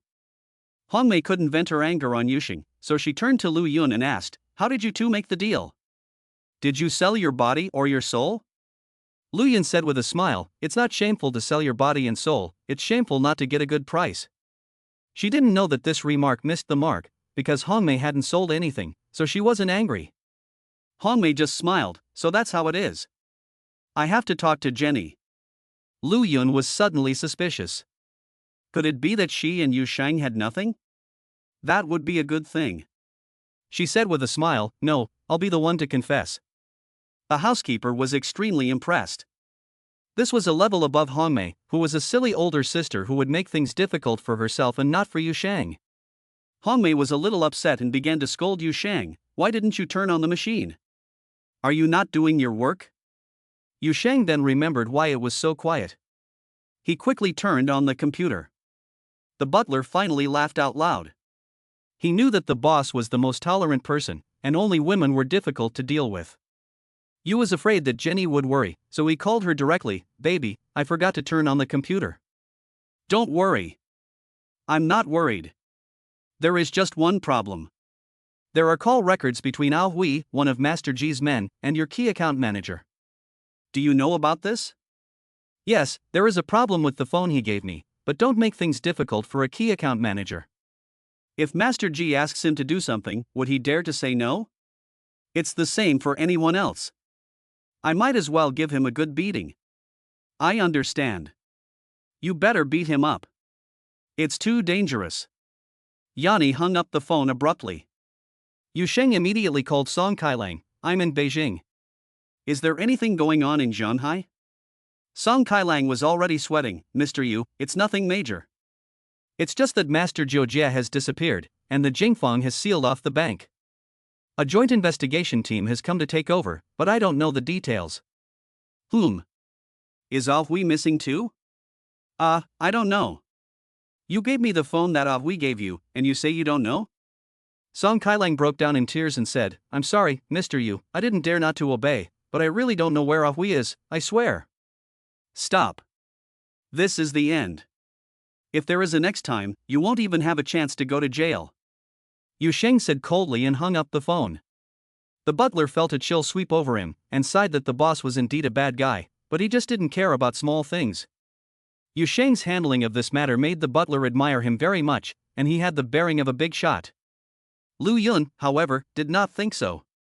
This loophole must be completely resolved, because if Song Kailang got away with it once, he would do it again. She was determined to move the funds to a bank in the capital and arrange for someone to go in. There wasn't much time. A group of 5 people walked into the courtyard. "Our boss is back," the housekeeper said with a smile. Yu Sheng saw from a distance that the leader was an old man, whom he had seen on TV, the real estate tycoon Ren Shizhang. Lu Yun, however, quickly said to Yu Sheng, "Learn from others. Take a lawyer and an accountant with you wherever you go." Hong Mei seemed to be drugging herself, and she glared at her resentfully. Yu Sheng smiled and walked up to him, and Ren Shizhang also smiled and walked up to him. The two of them shook hands warmly and chatted, and then Ren Shizhang said, "Let's go inside and talk alone." Lu Yun was chatting with the people Ren Shizhang brought with him, asking if they would follow him abroad and wanting to see which one could be used. Both sides were in tune with each other, and if they didn't get along, they would be family, and they immediately became friendly. Chapter 102, Are you an undercover agent? Ren Shizhang personally poured tea and had a warm smile on his face. Yu Sheng came straight to the point. "Mr. Ren needs bitcoins, right?" "That's acceptable."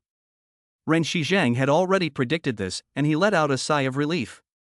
He was sure that he wasn't being fooled, but he asked in return, "Do you want to go through the gifting process? It seems that your identity doesn't meet the gifting requirements. How can you solve this?" "My girlfriend is eligible." "Girlfriend? You're taking a big risk." Yu Sheng smiled. "You're thinking too much.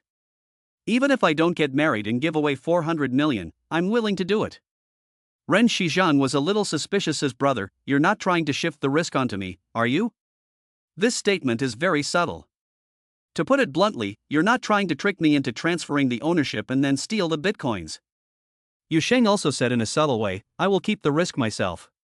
First transfer the money, you arrange the bitcoin, make sure there are no problems, and then we can go through the transfer." Ren Shizhang was stunned.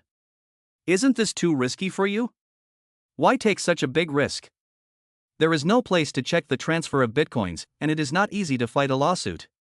If he takes the money and doesn't pay, Yu Sheng, a foreigner, will be left with nothing." Yu Sheng smiled and said, "Mr. Rin, you don't know me. What you see as a steep mountain, I see as flat ground. You may think 400 million is a lot, but I don't think it's worth wasting time on. It's best to get it done quickly." Ren Shizhang was slightly shocked. "I would like to ask if we can cooperate on this Bitcoin business in the long term?" What he meant was to ask Yu Sheng how many Bitcoins he had. Yu Sheng didn't hide it, because Ren Shizhang's level of interaction determined the level of his interaction. He recommended a few fugitive bosses to come over, and Yu Sheng could turn Bitcoin into assets.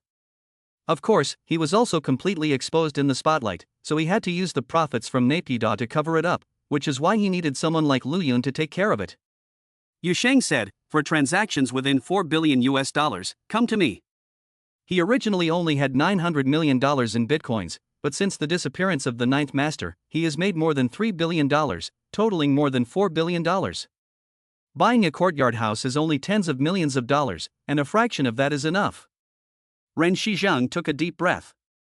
He finally understood the weight of Yu Sheng. No matter where he got it from, it represented unfathomable energy. "Your girlfriend didn't come?" "No need. I have her ID photo. That would be easy to get stuck." Ren Shizhang did have connections to get it fixed, but he wanted to see how Yu Sheng would solve it. Yu Sheng smiled. "My girlfriend is called Jenny." Ren Shizhang's eyes widened. "A yen?" Yu Sheng nodded.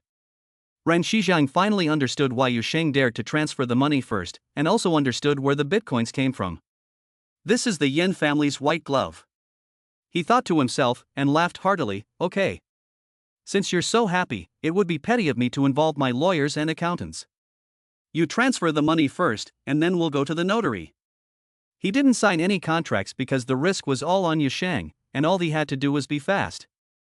This kind of credit transaction, Ren Shizhang had never encountered before, but he liked it even more. When the two walked out of the room with smiles on their faces, everyone understood that the deal was done.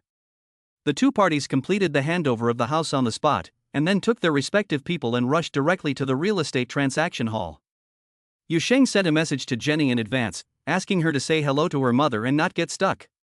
He didn't mention the gift at all, because in his opinion, it was no different from buying a house. Is there a problem with the gift? No, at least not legally. Ren Shizhang thought that the Yin family knew about it and would not cause any problems. Sure enough, with Chang Wenxiu's greeting, the manager of the real estate hall personally handled the paperwork, apologetically reminding him that he was sorry, but that this kind of gift still had to pay taxes, the same taxes as buying a house. Yusheng and Ren Shizhang had never imagined that they wouldn't have to pay any taxes. It's not like the father was giving the daughter a gift. Then the two of them paid their own taxes. The transaction was completed, and everyone was happy. They made an appointment to have tea together next time and shook hands before leaving. Lu Yun was very puzzled. As soon as he got into the car, he asked, "Is the Yin family so brazen? Isn't this clearly labeling themselves as corrupt?"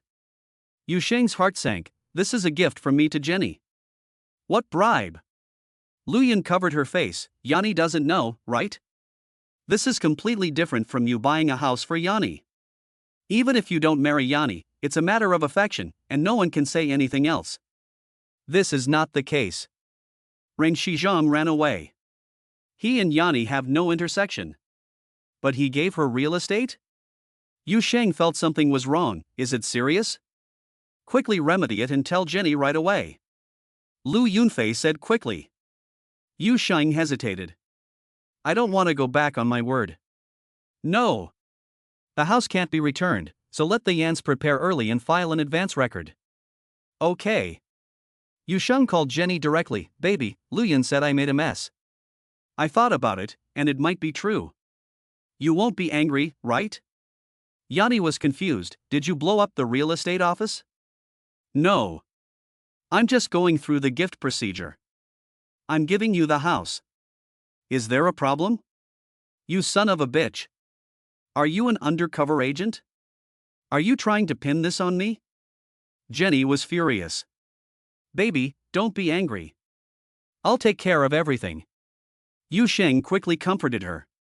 Yanni also felt that she had overreacted, so she calmed down and said, "It's okay. Let my dad handle it. It saves him from always bothering me, and this time I'll bother him." Then she hung up and immediately called Yin Shongwen again because her mother was useless. After listening to this, Yin Shongwen was furious. "Where is that kid? Tell him to come and see me. How could someone do such a stupid thing? Dad, don't be angry. He just doesn't understand. He's so smart. Why don't you beat me up? I'll kill you both."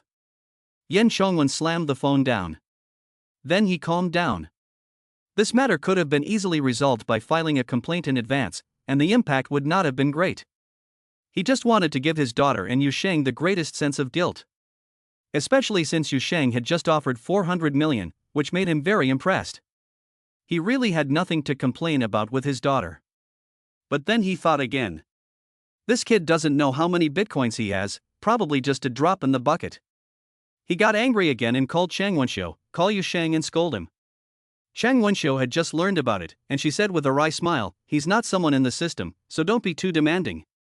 No, you have to scold him to tame that wild ass, otherwise he will still be so reckless." "Oh, that makes sense. Okay." Chang Wenxiu hung up the phone and began to simmer with rage. Yusheng sat in the car and thought over and over again, but he still didn't think it was a big deal. The only thing he felt bad about was that he hadn't thought about the issue of reputation. This was indeed a shit pot. Would Ren Shizhang give Yan and I a luxury house? He touched his nose, feeling a little embarrassed. Lu Yun burst out laughing. "Get a lawyer in the future. No one can be good at everything. The good thing about this is that Yanni wasn't even there. She was in Jianhai. If the Yans can't even cover this up, I don't believe it. But it's very likely that Yanni's parents will take this opportunity to beat you up, make you report to them early and late, and put You under their management. Yu Sheng's heart stirred, and the phone rang. It was Chang Wenxiu. Chapter 103: A Suspicious Person. As soon as Yu Sheng answered the phone, he shouted, "Mom!" The whole car was shaken, and the Audi shook. Yang Kai and Feng Taishan secretly admired the boss for his ability to bend and stretch. Chang Wenxiu's strength was completely exhausted, and this cry of mom struck her soft heart, and she was directly deflated. She thought about Yu Sheng not having a mother, and she not having a son, and she couldn't find the thunderous anger. In the end, her tone was only helpless. In the future, tell me in advance what you're going to do, don't wait until you're done to tell me, and remember to call me every day. Also, what other trouble are you going to get into later? Mom, I'll just stay home and cook for you, Meng Meng said. The whole car almost sprayed. Oh my god, Meng Meng is so cute. Chang Wenxiu finally couldn't help but laugh. No, you just need to eat. Is there anything else you need? Mom, I'm always using your car, which is not good. I want to buy a car, but I'm not eligible. Can I buy it in Jenny's name? Just don't give it away. Call me when you've bought it, and I'll send someone to put a license plate on it and bring the Audi back. Thank you, Mom. Yu Sheng became even more obedient. Chang Wenxiu sighed, hung up the phone, and then sat there laughing. The more he laughed, the more cheerful he became. This kid can accomplish great things. Yu Sheng had already taken the phone and scolded Lu Yun with a stern face. I told you it wasn't a big deal. Look at you stirring up trouble for no reason. You have no self-control. What else can you do? Lu Yun was speechless. If it weren't for the mom part, he would have been scolded to death. Hong Mei laughed heartily, and Yang Kai smiled. Yu Sheng called Jenny again. Our mother has already solved the problem, don't be angry. I've already gotten used to it, you can keep poking. Okay, I'll go buy you a car. If you dare to let a stranger give me a gift, I'll kill you. Yu Sheng laughed and hung up the phone. Rolls-Royce 4S store. Yu Sheng walked in with 4 people. The pretty waitress came up with a smile on her face. Welcome to the Rolls-Royce 4S store, I am the service consultant Xiaojia, what model would you like to see? Oh, you're the tour guide. Yu Sheng looked around and responded nonchalantly. Lu Yunpa burst out laughing. Xiaojia was even more delighted. This kind of person who is so focused on cars is someone who is determined to buy a car. She still smiled and said, yes, I am a tour guide. What type of car do you need? I can introduce them to you one by one. Which one has the best defense capabilities? That would be the bulletproof version of the Cullinan. There is only one, and it costs 12 million. Would you like to take a look? Yu Sheng followed Xiaojia to a black bulletproof Cullinan. Xiaojia began to introduce it enthusiastically. The overall length of the car is 5.98 meters, and the armor protection level is 400 kilograms per door. It can withstand anything from bullets to grenades and rockets. It's just a bit heavy, weighing 5 tons. Fortunately, the power output is more than enough. After all, it has a 12-cylinder engine. Then he enthusiastically invited Yu Sheng to test drive it. Yu Sheng waved his hand. What's the point of test driving just one car? Just buy it. Lu Yun quickly said, I'll try it out. Then he got in the car. Xiaojia was amazed. Who was this young man who was so low-key and didn't even want to test drive such an expensive car? Lu Yun drove the car out and came back after a lap, but he didn't find anything. It's much better than her BMW. How can you compare? Yu Sheng smiled and paid the bill directly with his credit card, then showed her the ID photo in his phone and asked her to register under Jenny's name. Xiaojia's eyes turned green with envy. You're really going all out to woo her, aren't you? Boss, do you need anyone else? Xiaojia asked shyly. Yu Sheng laughed, we need a lawyer. Why don't you do it? Xiaojia was embarrassed and helplessly shook his head and gave up, but said, Boss, we provide free lunch here. You guys go eat first. No need. You can do it as soon as possible. Yu Sheng refused directly. On the outside of the store, a middle-aged man with piercing eyes was sitting in a plain Jetta. He took out his phone and reported. Young master, Yu Sheng bought a Cullinan at the Rolls-Royce store. That's good. He should have lunch at the store after buying it, right? He should. Why not take advantage of the free lunch? Lao Liang, here's your chance. Add some spice to it and have him hospitalized. After the defeat of Zhang Hai and the death of Qiao Gongzi of Pingzhou, Caiua has become more cautious. But unlike Yang Shiji, he is a spoiled rich kid who can't stand to see Yu Sheng hanging around under his nose. This strategy of his is really good for offense and defense. If he is exposed, he won't have any big problems. If he succeeds, he will continue, and he will cause medical accidents in the hospital, step by step. By spreading the risks, it would be easy to fix any problems that arise. Young master, the Audi, won't there be any trouble? Old Liang asked cautiously. If anything really happened, he would be cannon fodder. The Kai family wouldn't hesitate for a second and would abandon him. Caiua said disdainfully, Old Liang, don't worry. The Yans have never admitted to having a son, so that's Yanni's face. Good. Old Liang had no choice but to accept. He put the phone away and walked out of the car. When he walked into the store, he couldn't help but feel a bit embarrassed. No waiter paid any attention to him. He didn't know what was wrong with him, but the waiter could tell at a glance that he wasn't buying a car. The trick is to know where to focus your gaze. Most people's eyes wander between the car and the person, and they are just there to get free food. For someone like Yu Sheng, the waiter might not even notice him when he's right in front of him. But for someone like Lao Liang, he can't even see the car in front of him. These are two extremes. Yu Sheng was sitting on the sofa, looking at his phone, searching for information about the Burmese warlord. Hong Mei whispered in his ear, "Don't look up. A suspicious person is coming. The target is probably you." Lu Yun looked at them in confusion, and then looked at Yang Kai and Feng Taizhan who were standing in front of Yu Sheng. She felt that something was going to happen. She changed her posture and looked around, and saw Lao Liang. She felt a stirring in her heart. Is he here so blatantly? It couldn't be the person who was hiding the deepest. Who would be so bold?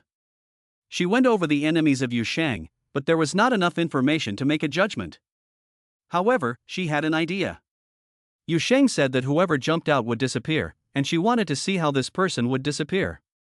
She didn't know that Yu Sheng would never expose himself for a lackey.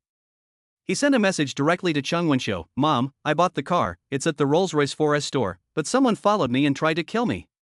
Now he's guarding the store, I'm too scared to look up, Mom, save me." Cheng Wenxiu was almost overwhelmed by his sincerity. Damn it, you're lucky you didn't kill someone else. You'd better be good every day.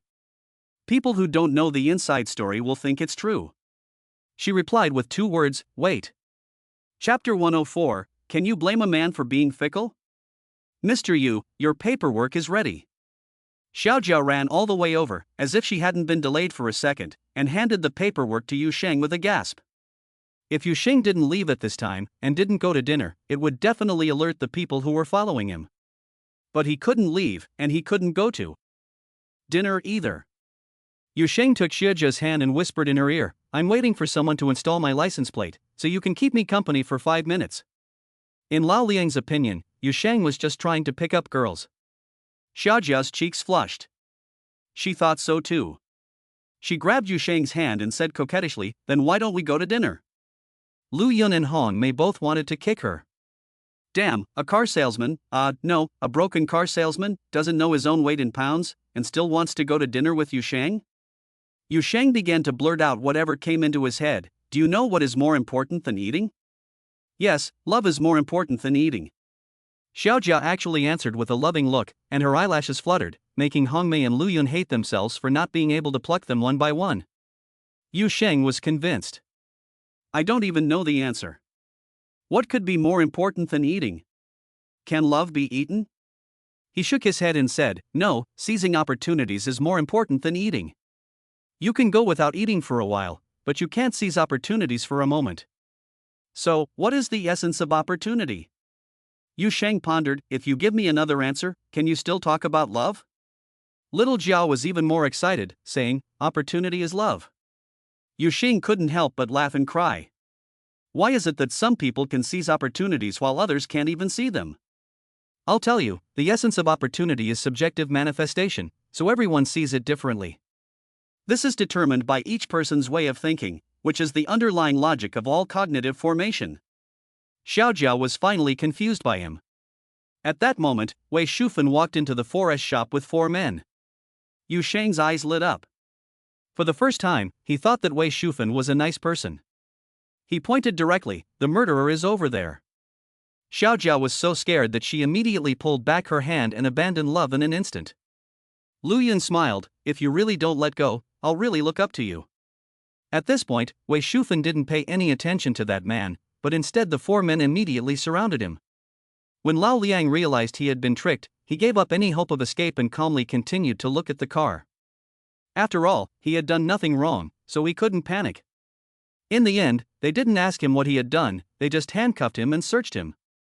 Then they found a small syringe on him, with half a tube of liquid inside. "What is this?" "Don't wait for me to analyze it." "Is it interesting?" the man in charge asked casually. "Succinylcholine."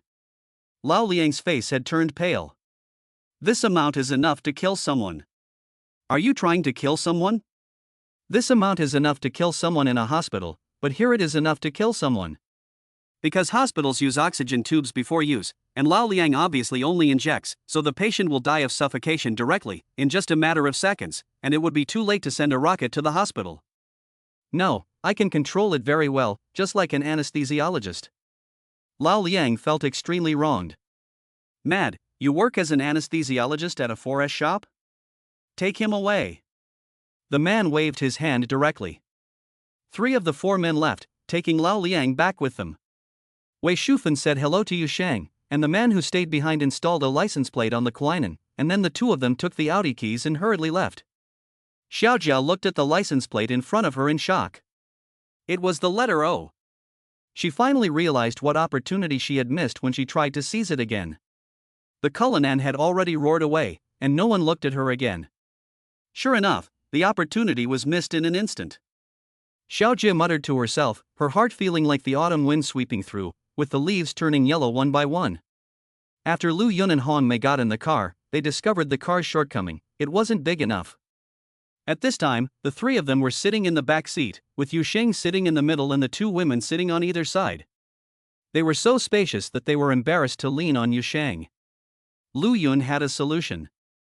She pressed a button and the partition rose, turning the back seat into a private space where they could breathe in silence. The 2 in the front seat, Yang Kai and his girlfriend, could not even see them, let alone hear them. Lu Yun naturally put her arm around Yu Sheng and whispered in his ear. "Your mother-in-law has been hiding something. She must have arranged an identity for you, but she didn't tell you. I guess this identity needs to be kept secret, and every member keeps it secret, so there is no need to explain it to the outside world. But you have to pay a price. In other words, you need to work. But I guess your mother-in-law decides everything for you, so there's no need to say it in advance. If you don't have time, she won't let you do anything. And don't worry, it will be work that you are good at and that no one else can do. That's why she's so confident." Yu Sheng understood, which meant that I was now really under my mother's control? Yes. Otherwise, no one would dare to do this. It's obviously illegal. The letter O is the first letter of the alphabet, and the license plate number never limits you. If you get stuck in traffic, you can take the special lane. If you drive out of the capital with this license plate, you'll be in a bulletproof Land Rover, and no one will dare to cause you trouble. Lu Yun rubbed Yu Sheng's arm, expecting friction to generate electricity, infuriating Hongmei. Hongmei was so angry that she hugged Yu Sheng's arm, but asked, "Where are we going to eat?" "Oh, I can't eat out anymore when I think of that choline. Let's go shopping and cook at home." The 2 women agreed. Yu Sheng was pleased, holding the hands of the 2 women and sighing, "Can you blame men for being fickle? Women outside are all better than wives at home." The 2 women blushed, and Lu Yun thought to herself, "If I were your wife, I would be even better than Jenny." Hongmei's expression was a little dazed. She had finally fallen into the whirlpool of emotions, but she closed her eyes. Was this a sign of trust in a strong man, or was she just a brain-dead virgin?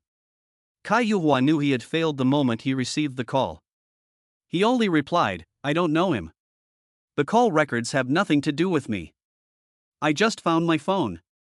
If someone else said that, they would be arrested and interrogated, but he would be fine. As long as this possibility cannot be ruled out, he is innocent. Cheng Wenxiu knew this all along. She was just going through the motions. There was no need to tell the Kai family about this, because Yu Sheng would do a good job, and that was what he was best at. She just sent a message to Yu Sheng. The man had talked to Caiua, but Caiua said he had lost his phone and the person he talked to was not him. Yu Sheng instantly understood the essence of the matter. The key to this statement is that it does not end there. What does this mean? You don't have to ask, it's a no-brainer. Of course, he wouldn't let Chen Wenxiu take the blame. This was a piece of cake. He could let Caiua have an accident without involving anyone else. The only problem was that he didn't know where Caiua was, and he couldn't ask anyone. He had to find her himself. He quickly replied, "Mom, I love you." Chen Wenxiu shuddered. "You little brat, you're getting more and more outrageous." Then she laughed and said in a whisper, "Mom loves you too." But she couldn't tell Yu Sheng, for fear that he would go to heaven. Chapter 105, Let me ask you a question. Yang Kai and Feng Taishan were both in a great mood, driving in such a powerful car on the most powerful dedicated lane, and they were unimpeded all the way in a city famous for traffic jams. Then they looked at the ordinary lanes next to them, which were jammed up, and thought, not bad. It turns out that traffic jams can make people so happy. The envious looks made the two men feel that this was already the pinnacle of life. No wonder power is so fascinating. Just a little bit of it casually spilled out and it was already intoxicating. When they arrived at the back door of the courtyard, Feng Taishan pressed a button on the remote control and the roller shutter rose. To the uninformed, it looked like a garage. In fact, it is a huge car elevator. If it were a regular car, the elevator would be long enough, but the Cullinan is nearly 6 meters long, nearly a meter longer than an Audi, and 1.5 meters longer than a Santana. With Yang Kai's driving skills, he was a bit nervous and very carefully slid in. Feng Taishan stared at the super-intelligent display screen, monitoring the data on obstacles in front, behind, left and right, switching between different directions. The shuttered door closed, with a 2-centimeter gap between the front and back, very even. Feng Taishan sighed, if it were the boss, he would have caused an accident. Yang Kai smiled, when did the boss ever drive himself out? The elevator fell into the underground garage, but there were no elevator doors in front of it. It drove straight out, passing the car wash area first, and looking at the entire garage. It was spacious enough to store 16 cars, and it didn't delay the U-turn. When they got out, the front of the car was facing outwards. The three of them finally got out of the car. Lu Yun and Hong Mei seemed to have reached an understanding, no longer stepping on each other, and were as close as sisters. At least, what Yu Sheng saw was very harmonious. Walking up the stairs to the ground floor, they were in the main courtyard. Yu Sheng ordered Yang Kai and Tai Shan to go shopping for food. Be careful, don't buy suspicious food, don't buy recommended food, and throw away the food that has been touched by others. Yang Kai nodded emphatically, don't worry, boss, this won't go wrong. Lu Yun added, also, get some things for the car's refrigerator. Yang Kai responded, and the two of them left first. Yu Sheng then told Lu Yun, I need a studio, with stone cutting and carving equipment. Where do you think would be a good place to put it? Separate the stone cutting and carving, so that the stone cutting can be further away, not disturbing the bedroom rest, and the carving can be closer, so that you can use it at any time. I'll arrange this. She took out her phone and solved it in a few minutes, including the renovation and transformation, which were all arranged in a neat, straightforward, and sharp manner.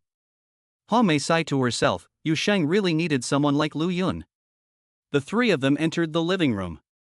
Lu Yun made tea, and Hong Mei gave Yu Sheng a massage. The service was meticulous. Yu Sheng felt like the last emperor. He looked at the two girls and smiled, sit down, I'll ask you a question. There's a reward for the right answer. The two women's eyes lit up, and this reward was undoubtedly that reward. Lu Yun was full of confidence. This was giving himself a pass. He found a reason to shut Hong Mei's mouth. Very good, very high. Hong Mei was also full of confidence because she knew that Yu Sheng would never betray her, and even less so in front of Lu Yun. Yu Sheng, however, was not thinking about anything. He said slowly, my question is, how can I find Caiua? Be careful, don't ask around. No one can know that I'm looking for him. Hong Mei's eyes lit up. This is giving me a break. She said excitedly, I'll go find him. I'm sure I can find him. Lu Yun's mind map had already been quickly constructed, and she calmly continued, Hongmei, what's the difference between looking everywhere and asking around? Doesn't everyone know? I can guess what he's going to do next, which is the same as finding him. Hongmei was stunned. How could she guess what Caiua was going to do? It's really weird. It feels like I'm sitting with the devil. Caiua is in his carefully constructed lair, which is the 42nd floor of Ronghua Real Estate. On the surface, Ronghua Real Estate has nothing to do with him, but the bigwigs all know that the publicly known boss is just Kai's white glove. It can't be said that the white gloves aren't the boss. Billionaires are also genuine, and they have a reputation in the real estate industry. Their ability is impeccable, otherwise they wouldn't even be qualified to be white gloves. This is the submission of money to power. The 42nd floor, also the top floor, is Caiua's private domain. It is resplendent and magnificent like a palace. The Ronghua Song and Dance Troupe is dancing, and 16 beautiful women are dancing with charming smiles, their eyes darting back and forth, like flying pincers, eager to clamp Caiua, this human wallet. The corporate dance troupe is not Caiua's idea. Almost every top boss has one, and the obvious purpose is to entertain you. The real purpose is group public relations, which is extremely sharp. After today's failure, Caiua needed to relieve his depression. He had a few drinks and looked at the familiar faces, but his depression remained. Compared to these women who are not even interested in him, he prefers the challenging Jenny. Without Jenny, it's not as fun. He couldn't possibly give up, that wasn't his style. Moreover, he had no intention of filing for divorce, which would make him look incompetent. So the Cai family still doesn't know about this, and no one can interfere. Caiua glanced at the limited edition Patek Philippe watch. It was time. As if to prove that his fortune-telling was accurate, a beautiful woman with long legs and a charming demeanor walked in. It was Wei Tianhong.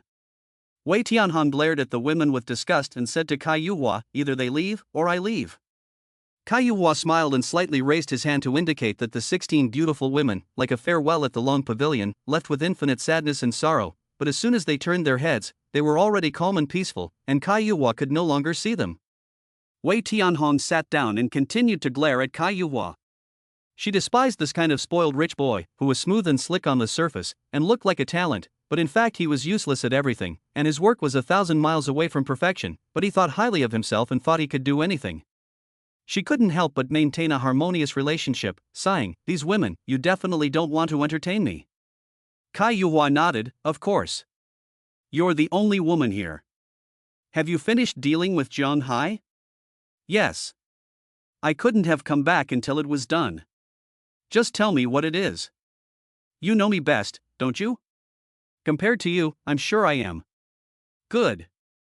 Today I have gathered all the young people from the family who have a good relationship with Yusheng, and we will discuss a safe way to deal with Yusheng together. After all, he has the Yen family behind him, and we cannot underestimate him.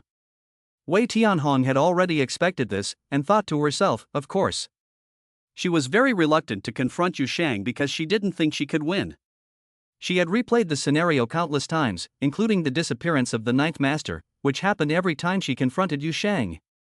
But she still couldn't figure out how Yusheng did it without a single flaw. So she made up her mind to explain everything about Yusheng, give her own opinions and suggestions, and then withdraw. After all, she is a woman, and no one will keep pestering her. Let these idiots go and get themselves killed. She said with a smile, I'll tell you about Yusheng. Chapter 106 Sneaking into the Ronghua building. Lu Yuntao repeatedly argued from various angles, repeatedly demonstrating Caiua's psychology and countermeasures, all of which led to the same conclusion. Hongmei was completely convinced and could not refute it. Yusheng had already gotten up and said with a smile, you guys go ahead and eat, don't worry about me, I'm going to go to the master bedroom and sleep.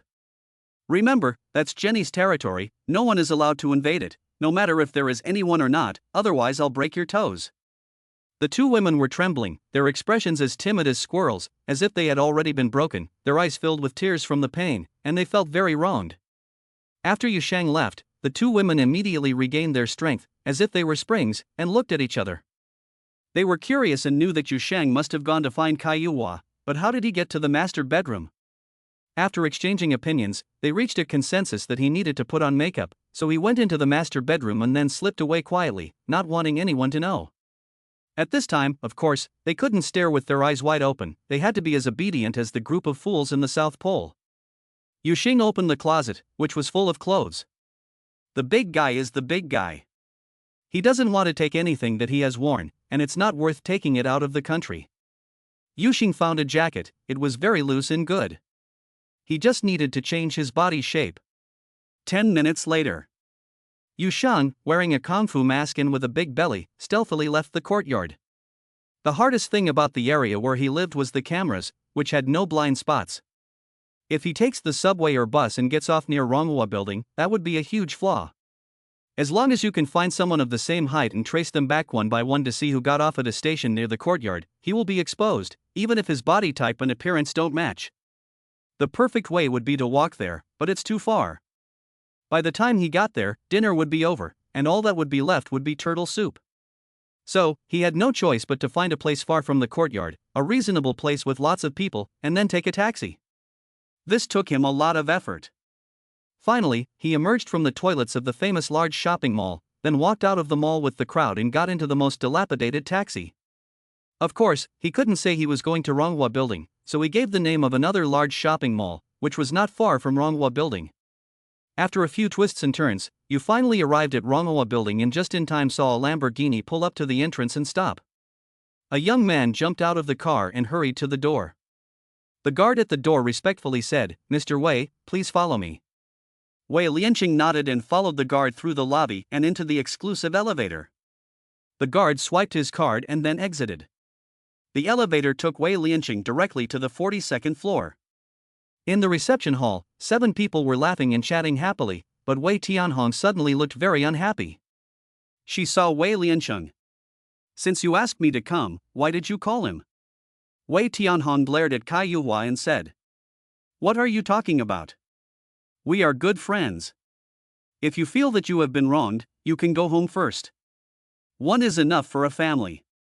Caiua knew that Wei Tianhong was treacherous and probably would not participate, so she called Wei Lianqing.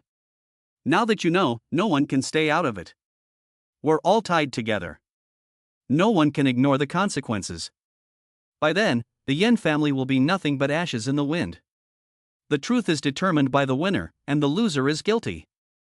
Wei Tianhong was disgusted and got up, leaving directly.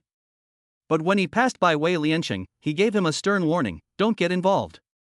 Without even stopping, she left quickly. In her opinion, none of these people could accomplish anything. Caiua had gathered all the young masters of the various families, but none of them were capable. For example, Yang Shiji, no one would pay any attention to him. Wei Lianqing, however, did not think so. They were all out to make a name for themselves, so how could they be intimidated? He sat down casually. Isn't the rest of his life enough? Why does he need such a big scene? It's too embarrassing. Caiua almost said, "You can go if you want to, but at least don't leave without one of them." He laughed and said, "Think about the Yen family. We are doing this for the Yen family's sake. Yu Sheng is nothing." The other people did not have Wei Lianqing's status, and they followed Caiua's lead and immediately began to curse Yu Sheng, and they were extremely vicious. Yu Sheng was puzzled. Who the hell are these people? Do they have such a big grudge?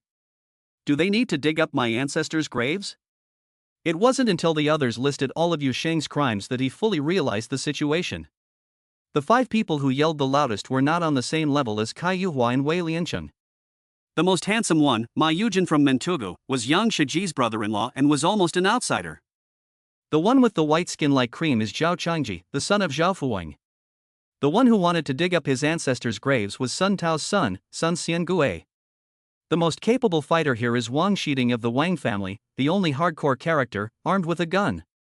Unfortunately, the family is already broken, and if it weren't for the Wang family and Yu Sheng's deep hatred, he would not be eligible to sit here at all. There was also Qiao Wansong, the nephew of Qiao Haitao. He didn't fly in from Pingzhou, but had been doing business in the capital for a long time. Yu Sheng firmly remembered these 7 faces: Caiua, Wei Lianqing, Sun Xiangui, Zhao Changji, Ma Yujin, Wang Shiding, and Qiao Wansong. The key is Sun Xiangui, who wants to dig up the ancestral grave. Yu Sheng felt that he was even more annoying than Caiua. His face was like a money-losing product that had not sold in the 19th century and was smashed in the 20th century. At this point, Caiua began to sum up his speech, summing up Yu Sheng's crimes. It can be said that he is guilty enough to be executed 100 times, but these are not important. What is important is that he has broken the rules of the game, which is the greatest evil. Yu Sheng was suddenly surprised. Damn it, does he know that I can become invisible? Caiua continued, grassroots people can climb up to the powerful and influential, and can be the henchmen of the powerful, but they cannot bite the hand that feeds them. Damn, Yu Sheng was almost amused by him. It turned out that he was the master, and he had broken the rules so badly. Ma Yujin's face was a little stiff. Although he had become the son-in-law of the Young family, his status was still a decoration. Today, he finally understood that although he lived with the powerful, he was still a dog, a pet for women. This gap has never been bridged. Now, we have to let Yu Sheng understand what rules are and who they are for. The weakness of the grassroots is that they fight alone. We all have a deep understanding of Yu Sheng's barbarism. If we compare barbarism with barbarians, we will all lose. But we are civilized people, and we must use the rules to win. This is our advantage. Caiua completely copied Wei Tianhong's words, and he continued. Specifically, it means letting the barbarian and the rules collide, letting Yu Sheng constantly break the rules, and using the rules to destroy him.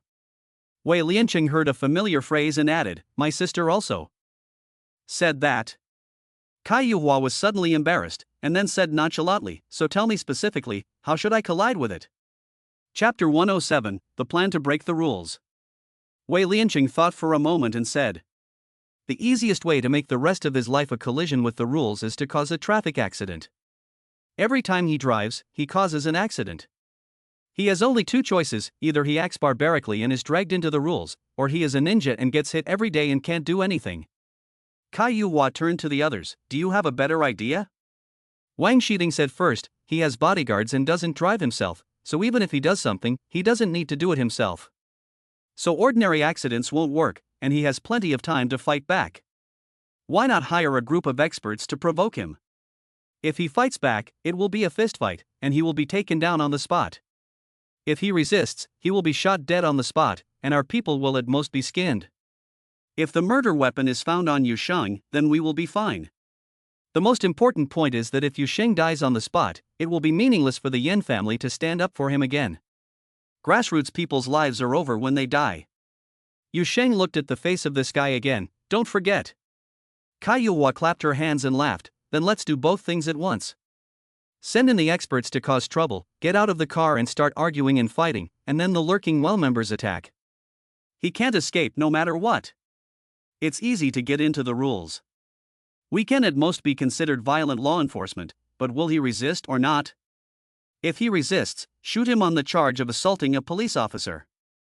The group deliberated the details again and again, and finally decided that each family would send a master, and that the master could not be an outsider. This was tantamount to a pledge of allegiance, and the family was bound together to fight against the Yin family. Yu Sheng sneered, his murderous intent burning bright.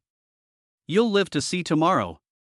Unfortunately, he could not catch them all at once, and he could not create a large-scale accident scene or allow them to form an alliance.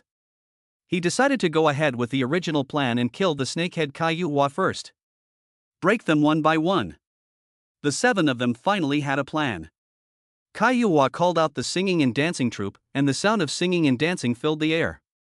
Wei Lianqing and the other 6 men each chose a beautiful woman and took her to a guest room. Caiua, however, went back to her bedroom alone, opened a safe hidden in the wall, and took out an amber choline injection and a syringe, which was exactly the same as the one Lao Liang used. The syringe was very small, with only the needle visible in the palm of your hand, making it almost impossible to spot. If someone distracts you during a fight and takes the opportunity to give you an injection, you will die in a very short time. Caiua muttered to herself, "Yu Sheng, I don't know if you can escape this time. One needle will kill you." Yu Sheng had to admire that those people were just used as decoys, and the real killer was the amber choline. Lu Yun didn't guess this. Even so, Yu Sheng was very satisfied with Lu Yun. Caiua's plan and Lu Yun's analysis were completely consistent. He knew in his heart that Caiua was so obsessed with choline because it had one advantage: it was difficult to determine the cause of death, and an autopsy was useless. The only flaw was the needle mark on the body. But for the winner, that is not a flaw. Caiua then left the bedroom and went to arrange for the staff. Yusheng did not follow this time, but instead, he followed Caiua's method and reopened the hidden safe to check it carefully.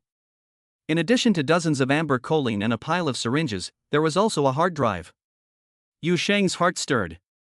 Perhaps he was playing a more sordid game. Invite the guest to enjoy, then record the entire process, and if they don't listen, they're finished. The person who can make Caiua public relations is certainly not stupid, but this is a pledge of allegiance from one of his own people, and refusing is an enemy. The hard drive is very useful, so I'll give it to my mother-in-law. It is estimated that Caiua will not open the safe again, so Yusheng directly put the hard drive, the amber choline, and the special syringe into his space. At this point, his space volume was already the size of 3 rugby balls, and with the mask he took out, it was just enough. Yusheng had already made up his mind to let Caiua sleep forever. He just had to wait for Caiua to go to sleep. Then, Yusheng didn't look at anything else and couldn't wait to expand his space. There was nothing more fascinating than this, and he even forgot about his wife.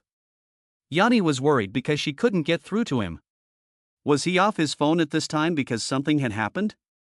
She immediately sent a message to her mother. Mom, what happened? Was he arrested? Don't worry. Caiua sent someone to assassinate him, but I caught him. I see. Yanni didn't ask anymore, knowing that he had turned off his phone for a reason. She didn't believe that something had happened to Yusheng without him saying anything. Usually, it was him who turned off his phone when something happened to someone else. There was no doubt that it was Caiua this time. Yanni thought to herself, if Mr. Kai is dead, what will Wenshu think? While others might not know, Yanni knew that Wenshu had lost her virginity to Caiua, but Caiua had just slept with her and then forgotten about her. Wenshu didn't hate him either. The marriage was not her decision to make, and now she was getting married. She had completed her transformation and seemed to be more open-minded. Only Jenny knew that Wenshu's soft heart was a longing for true love. She was still the same fragile little girl. As if they had a telepathic connection, Jenny's phone rang. It was Wenshu. What's up? Yusheng is coming to Beijing, right? Why didn't you tell me? You're so mean. Wenshu was very angry. I'm getting married, why are you trying to keep me from you? Yanni had to appease her. I want Yusheng to attend your wedding and give you a gift. Why are you in such a hurry? Oh, that's different. I have to see him before I get married. Wenshu didn't think there was anything wrong with that. She always talked to Jenny like that, like a stubborn little girl. Yanni was infinitely tolerant. It can't be done today, I'll have him call you tomorrow. By the way, how did you know he was in Beijing? Caiua said she invited me to discuss a joint plan against Yusheng. Of course I didn't go. Don't talk nonsense. Caiua is not like that. Yanni was afraid that she would tell others, and if Caiua died, Yusheng would be a suspect. Wenshu also thought it was not necessary to join forces against Yusheng. It's like fighting the Vietnam War. She asked directly, what is he doing today?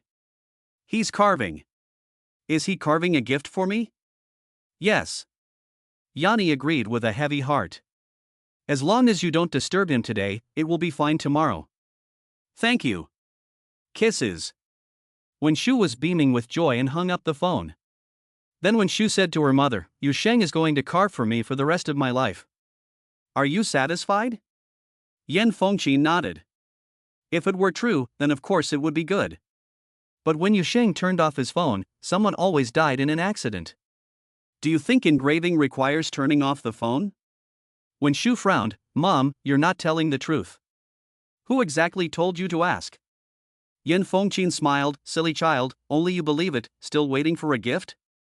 Yusheng went to kill Caiua.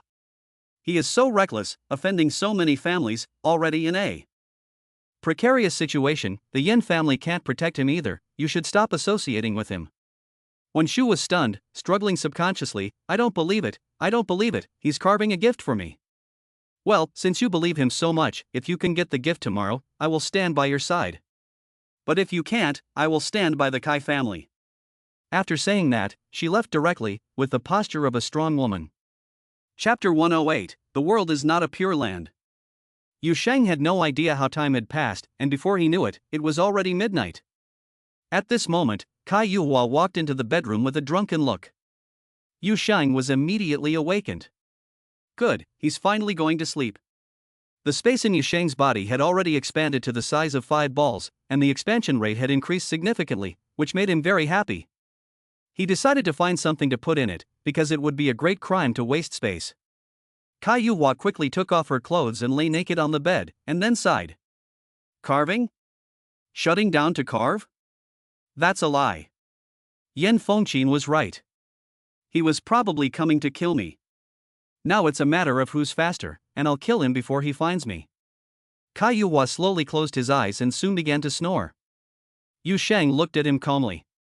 After a while, he was sure he was in a deep sleep and muttered, "The world is not a pure land. Everyone has their own suffering. I'm here to save you from the sea of suffering." After searching Caiua's body, he couldn't find any scars. Okay, there is a mole on his chest. A needle was inserted at random.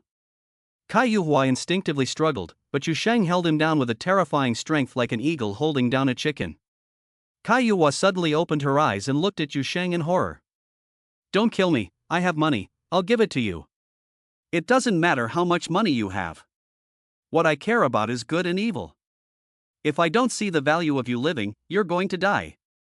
Yu Shang's voice was like snow in June, hovering and echoing in the empty and silent bedroom, chilling to the bone. Caiua finally closed her eyes. There was nothing to be upset about. The muscle relaxant he had given her made her so relaxed that she could not move, let alone open her eyes. Yu Shang let go of his hand and put the syringe away. He didn't have a concept of disposability, so he would use it again next time. After cleaning up the traces, Yu Shang thought back to what Caiua had said. Who is Yan Fengqin? I'll ask Jenny about her. It seems that someone is covering for me, saying that I am carving. Well, I have to go back to the round and see if there is any jade, and take it back to carve. Determined, he began to look carefully room by room. Finally, I entered the collection room. Wow, Choi Yukw's collection is really quite rich, with many calligraphy and paintings. Yu Shang, however, hates calligraphy and painting the most, especially those he doesn't recognize, which makes him look like an illiterate. Enamel? Not bad, but it's too big to fit in. Hey, Yu Shang found a sculpture. The shape is simple, and the technique is not master level, far inferior to Lu Shiyuan. But what Yu Shang was looking at was not the sculpture, but the material it was made of, jade. He saw the sculpture as a piece of raw jade, and the more he looked at it, the more he thought it was wonderful. The material was so unique. The sculptor was probably a poor man who was reluctant to part with this and that, and so he kept everything, but in the end, the sculpture turned out to be nothing, relying solely on the beauty of the material itself. Yu Shang casually put the sculpture into the space, and it was almost done. Then, he left straight away. This time, Yu Shang really didn't take a taxi. It was too conspicuous in the middle of the night, so in order to leave no trace, he ran back to the courtyard. After arriving home, he made up his mind to run out in the future. He realized that he had underestimated his own physical strength. His physical strength had increased to a degree that even he was surprised by. His speed was now comparable to that of an Olympic 100-meter runner, but his endurance was 100 times greater. He arrived home without a hitch. He felt relaxed and at ease. When he changed his clothes and turned on the computer again, he found a message from Jenny. I promised to give Wenshu a sculpture as a wedding gift. She wants it tomorrow. Do you know what she likes? Yu Shang understood that it was Yanni who had covered it up, and he replied forcefully, why should I try to please her? Yanni was finally relieved to see him back safely and quickly replied, if you have to give it to her, why not make her like it? That makes sense. But she likes me. Can I give it to her? Of course not, but don't hurt her too much. Just give her something. Besides, she likes to dream. Can you carve out a dream between the clouds? Oh my god. How did you know I had this material? Yu Shang was shocked. I just got it back. Yanni laughed, it's fate that determines who gets what. It's not something you can force. This seems to be a hint. Yu Shang replied with a smile, okay, I'll carve it right away. Then he sent a message to Chang Wenxiu, Mom, I have a little gift for you. You'll love it. Chang Wenxiu was still awake, waiting for him to report back. What was it? Porn. Chen Wenxiu understood, but was a little amused by Yu Sheng's way of speaking. Does mom like porn? He quickly replied, I'll go get it myself and call you when I get there. Yu Sheng took out the jade and walked to the studio. Sure enough, Lu Yun was efficient and had already set up all the carving equipment. He sat down, turned on the desk lamp, and began to carve meticulously. He was so focused on his work that he didn't notice the two women behind him. They had also been waiting for him and had not slept. At this time, they looked at her carving and watched curiously without disturbing her. As long as the man is there, the worries in their hearts can be put aside. It was not 10 minutes later when the phone rang. Mom, you're here? Send it out for me. Chang Wenxiu was sitting in the car and had not gotten out. She was not avoiding anything, but wanted Yu Sheng to come out and show his face, and the camera would prove that he was at home. When Yu Sheng got up and saw the two women, he scolded them, Go to bed, you don't have time tonight. Then he hurriedly left. The two women looked at each other, then became indignant. Did we say anything? Then they agreed to scold Yu Sheng together. Yu Sheng rushed to the front of the Audi and handed the hard drive that he had already taken out to Chang Wenxiu. Chang Wenxiu, however, gave him a specially made mobile phone. Use this encrypted phone to talk to me in the future, it cannot be monitored. What about other people? Yu Sheng asked innocently. Chang Wenxiu smiled warmly, unless the other party also has an encrypted phone, it's useless. By the way, Jenny is encrypted. Then he drove off. Yu Sheng pressed the button to see that there was a card here, with a new number. He returned to the studio, and Hongmei said first, We didn't ask you to accompany us, we accompanied you, don't be ungrateful. Lu Yun, however, said gently, This material is really beautiful.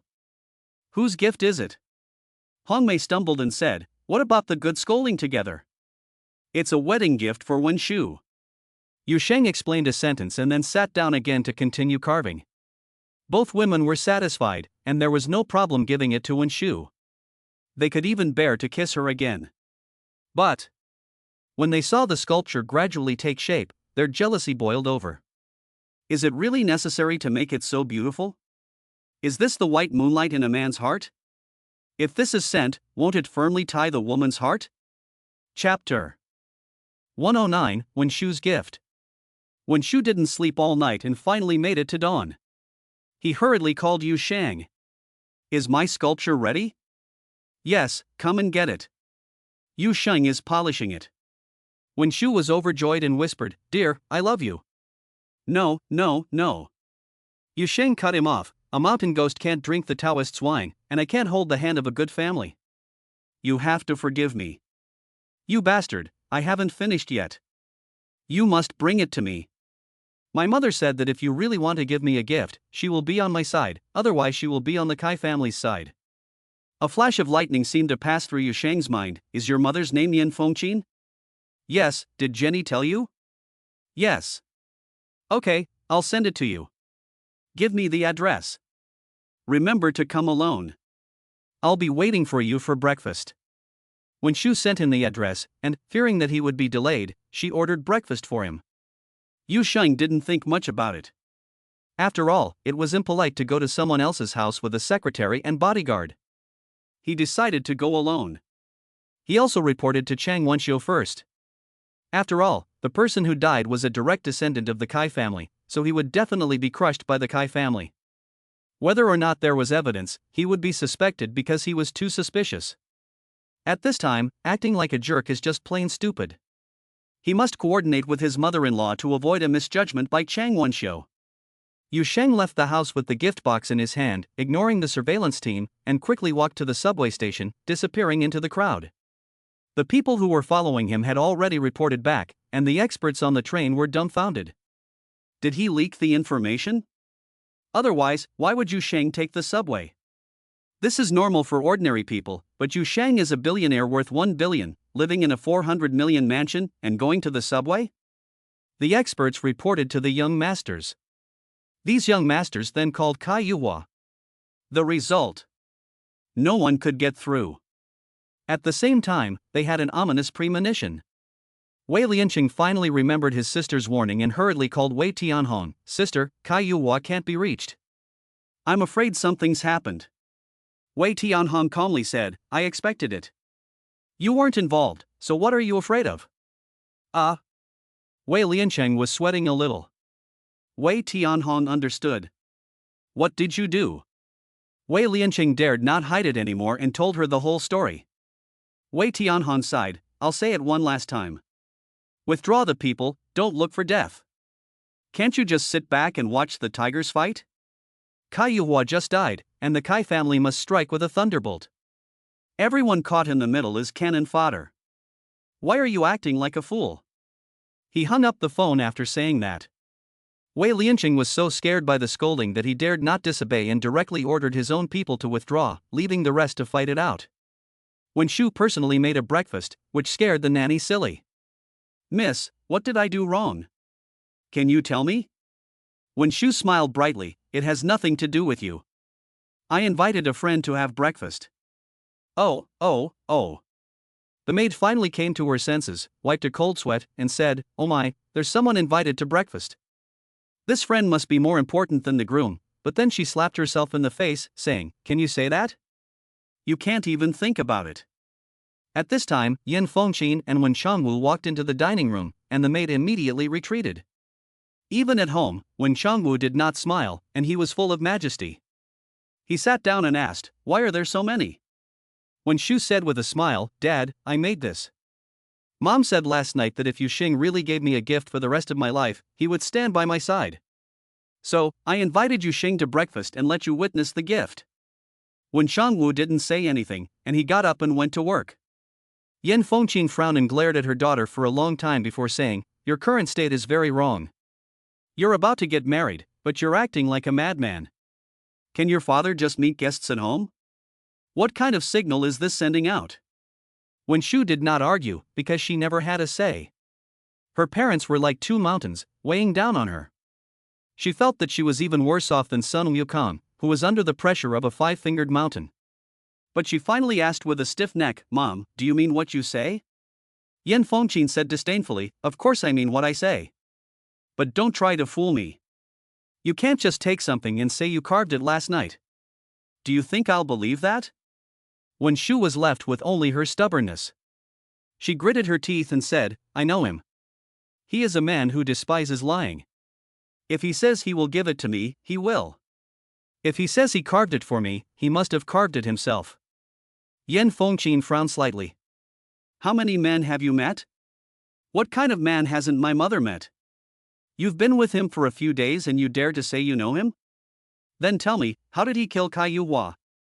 Wen Shu was stunned and asked incredulously, Is Caiua really dead?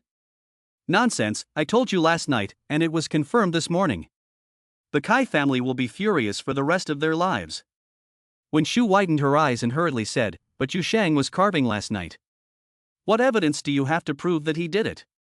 Does the Kai family need evidence? Only when the strength is equal can evidence be discussed. Yin Fengqin showed a look of disdain. Yusheng did this in Jianghai, and he wasn't in trouble. But he did this in the capital, and he offended everyone. Everyone is in danger, so everyone is stepping on each other. Do you understand? Even if he is made of iron, how many nails can he hit? Wen Shu's eyes flashed with panic, and she hurriedly defended Yusheng. If he really was so fragile, why would the Yin family dare to support him? You must have made a mistake. Only the Yin family knows the truth. This is a good point. Yin Fengqin thought for a moment and then said slowly, It would be good to meet him, perhaps we can find out the truth. At this moment, the intercom on the wall rang. It was the security guard calling. Wen Shu quickly picked up the phone. Miss, Yusheng is here. He brought a jade carving. Did you invite him? Yes, it's a gift for me. Don't hold it back. Let him come to the dining room. Wen Shu said quickly. Yin Fengqin's expression became solemn. Is it really a jade carving? Well, jade carvings may not have been carved last night. Unless it was a daughter, he would not admit it. It's impossible. Where would he find the time? Yin Fengqin regained her composure. Soon, they heard the deliberately heavy footsteps of Yusheng. Soon after, Yusheng appeared, with a warm smile and a composed look, as if he was going home. He casually greeted her, Hello, Auntie. Then he turned to Wen Shu and handed her the bag directly, Your gift. Then he calmly sat down, ready to eat, and first took a look at what he had made. Yan Fengqin was dumbfounded. It can't be said that Yu Xing is wrong. He looks normal everywhere, but this is bullshit. Only my husband-in-law can be so casual, right? When Shu couldn't wait to open the box, and then her eyes widened and she suddenly screamed. Ah! Chapter 110, Burning City. When Shu's scream scared Yan Fengqin so much that she stood up and quickly looked inside the box to see what was inside. Then she froze. Inside the box was a statue. The base was shaped like a white cloud, and on it lay a sleeping maiden with a mysterious smile on her face. Her posture was leisurely like a swing, and she was dressed in purple clothes with gold thread, as if swaying in the wind. The overall feeling was extremely dreamlike. Free from the shackles of the secular world, leaving only the ethereal beauty. The most important thing is that the girl's face is Shu. Yan Fengqin was dumbfounded. If she said the gift was not good, wouldn't that be like saying she was blind? If it wasn't carved by Yu Sheng, then where did she buy it? Yan Fengqin's eyesight is still very good. She knows that this sculpture is definitely of master level, and the material is even more exquisite, with an immeasurable value. 100 million is the starting price. When Shu was in tears. She had never been so happy in her life. It was as if she had been struck by lightning, her whole body tingling with excitement. She couldn't help but scream. It was as if the white snake that had been trapped under the Leifeng Pagoda for 1,000 years had suddenly been thrown into the clouds, and the waves of climaxes were like terrifying waves, uncontrollable and must be vented. Yu Sheng looked at Wen Shu and couldn't help but remind her, "Are you going to invite me to breakfast?" Wen Shu finally landed from the clouds, but she seemed crazy. Her eyes were full of burning city fires, and she suddenly hugged Yu Sheng and kissed him. She gave a strong and powerful kiss and smiled like a blooming flower. "Hurry up and eat. Mom, you hurry up and sit down and eat." Then she carefully carried the box in both hands and went back to the bedroom. Yan Fengqin finally regained her composure and realized why Yu Sheng was so relaxed. She said with a smile, "Let's eat first, don't worry about her." Yu Sheng was really not polite, and he was waiting for the sentence. He picked up his chopsticks and started eating. Yan Fengqin found that she couldn't say a word while watching him eat. It was a wonderful feeling, like a piece of music, with Yu Sheng as the main theme. No, this is not just an artistic master, he is really confident and equal. In other words, he is comparable to a family on his own. Yan Fengqin suddenly understood. Her interest grew stronger and stronger. What was the truth behind this? Yu Sheng, did you know that Caiua died? No. Yu Sheng casually denied it. To admit it would be stupid, and that would be challenging the rules. Yan Fengqin had already expected that he would not admit it, so she asked again, "Do you like Wen Shu?" Yu Sheng almost choked, looked at Yan Fengqin, and had to explain, "This has nothing to do with liking. Jenny asked me to carve it. But my daughter likes you." Yan Fengqin said with a meaningful look.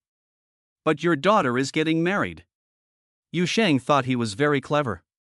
Yan Fengqin smiled, "Aren't you going to marry Yanni?" This completely threw Yu Sheng off guard. He felt that what he had said to her was not the same thing, as if they were not on the same logical plane. Yan Fengqin lowered her voice and said, "Tell me how Caiua died, and I'll allow you to date." Yu Sheng was relieved, "I don't know. Yanni can just date her." Yan Fengqin giggled. Yu Sheng's character was already clear to her. Such a man was worthy of her daughter's craziness. She smiled and said, "What in this world can't be traded? The Kai family is not something you can deal with." Yu Sheng's heart stirred, and he remembered that on the way here, Shang Wenqiu had sent him a text message, telling him a secret on a hard drive. Yu Sheng was very glad to have informed his mother-in-law, and she had a divine response. At this point, he was full of confidence and smiled, "Auntie helped me. But what about my benefits? That statue isn't for me, is it?" Yan Fengqin asked naturally. Yu Sheng smiled even more brightly, "There is one thing that Auntie definitely doesn't know. Caiua filmed all the women he slept with and stored them on a hard drive. Well, my mother-in-law has the hard drive." Yan Fengqin couldn't laugh anymore. She could tell that this had nothing to do with her, so what was Yu Sheng talking about? There is no doubt that the hard drive contains videos of his daughter and Caiua. Yu Sheng didn't say he was blackmailing her, and he would never blackmail a woman, but the Yin family might. The premise of not blackmailing is that you are not an enemy. Even if she trades with the Yin family and deletes the video, who can guarantee that it has really been deleted? Yin Fengqin suddenly felt uncomfortable. Yu Sheng smiled and said, "Auntie, don't think too much. I just want to say that I have removed a potential threat for you. This is tantamount to an explicit admission that he killed Caiua. Since we are going to cooperate, we must be sincere and not just threaten, but not give any leverage. Only when we hold each other's hands can we be reliable allies. Otherwise, the boat of friendship can capsize at any time." Yin Fengqin finally returned to a smile and nodded. "This is indeed a hidden danger. I believe that you have it in your hands and you won't hurt my daughter." "Of course. I don't even bother to use women to get things done." Yu Sheng said this with complete naturalness. Yin Fengqin nodded. She truly believed that, no matter what had happened in the past, at least now, what Yu Sheng had said was a promise. But the safest thing is to make her daughter and Yu Sheng allies. So, I'll leave the rest to my daughter. Take what she has and give her what she wants. A woman's capital is only worth trading with one man, but it's a waste to only have one. And Yu Sheng is definitely worth trading. His mysterious and terrifying abilities are enough to protect his daughter's life and keep her safe from any threat. Just look at Jenny, who can survive in the wilds of Jianhai alone, and who will stop at nothing to protect her daughter. Who would believe that she is not related to Yu Sheng? Yin Fengqin got up and said, "You talk to Wen Shu. I'll go help you solve the Kai family's problems." "Thank you, Auntie." Yu Sheng smiled. Yin Fengqin gracefully left. Wen Shu was in the bedroom making final preparations when Yin Fengqin sent her a message. "Mama's gone, you stay with him." She didn't say anything else, and there was nothing to say. In her eyes, the ending was the only one. Men can never withstand a woman's madness, especially when they don't have to take responsibility. Wen Shu ran back to the dining room as if she was afraid that Yu Sheng would fly away. She slowed down only when she saw Yu Sheng, walked leisurely to the dining table, sat down like a lady, and said with a smile, "Eat quickly, don't waste time." Then she ate quickly. Yu Sheng was puzzled. "What did I delay you for? You're getting married today?" But he didn't want to waste any more time, so he just ate as much as he could. When he finished eating, Wen Shu threw away her chopsticks. Yu Sheng was shocked, but what? Wen Shu had already taken his hand, her eyes dancing with madness. "Let's go, I have a surprise for you." Yu Sheng was suspicious. "Don't scare me. It feels like you're carrying a bomb to blow up a bunker." Wen Shu took Yu Sheng's hand and led him into her bedroom. Yu Sheng just glanced at it and his eyes widened, and he was stunned. Chapter 111, The Thrill of Revenge. Wen Shu's bedroom was a complete surprise to Yu Sheng. This is a traditional bridal room. The whole room was dominated by red, the curtains were drawn tightly, and a large red Chinese character for happiness was pasted on the wall. 2 red double happiness candles were placed on the bedside table, emitting a soft candlelight.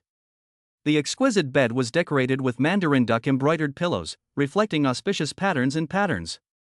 Yu Sheng was a little dry-mouthed. "Well, I know you're getting married, but I didn't expect it to be today." He wondered, isn't marriage about marrying out? "You're right, it's today, and you're the groom." Wen Shu looked at her with deep affection, and her eyes seemed to be surging like the sea, with waves rising and falling, and the sound of a seagull echoing. Yu Sheng was shocked, and her heart was beating 170 beats. "My goodness, this is too exciting. Hurry up and say it, don't mess around, Jenny and I are getting married too." Wen Shu pointed with her finger. "Look, what is that?" "A big red double happiness candle." "No, under the candle." "Scissors, this is for cutting the candles." "No, that's for me to kill myself." Yu Sheng's legs went weak at that moment. Wen Shu said this calmly, but the more so, the more it was not a joke. It was a kind of decisive and reasonable. How could she explain to Yin Fengqin that she was going to die here today? Wen Shu hugged Yu Sheng's waist and looked into his eyes, and began her confession with infinite tenderness. "You may not believe it, but growing up in this kind of family, I have never been happy. It's like a canary in a cage. I have to pretend to be someone I'm not in everything I say and do. My parents are like 2 mountains, pressing me down. I can laugh, but I don't have freedom. I can cry, but I can't break free. I can speak, but I don't have the final say. I can do things, but I must do them in their interests. Therefore, my happiness is all in my dreams. In my dreams, I have everything I need. When I wake up, I pin my hopes on love. I can only live if I have hope. I hope to have a man like Monkey King, who is not afraid of anything, and who loves me. Well, colorful clouds are not necessary, as long as he can provide me with a space to run in and let me enjoy freedom without restraint. With this fantasy, I fell for Caiua. But I don't hate her. Instead, I feel a sense of revenge, as if I had broken my parents' most valuable vase. From then on, I finally became a woman, fitting in with the world of profit and hiding my fantasies deep down. But I didn't give up looking, which would be the same as giving up hope, which would be the same as death. Sometimes I feel like I've found it, as if Yanni is the one. I don't know what's going on, maybe I've been deformed? I was destined to be used for marriage, like a bargaining chip. They expected to maximize their benefits, so they chose a family that best suited their interests, the Meng family. The man's name was Meng Guizhou, and I felt a chill run down my spine the moment I laid eyes on him. The funny thing was, he felt the same way. We didn't like each other. He had a woman he liked, even more than one, but he had to marry me. We negotiated like this, making the future arrangements clear, not interfering with each other, maintaining dignity, not being able to openly associate with the opposite sex, and not having scandals. After all, he was a career man, everything was for the benefit of the family, for the parasites that could only exist by attaching to the two families. For the rest of my life, I have no illusions that you will accompany me for the rest of my life. I am destined to sacrifice for the family. Just as you are destined not to betray Jenny, I will not hurt Jenny either. She is my only friend, and I can sleep with her man, but she doesn't know about it. But I can't steal her. Today is my ovulation day, and this is the purpose of my elaborate arrangement. I want to fulfill my dream. Because after I get married, I will be sent to the provinces with Meng Guizhou. You should know how difficult it is to get promoted in the capital. Going to the provinces is the fastest way. At that time, if I don't have a spiritual sustenance, I will die. I really will die. If you leave today, I won't stop you. I'll only stop myself. I will only let my blood spill all over the bridal chamber, dyeing my dream red and taking me to heaven in my sleep. For the rest of my life, I love you just as much as you love me. Don't deny it. The statue is proof. Don't break my dream. I'm going to get pregnant with your child, and I don't need you to raise it or take responsibility for it. No one will even know. We'll just make Meng Guizhou a cuckold. Ha ha ha, isn't that the thrill of revenge? Come on, let's take revenge on the world together. The flames of the burning city in Wenshu's eyes ignited again, and her clothes flew into the sky. Yu Shang's eyes widened. He didn't feel any pleasure from revenge, but he understood Wenshu's pleasure. He quickly grabbed her hand. Be good, you're just fooling yourself. A DNA test will expose everything. Wenshu suddenly burst into laughter. Ha ha, you're so cute. Unless you take it abroad for identification, on this land, if you identify it, it's yours, and if Meng Guizhou identifies it, it's Meng Guizhou's. The most important thing is that you don't have to wait for the Meng family to identify it. My mother will do a good job. She will directly give me a report and let us go back and hand it in. Yu Shang was speechless. Is this really the case? Then I won't be polite. I'll first bind Yin Fengqin as an ally. What? Caiua is dead? Okay, I'll be right there. Wu Zhenqing put away his phone and drove directly to the Kai family, where he met Caiua's parents in the living room. Caiuan seemed to be a tiger lurking with claws and fangs, intimidating, but at least he greeted them. Brother is here, sit down. Guomejia only knew how to cry. Caiua was her only son, and now he had died and was being disemboweled and cut up, as if every cut was cutting into her heart, making her so in pain that she could not breathe. Wu Zhenqing comforted his sister a little, but he himself felt that it was meaningless, so he didn't say anything. Brother, you have seen Yu Shang, right? Caiuan asked. Yes. Wu Zhenqing didn't wait for Caiuan to ask anymore, and told him everything. Yu Shang was holding an auction of jade at his home, and Caiua asked me to go and take a look. I went, and spent 150 million yuan on a superb piece of ice jade with a pattern of floating flowers. After I came back, Caiua asked me in detail about what happened, and didn't say anything else. Wu Zhenqing sensed that this was probably Yu Shang who had done it, otherwise he would not have asked. Caiuan asked directly, what kind of person is Yu Shang in your impression? Wu Zhenqing had a good impression of Yu Sheng, but he couldn't say so now. He pondered and said, he should have an infallible grasp of the art of stone appraisal. This may be a kind of talent, not an accumulation of experience, because he was originally unknown in the stone appraisal circle. On the contrary, there are rumors in the collection circle that he can identify ancient jade with his eyes closed, which also proves that he has a special talent. Well, this kind of talent can't kill people, right? How did Yu Sheng kill Caiua? Caiua continued to ask. Wu Zhenqing was sweating. I'm a collector, not an agent. How would I know? Chapter 112, if you're so capable, then eat it. Wu Zhenqing's expression was helpless, unable to answer. Caiua immediately changed the question. You and Yu Sheng have been friends for a long time. How about you invite him here in your name? His idea was to shoot him dead right here. After all, this is his own home. Just say that Yu Sheng came to assassinate him, and nothing will happen. This is the most effortless way to avoid confrontation with the Yin family. If he died, the Yin family would have no reason to fight him anymore, because there would be no profit.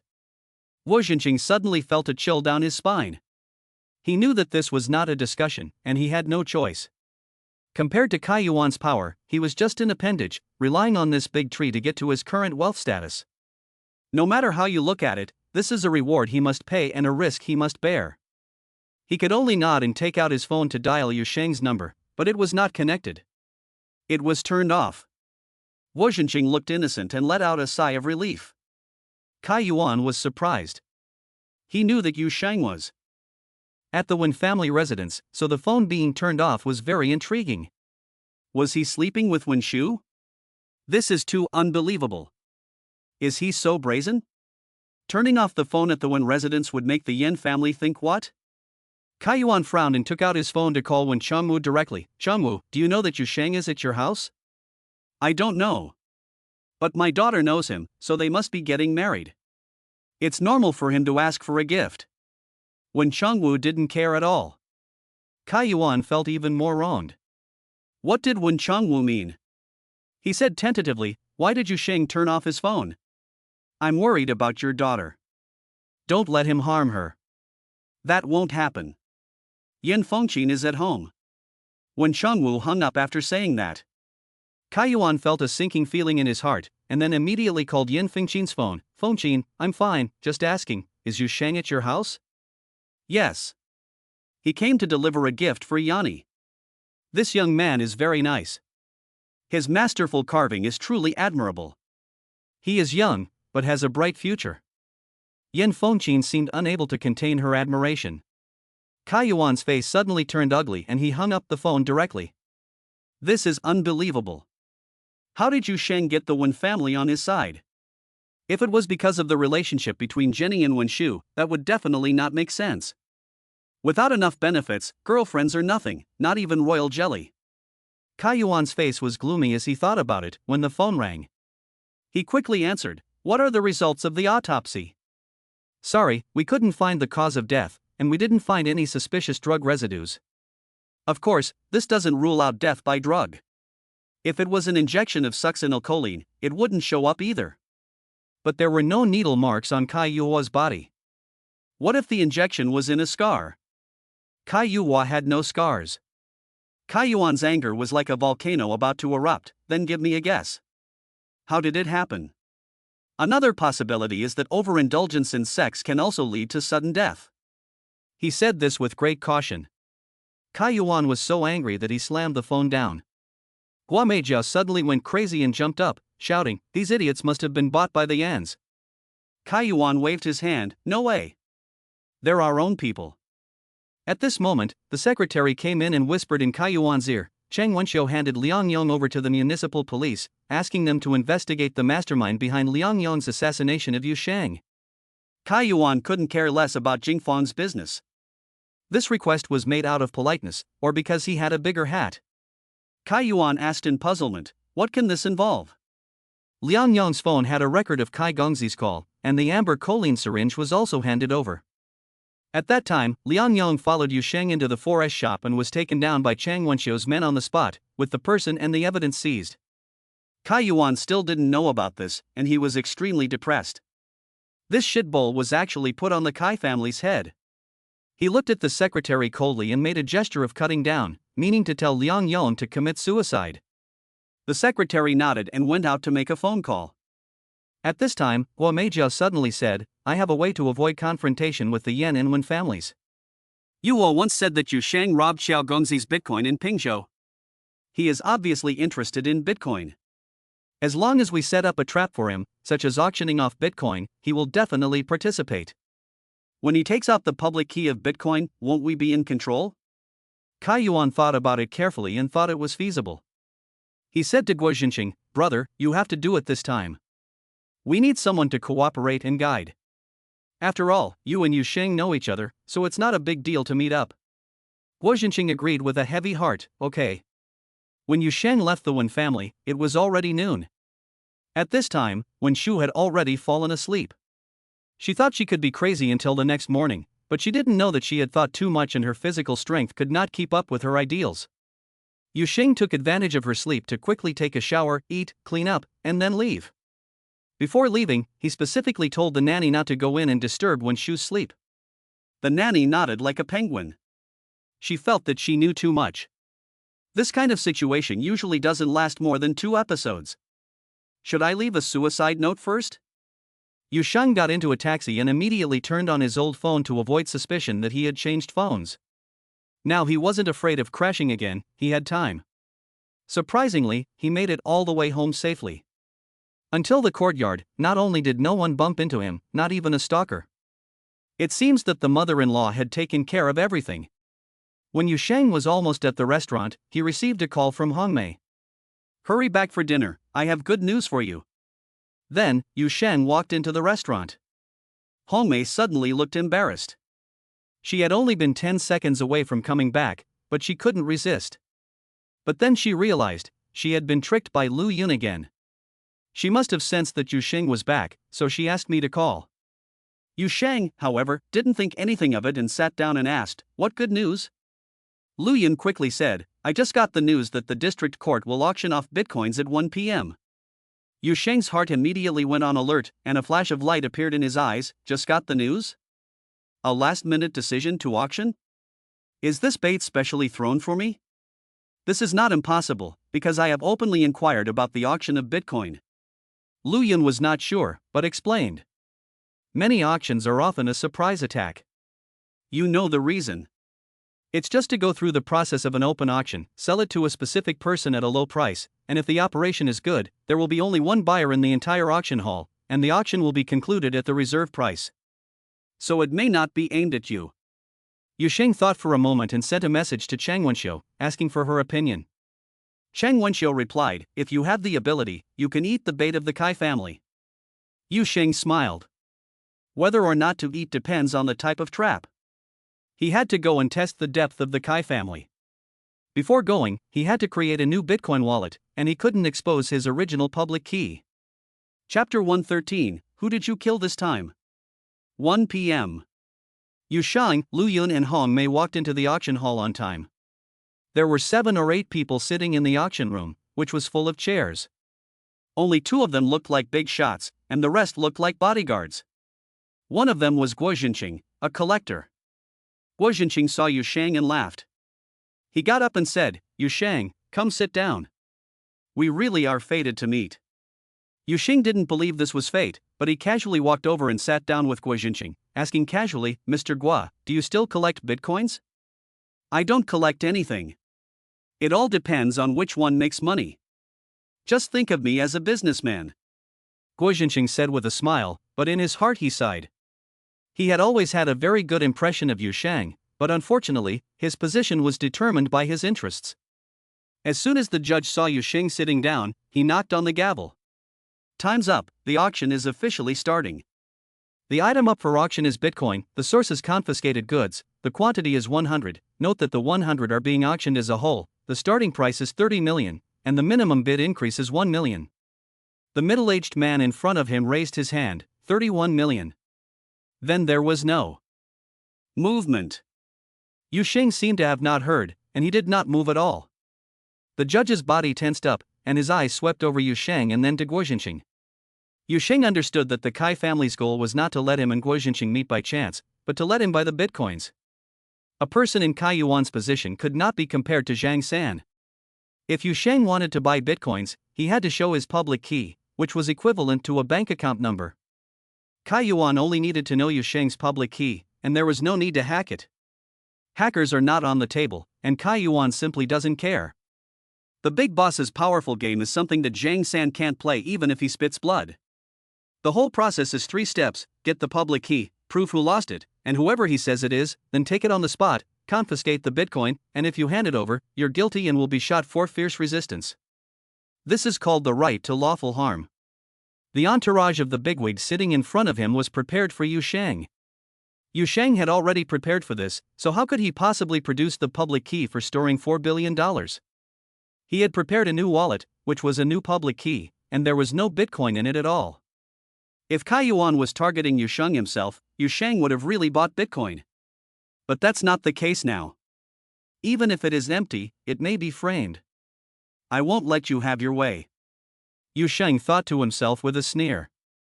Guo Jinqing never expected that Yu Sheng would not raise the price once. He had to make do with 32 million. Then he turned to Yu Sheng and said, "Brother, did you come to watch the fun?" "No, I'm here to pick up a bargain. This price is too high," Yu Sheng said sincerely. Guo Jinqing almost vomited blood. "This is more than 10 million yuan lower than the market price, okay?" If he knew that Yu Sheng's bitcoins were all free, he wouldn't think that way. The judge couldn't stop the auction, and his eyes turned to the first bidder. The big guy raised his hand again, 33 million. Guo Jinqing didn't bid either, and he shook his head slightly at the judge. The judge hammered down the gavel, 32 million sold. Yu Sheng got up and left. Guo Jinqing hurriedly followed, grabbed Yu Sheng's arm, and said with a smile, "Last time I said I would come to Beijing to invite you to drink, and today is just right. Let's go and I'll show you the way." Yu Sheng said as they walked, "No. Someone wants to kill me, I don't want to get you involved." Guo Jinqing was at a loss. Should he show courage by pretending he didn't exist? That would be too obvious. He could only ask, "I still have some connections in the capital. Who have you offended?" Nothing can't be solved with a drink. I never offend others, it's always the other way around. I just fight back, Yu Sheng said lightly. "Okay, who wants to step on you? I'll see if we can sit down and talk." Caiua. Ah. Guo Jinqing thought quickly. Yu Sheng really didn't know if Caiua was dead. Even if he didn't kill him, didn't the Yin family tell him? Guo Jinqing's keen intuition told him that everything had been revealed. He didn't say another word, and watched as Yu Sheng got into the Cullinan and drove off. He called Caiyuan and reported what had happened, concluding that Yu Sheng seemed to have seen through everything and had only spared his face. "I understand. You don't need to be involved anymore." Caiyuan hung up the phone. Yu Sheng got into the car, and Hong Mei asked in puzzlement, "You were so well prepared, why did you give up?" Lu Yun preemptively explained, "Because their goal is to get us to buy bitcoins, not to target people, so we can't just walk past the trap, that would be passive." Yu Sheng felt that it was too wordy, so he simply said, "To win over people, but not to be won over by them." Hong Mei immediately praised, "You are much better than Lu Yun." Yu Sheng laughed heartily, looked out the window, and asked Lu Yun, "Do you know Sun Xiangue?" Lu Yun shook his head, "It's best not to move yet. It's too early. Be careful of forming a coalition with the Kai family. That's a marginal figure. His father Sun Tao was imprisoned for espionage." "Oh my god, you're mistaken." Lu Yun widened his eyes, "Sun Xiangue is not an outsider. Do you think Sun Xiangue's father is far inferior to Caiua's father, so he is an outsider? But Sun Xiangue is a 4th-generation descendant, while Caiua is a 3rd-generation descendant. In terms of seniority, Sun Xiangue should call Caiua uncle. The only ones who can be compared are Sun Tao and Caiua. Do you still think Sun Xiangue can be moved at will?" Yu Sheng understood. No wonder Caiua would invite Sun Xiangue. He was also surprised that the status was not equal at all. It turns out that the Sun family is a huge organization, and I'm not familiar with the power structure at all. Lu Yun continued, "Moreover, Sun Tao and Zhao Fuwen were both released. They were only fired from their public positions and can no longer mingle with the system. they are now in business. With the support of the family, their status has not been reduced much. Yu Sheng nodded. He wasn't disappointed with the outcome either. As long as they were far away from power, they were shit. Lu Yun added, "You were the one who framed Sun Tao for espionage, weren't you?" The Sun family couldn't forget that, but the Yin family intervened and got hold of the evidence. They had to back down, but they were definitely waiting for an opportunity where the Yin family couldn't interfere, so that they could deal you a fatal blow. Yu Sheng's eyes suddenly flashed with murderous intent. If that's the case, there's no time to wait. Whoever wants to dig up my ancestors' graves shouldn't be allowed to stay for the new year. He sent a message to Chang Wenxiu, "Mom, I love you." Chang Wenxiu, who did you kill this time? Yu Sheng, no, I'm just reporting that someone is going to dig up my ancestral grave. His name is Sun Xiangui. Chang Wenxiu was at a loss for what to do. Should she let Sun Xiangui dig up her ancestors' graves? But the timing was not right. In the end, the old is wiser. She replied, "Wait until Yanni is transferred back. You need help, it's just a matter of days." Yu Sheng, okay. Chapter 114, she finally won Lu Yun. When everyone returned to the courtyard, Lu Yun thought she could be embarrassed. Just as her heart was filled with ripples, she received a call from a strange man, "Give your phone to Yu Sheng." Lu Yun's body temperature returned to normal in an instant. The information content of this sentence made her heart race. It meant that this person knew everything about her, but she didn't know him. "Who are you?" Yu Sheng asked, taking the phone. "Your phone is being monitored, so I called Lu Yun." "Don't worry, I have no ill intent." "It was you." Yu Sheng couldn't help but feel murderous. This person had called him, the hacker who was looking for Li Bin's whereabouts. This hacker is simply relentless, always keeping tabs on Yu Sheng's whereabouts, and even knowing the phone numbers of everyone around him.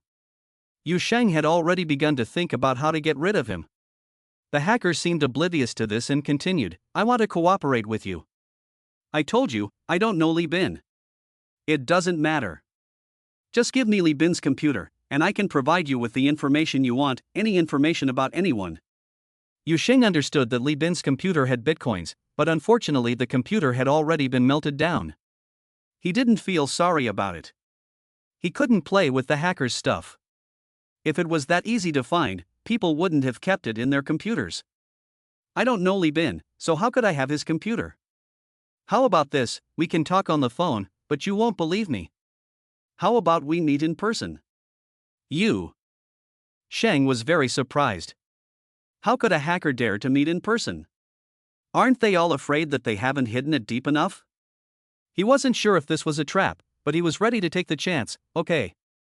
Where should we meet?" "You leave at 8 p.m. sharp. A taxi will pass by. You just get in. I'll be in the car. After we talk, you get out and do something to prove that you didn't come just to take a taxi." Yu Sheng was even more surprised. This was a very clever trick, and he had no idea what to do. However, Lu Yun shook his head slightly and said two words in his mouth, "Puppet." Lu Yun realized and immediately refused. "You want to talk to me in a taxi so that I can't see the earpiece in your other ear, right? In other words, the person talking to me is not you, but a puppet controlled by you." The hacker didn't expect Yu Sheng to see through his trick in an instant. He paused for a moment and sighed. "How about I give you some information first? You can test it out and talk about cooperation after a while." Yu Sheng was very curious about the information about Sun Xiangui, but he wasn't sure if it was a trap. Even if it wasn't, it could be recorded as evidence of a crime, and as long as Sun Xiangui was dead, he could be blackmailed. So he simply refused. "I don't need any information. Unless I'm sure who you are, I won't cooperate with you." He hung up directly after saying that. Lu Yun had already finished analyzing and reasoning, and said with a piercing gaze, "This person is lying. His goal could not be Li Bin's computer. Even if there were a few bitcoins in Li Bin's computer, it wouldn't be worth his obsession. Even if he is after the computer, you don't know if he has taken the bitcoins from the computer, so he is not a fool. Therefore, his goal is to establish trust with you through computer transactions. What he really wants is either your bitcoins or to work with you to get those big shots in the cryptocurrency world. This person is very dangerous. Cooperation is troublesome, and not cooperating is also troublesome. In other words, if you don't cooperate, let him disappear. Through the incident with Caiua, Lu Yun had a precise judgment of Yu Sheng's abilities. She would not encourage Yu Sheng to do anything beyond his abilities, but this hacker was really too easy. The difficulty was just that it was not easy to find. How do you find him? Yu Sheng asked in return. If you need anything, just ask your mother. Lu Yun gave him a reproachful look. Okay, Yu Sheng sent the phone number to Chang Wenxiu and explained the situation. Chang Wenxiu replied quickly, no luck. The owner is a woman, so it's probably not related to the hacker. If you could find him so easily, he wouldn't be a hacker. This time, Lu Yun was at a loss. At this moment, Hongmei smiled, are you all hopeless? Yu Sheng and Lu Yun widened their eyes, if you can do it, then you do it. What if I find it? Hongmei smiled and asked in return. Lu Yun understood the subtext of Hongmei, but she didn't believe it. If you find it, I'll let you win in the future. Yu Sheng also said, if you can find it, you'll be a fairy. Hongmei thought to herself, damn it, if I can't find it, I'm a fool. She gritted her teeth and said, fine, wait, I'll check it out. After saying that, she walked away briskly. Lu Yun felt that something was wrong, so she asked, what exactly is Hongmei's identity? Yu Sheng could hide it, but he couldn't lie about it. He simply told Hongmei about her undercover agent identity and his own thoughts. Lu Yun finally understood, and said, why didn't you tell me earlier? It's over. She'll definitely find out. Hongmei will definitely ask for a shame when she comes back. Strike first. She hugged Yu Sheng's waist, her cheek pressed against his chest, and whispered, Hongmei will only be back at night. Yu Sheng was hesitating. If Hongmei came back and found out she had been made a fool of, wouldn't she explode? But Lu Yun's words filled him with hope, and he let Lu Yun rest assured first. He picked up Lu Yun and carried her into her room. Just as the two were getting ready, the door opened at the most critical moment. Hongmei walked in, her face stern and her eyes fixed on the two of them. This was awkward. Lu Yun had no plan for this situation either, so he just covered his face and left it to the man. You subconsciously first cleared Lu Yun, and directly beckoned, Hongmei, come over and help me hold her down. Lu Yun quickly struggled, and Hongmei burst out laughing, you two, stop acting. I didn't find out anything. You can continue. Then she turned and left. Yu Sheng did not believe it, and like the wind passing by, he hugged her waist from behind and whispered in her ear. Sister Fairy, if I'm not mistaken, the hacker is one of your people, right? Hongmei's whole body shook violently. She couldn't believe it and turned around, you knew my identity? Do I look like a fool to you? You were able to find the hacker that even my mother couldn't find, and you did it in just a few minutes. This proves that you didn't really look for him, you already knew. Yu Sheng whispered in her ear, don't be afraid, I'm here for you. He was convinced that Hongmei was on his side, otherwise she would never have wanted to betray the hacker. And Hongmei had never touched the secret of Yu Sheng's Bitcoin. Yu Sheng couldn't help but distrust Hongmei. This trust made Hongmei burst into tears. She turned to Yu Sheng and whispered, after Naypyidaw, let my mother transfer me to her team. Don't expect me to break free from the upper echelons. It's impossible. We are all people without freedom. Don't worry, I will always be your strongest trump card. Then, he carried her straight to bed. Lu Yun quickly took Hongmei's hand. Although she didn't hear what the two of them said, she figured it out for herself. At this time, she must not compete with Hongmei, and she must not let her waver. She knows too much, and she must make her own as soon as possible. Hongmei was a little embarrassed, but then, under the two of them's offensive, she completely gave up resisting. Hongmei finally won Lu Yun. Chapter 115, The Helen Family's Terrifying Power. Lu Yun left the bedroom under the pretext of preparing dinner and took Yu Sheng's old cell phone with him. She had to keep Yu Sheng in contact with the outside world, which was the job of a secretary. She found that the phone was on silent mode and there were more than 10 missed calls. She changed it back to voice mode. Then she called back each of the missed calls. Almost all of these people were commissioned by various families to gather information. Lu Yun was able to find out a lot of things that others couldn't, and she had a preliminary grasp of Yu Sheng's connections. Among these people, the ones that Lu Yun was most interested in were Tong Lin and Su Bolian. Lu Yun had a keen intuition and knew from the tone of their first words that their relationship with Yu Sheng was not simple. She then found out that although the two women were speaking in an ambiguous manner, Lu Yun was certain that they were both bragging and that they did not have the ability to win over Yu Shang. On the other hand, when Shu, who hadn't even made a phone call, Lu Yun could tell that the two of them had been in bed that morning. She constructed a mind map in her mind, putting Wen Shu in the first echelon. This must be an ally, the most steadfast and reliable ally, and the Wen family tacitly approved of it. Otherwise, Yu Shang could not have done it, let alone come to her door. The second was Helen. Helen didn't call, but Lu Yun's logic was that if there were no call records between the two, how could that be? A woman who needs to delete her call records must be in a relationship. This was a stroke of luck. She had misjudged the situation, but she had come to the right conclusion. Helen's phone call was from Yu Shang. They were together at the time, so why would they be talking on the phone? Was she afraid that someone might be listening in? With his powerful logic, Lu Yun was able to strip the women Yu Shang knew of all their secrets.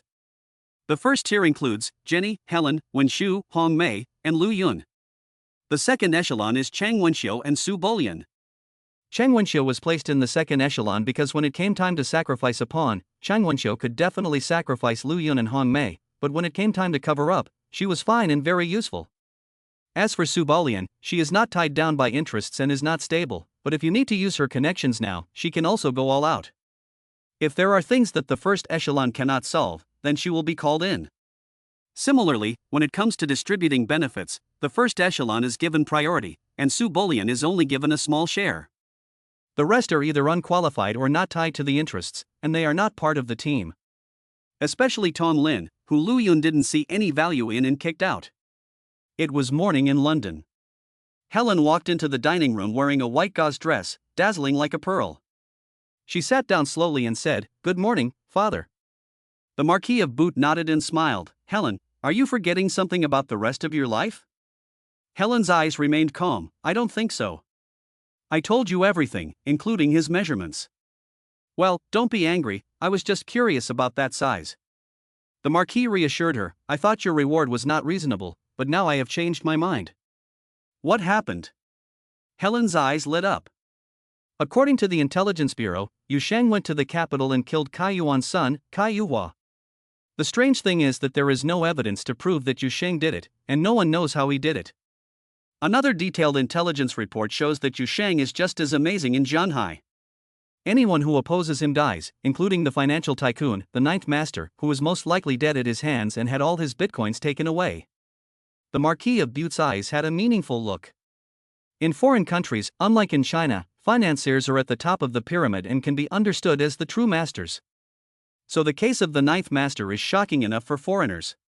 What's even more shocking is that Yu Shang is fine.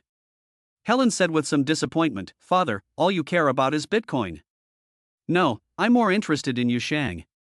We need such an Eastern ally." Marquis Boot said frankly, "Alliances without a profit-sharing arrangement are nonsense. Yu Shang also needs us. He needs to cash out. Whether it's the dollar or the euro, we can help him. The price is only 10%, which is lower than any money laundering fee. This is a price for an ally that takes your friendship into full consideration." Helen's expression suddenly became somewhat sarcastic. "You won't even let me give you jade money, and you call this an ally?" But smiled and said, "That jade is not enough to make up for the loss of sleeping with my daughter. The honor of an old noble family can't be that cheap. As for Yu Shang saving you, that's another matter. The Butt family's friendship is the reward.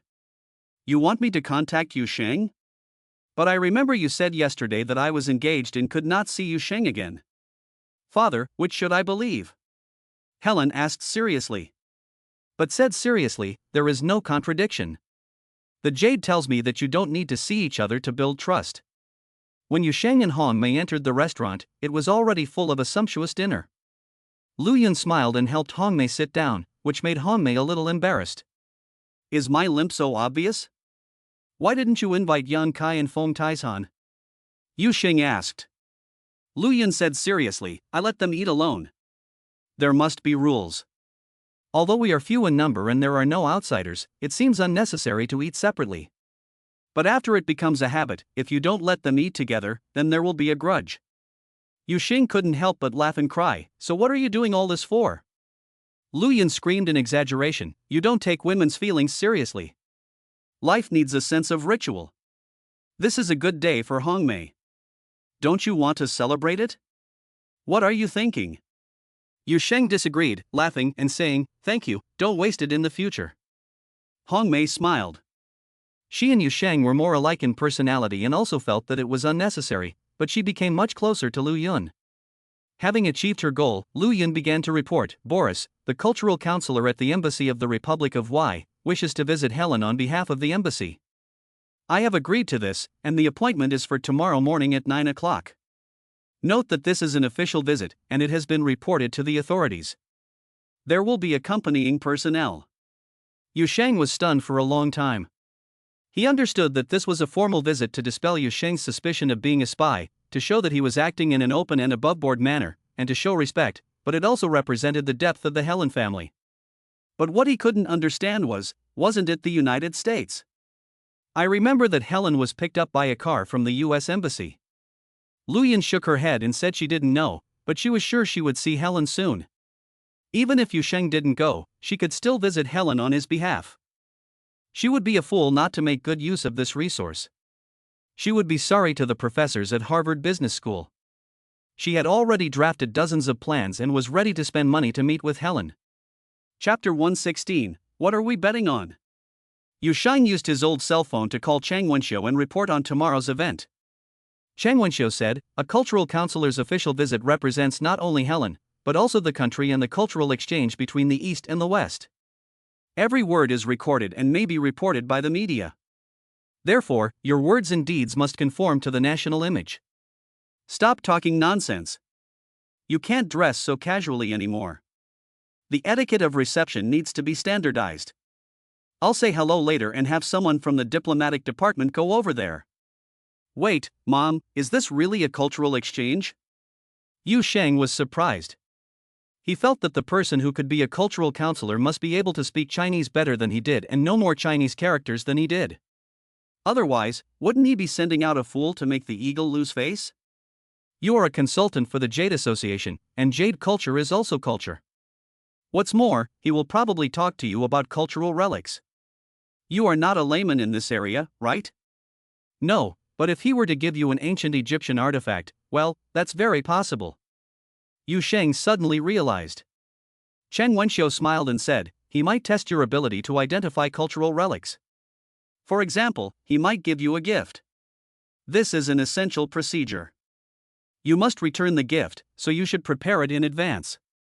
Also, you don't have any clothes, right?" "Yes, Ring Shizhang has a lot of clothes." "Stop." Chang Wenxiu felt that her daughter had completely disgraced the Yan family. "I'll have someone make you a suit." "Mom, make it a Tang suit. Since it's a cultural exchange between China and the West, I won't wear a suit." "That's fine too." After hanging up, Chang Wenxiu called Yanni, "Can you come back or not?"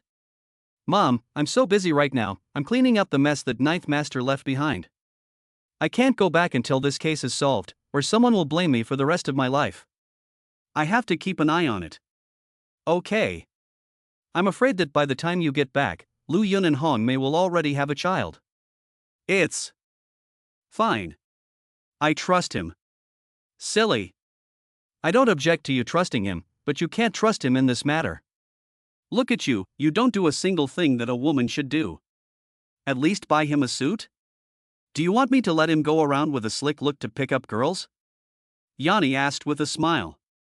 Chang Wenxiu's eyes widened. He can still pick up girls with his bare ass. Women look at money and clothes, right? Since it doesn't matter whether he wears clothes or not, why should I buy him clothes?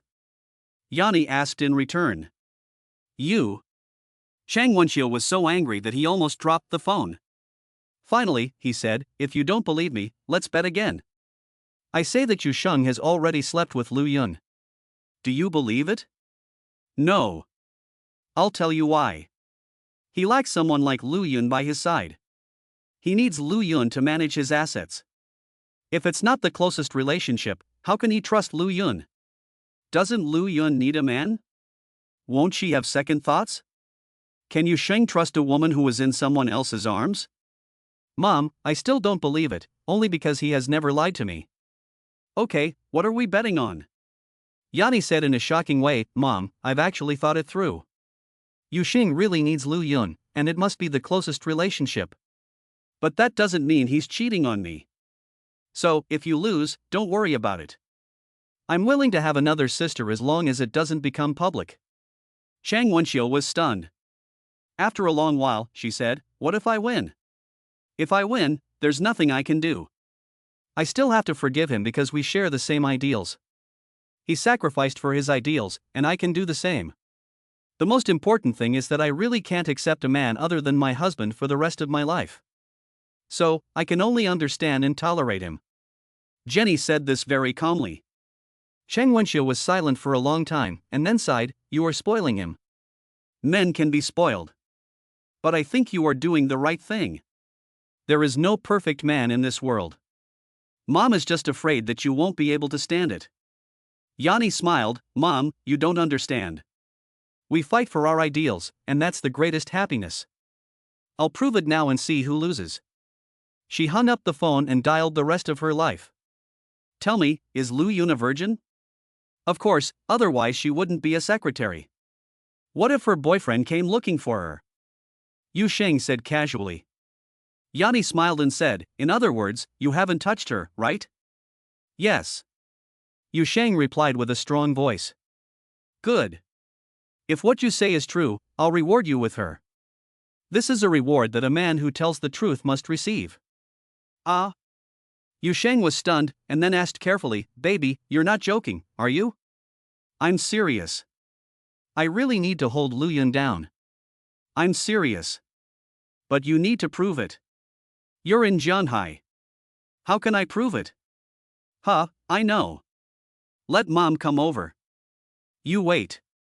Yuxing hung up the phone, only to find that both women were looking at him with strange expressions. Yuxing asked in puzzlement, What are you two looking at? I haven't seen this expression before. Hongmei burst into laughter. Lu Yun was extremely grateful. He was so grateful to Hongmei. If he had known that Jenny was so generous, he wouldn't have been so anxious. This time, he must wait for Jenny to return, first meet his sister, and then wait for his sister to make arrangements. Otherwise, it would be too rude.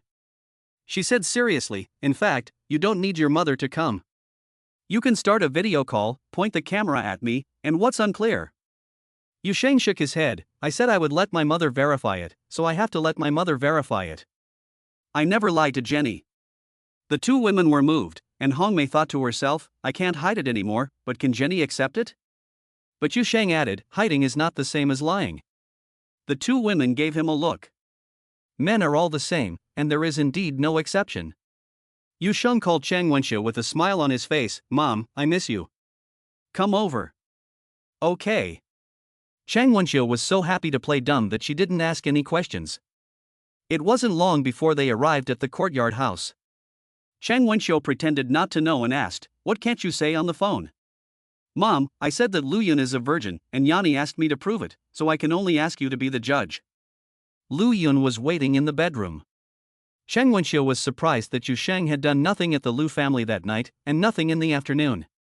Could this be possible? What impressed her even more was that Lu Yun could be so self-disciplined in such an environment in the United States. She was skeptical, and there wasn't enough time to put on a film. She thought about it and walked into Lu Yun's room alone. Yuxing was waiting in the courtyard. If there is a possibility of error in the handshake identification, after all, a virgin is not the same as the membrane still being there, and the movement can be broken, like Hongmei. But Yuxing had seen Lu Yun's intact body with her own eyes. So she wasn't worried at all. The ending was already predetermined. But in his heart at the moment, there were no more fantasies about Lu Yun, only deep love, respect, and infinite pity for Jenny. Chapter 117, A Cultural Exchange That Is Incredibly Smooth. Although Jenny had expected it, she was still looking forward to a clear answer. Finally, she got the call from her mother. Daughter, I'm on my way home in the car. You've won this time. Lu Yun is really a virgin, not a fake. Mom, I'm so happy. Yanni's smile was so beautiful that it made the night messy. Chang Wenxiu, however, poured cold water on her. Do you think that's reasonable? Is he sick? You should have him checked. Ah, Jenny finally couldn't help laughing. Mom, I checked it out. He's not only fine, but also better than anyone else. If he wanted to use force, I would have been pregnant a long time ago, so I cherish his respect, honesty, and love for me. Chang Wenxiu also laughed. I think I understand now. He is always so busy every night, so it is probably true that he doesn't have time. His habit is very, well, okay. I'm relieved that you think you're happy. Before the two of them could finish talking, Yu Sheng's phone rang, and Jenny quickly cut her mother off. Baby, I've proven that Lu Yun is a virgin. By the way, I always feel that something is wrong with my mother's eyes. Has she set me up? You little brat, don't talk about your mother like that. After scolding her, Jenny laughed. Okay, but your boyfriend must be quality tested to make sure he's up to it. You're so careless. What if you get married and end up a widow? You'd better pay attention and hurry back. Let's get down to business first. Yanni giggled. What worries me now is what if you get lucky and don't get married? So, don't even think about touching me if you don't get married. Then let's just get married quietly. What's the big deal? You really don't care about the Yin family's reputation. Okay, if Dad doesn't agree, we'll do it in secret. But unfortunately, if my dad doesn't agree, no one will issue us a marriage certificate. But don't worry, I'll work hard, and you can just sit back and enjoy the results. Okay, don't do anything stupid. Okay, don't worry, I'll wait for you. I love you. Jenny hung up the phone. As the sun rose, a jaguar pulled out of the embassy of Eagle Land. Boris, the cultural attaché, sat in the back seat, closed his eyes and thought about his complicated task, wondering how he could accomplish it. Under normal circumstances, cultural counselors would never be involved in intelligence work, but his task was to figure out things that agents and spies couldn't figure out.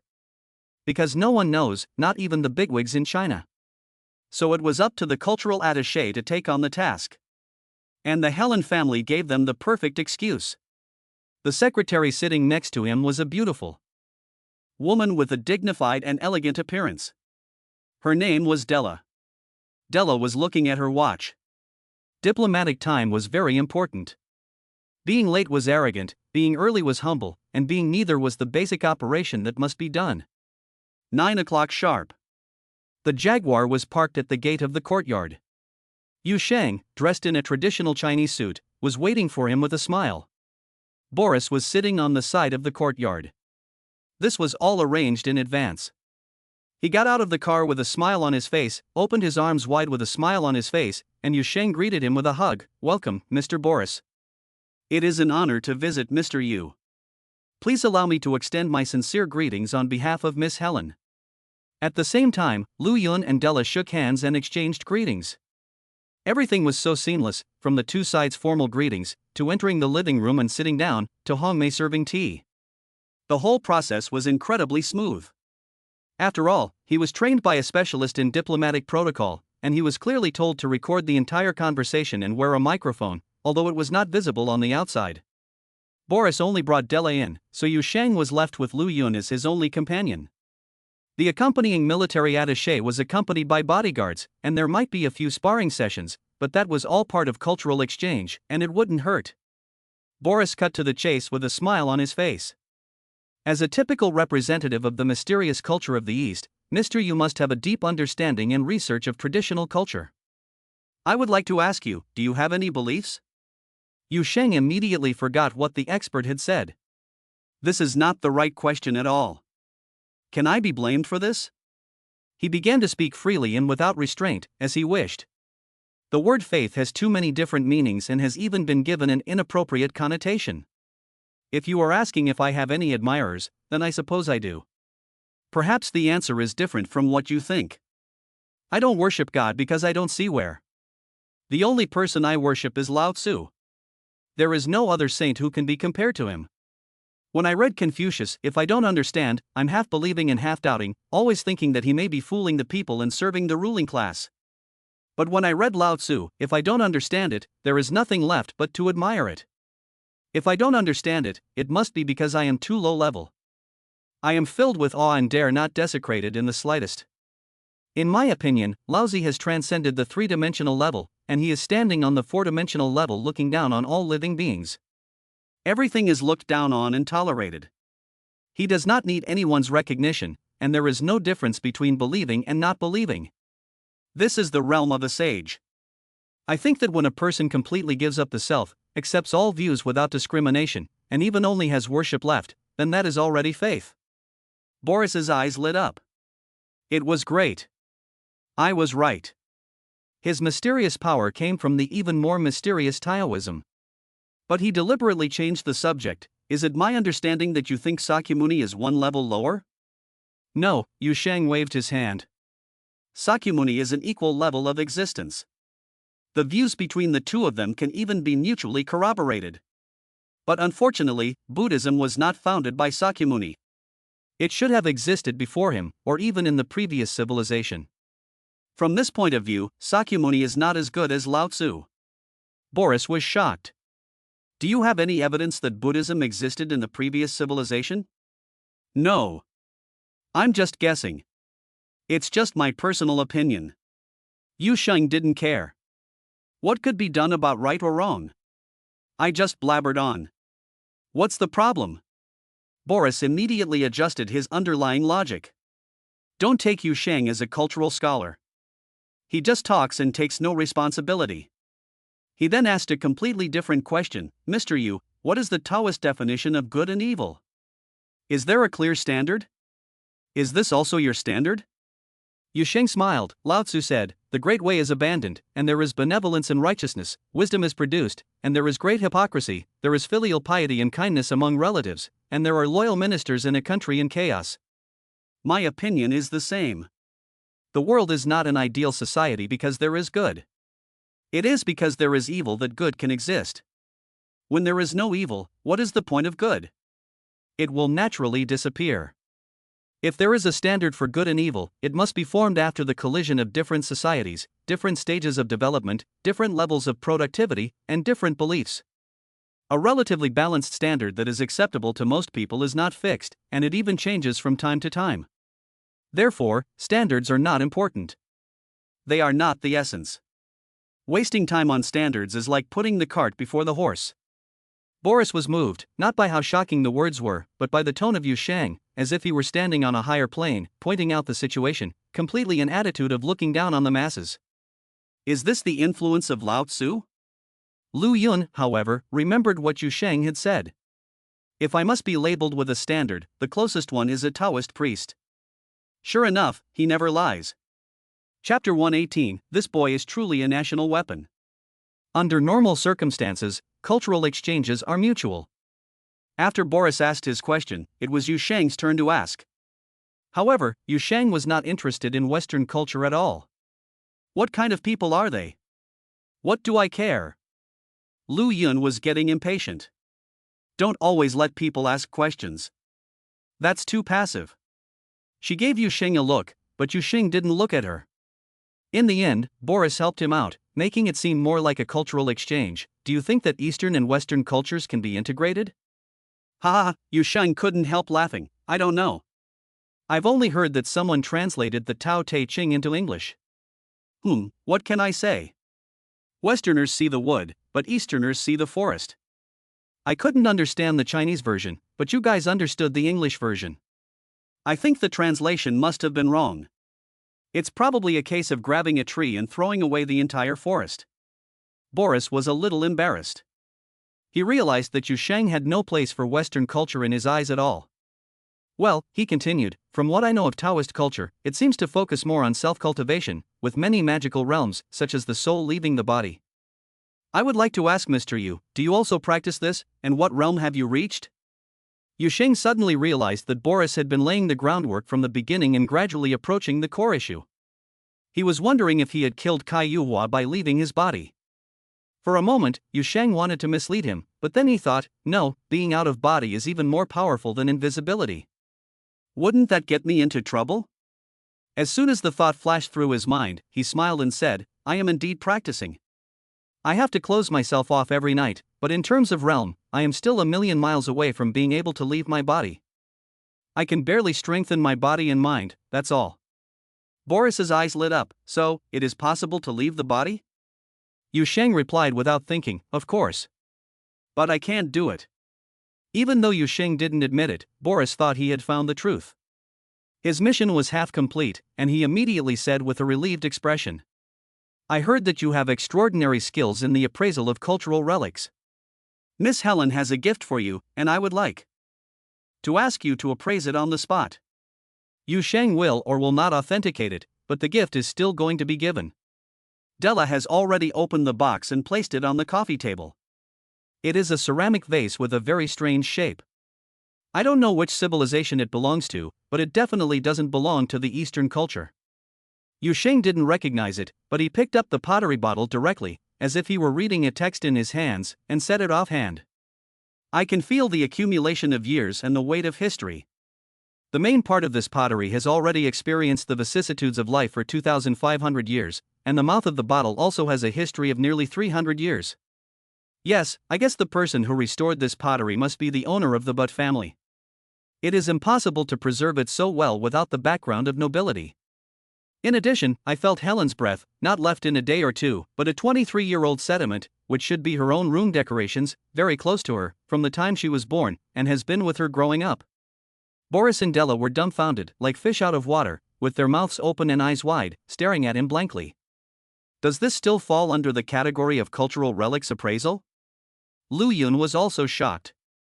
This was the first time she had seen Yusheng's ability to reveal himself without any concealment. She felt that Yusheng had gone too far, and that this ability could not be made public. But Yusheng didn't want to let down Helen's good intentions, so he had to say that he had received it. Then he smiled and said, "I also have a gift for Helen. Please give it to her." He had actually prepared 2 gifts. If Boris gave him a gift on his behalf, then Yusheng would give him a porcelain gift in return. But now Boris was giving it to Helen, so he would give her a statue in return. Lu Yun turned around and took out a gift box, pushing it in front of Boris and saying, "You can take a look. Mister, you carved it by hand." "Thank you, I'm very curious." Boris opened the box and saw Helen's jade statue. His eyes immediately widened. It was exquisite. The finest works of art convey a spirit. Those who cannot convey it are craftsmen, and those who can convey it are masters. Boris could see something indescribable in the statue's body language and expression, like anger, resentment, admiration, and complaint. This feminine sentiment was refreshing, penetrating to the marrow, and striking to the soul. This is masterful sculpture, Boris thought to himself. Della's eyes lit up. How happy I would be if someone gave me one. She felt a deep regret in her heart, feeling that something was missing in her life. Boris let out a sigh of relief. His mission was complete. He knew without asking that if he could identify cultural relics to this degree, then he could easily identify gemstones. The same principle applied to the rest of his life. He was extremely sensitive to the atmosphere, and it was almost as if he was lonely at the top. There is no doubt that this is the result of Taoist cultivation. But there was no need to ask, as it would be an invasion of privacy. Boris solemnly put away the statue and said sincerely, "I am very happy to have this opportunity to see the magic of Taoist culture. I hope we will have the opportunity to discuss it again, and I sincerely hope you will have the opportunity to visit the embassy. We will become permanent friends." He never said, "Helen invites you to visit London Castle for the rest of your life." It seemed a bit contradictory that such a serious and formal visit would not include an invitation. Yusheng understood that the Butters wanted to cooperate with him, but did not want him to have contact with Helen. After the guests had left, Lu Yun said, "I'm going to visit Helen." "Yes. What do you need me to do?" Lu Yun smiled, "Just have Hongmei follow." Hongmei was suddenly anxious and quickly glared at her, but Yusheng nodded. "Hongmei, you follow and protect Lu Yun, otherwise I won't feel at ease." Hongmei pouted in frustration, but she didn't refuse. She just said angrily, "Give me $1 million. Lu Yun stumbled. You can't wait for a man to take the initiative to give it to you. Yusheng understood that she could not have money in her account, so she said to Lu Yun, "I will transfer $2 million into your account.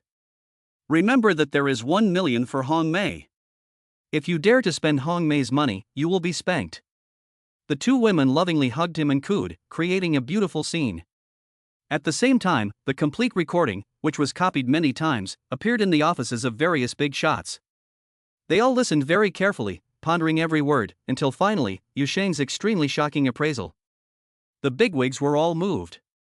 When Wu sighed, "This son is truly a national weapon, of inestimable value, and must be protected." No, he doesn't need protection. Yan Xiongwen pondered, "This is definitely not his trump card, otherwise he would not have been exposed." He casually took out one thing, and it was already so shocking. How powerful must his trump card be? It's time to bring my daughter back. I must formally meet Yu Shang. Well, I've already said no to this. This kid has a temper like a mule. How can I make him beg for my consent? Yan Xiongwen suddenly remembered what was holding up his daughter, and he was furious. He picked up the phone and ordered, "The underground bank case in Shanghai, find out who is causing trouble and why it hasn't been closed yet." The secretary was sweating profusely. It was normal to take 6 months to investigate such an underground bank case. But he immediately called the investigation team in Shanghai and said bluntly, "If you don't close the case, the capital will send someone to investigate you. This is such a simple case, and all the data from the money exchange house has been burned. Why are you still persisting? Is your money in there?" The place was in an uproar, and it was all settled in an hour.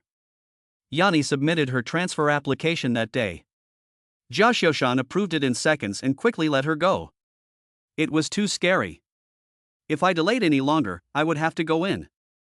Chapter 119, Your Troubles Are Coming. Caiua sat in his office, furrowing his brow. Is he really practicing every time he shuts down? Then how did Caiua die? Is it unrelated to him? Ridiculous. But Caiua believed that Yu Shan was really practicing Taoist things. But if Yu Shang could leave his body, Caiua didn't believe it. He knew how difficult it was, and only foreigners didn't know the depth. How did Yu Shang do it? It is full of contradictions. Caiua finally picked up the phone and called Yu Zhang to cancel the original plan. With Yu Shang's current influence, he could not be killed by force. "Uncle Kai, what influence does he have?" Kai Yuzhang asked in puzzlement. Caiua sighed, "He has a friendship with Miss Helen of the Buter family. A cultural exchange has earned him the approval of a few old guys. Even Wei Boluan reminded me not to mess around and that we must resolve conflicts within the rules." Kai Yuzhang widened his eyes and hurriedly said, "The Wei family is really weak. Wei Lianqing died in Shanghai, so do they really believe that Yu Shang had nothing to do with it? Even if we follow the rules, Yu Shang doesn't. If Yu Shang doesn't follow the rules, where is the evidence? Fine, cancel it. At least he can't be killed in the country. Wait until he goes to Naypyidaw." Caiua hung up the phone. Yu Shang was about to go to the airport to pick up Jenny when he suddenly received a call from Chang Wenxiu. "You're in trouble. Mister, he wants to see you. I think he wants you to cure him. Will you?" "No. No. Why are you so high profile?" "It's just an appraisal of cultural relics." "Why mention Helen?" "Chang." Wenxiu was angry when he thought of Helen. It was obvious that the two were related, but he was so familiar with Helen's scent. "Mom, I didn't say I could cure diseases." "You don't even refuse in this situation?" "But mister, he said he wants to talk to you. A man in his 90s, even if he asks me to talk to him, I have to go." "How dare you refuse? Go talk to him. If you can't, at least show some attitude." "But I have to pick up Jenny." "Did Jenny crawl back here when you weren't around?" "Hey, okay, I'll go." "Mom, don't be angry. I'll be more low-key." Yu Shang comforted with a smile. Chang Wenxiu burst out laughing. She thought that none of the men she had met were both capable and able to keep their hands off their women. Yu Shang was already extremely good, and she finally calmed down. She gave him an address and hung up. Yu Shang helplessly sat in the Cullinan and rushed to number 8 courtyard. A powerful middle-aged man was waiting at the gate. They shook hands warmly. "My name is He Jinting. You can just call me Uncle He. My father is waiting for you. Let's go." "What's Grandpa He's illness?" "My father has a small piece of shrapnel in his body. Because of its location, he has never had an operation. When he was young, it was okay, but now that he is older, it is too torturous." "You can take a look and tell me if there is a way." "It doesn't matter if there is a way or not. The key is that my father really likes you." Although He Jinting said this, he had great hopes for Yu Shang. He had never met anyone more amazing than Yu Shang, and this fully demonstrated what it meant to have a master in the common people. Once inside the He family, he found that there were many people gathered here, including family members, doctors, nurses, secretaries, and security guards. These people were about to speak, but Yi Jinting waved his hand to silence them.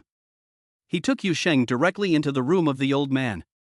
There was only one middle-aged doctor in the room, and an old man was lying on the bed, with bony limbs and sunken eyes, truly an old man. Looking at Yu Sheng, the old man smiled. Yu Sheng, can you cure diseases? It doesn't matter if you can't.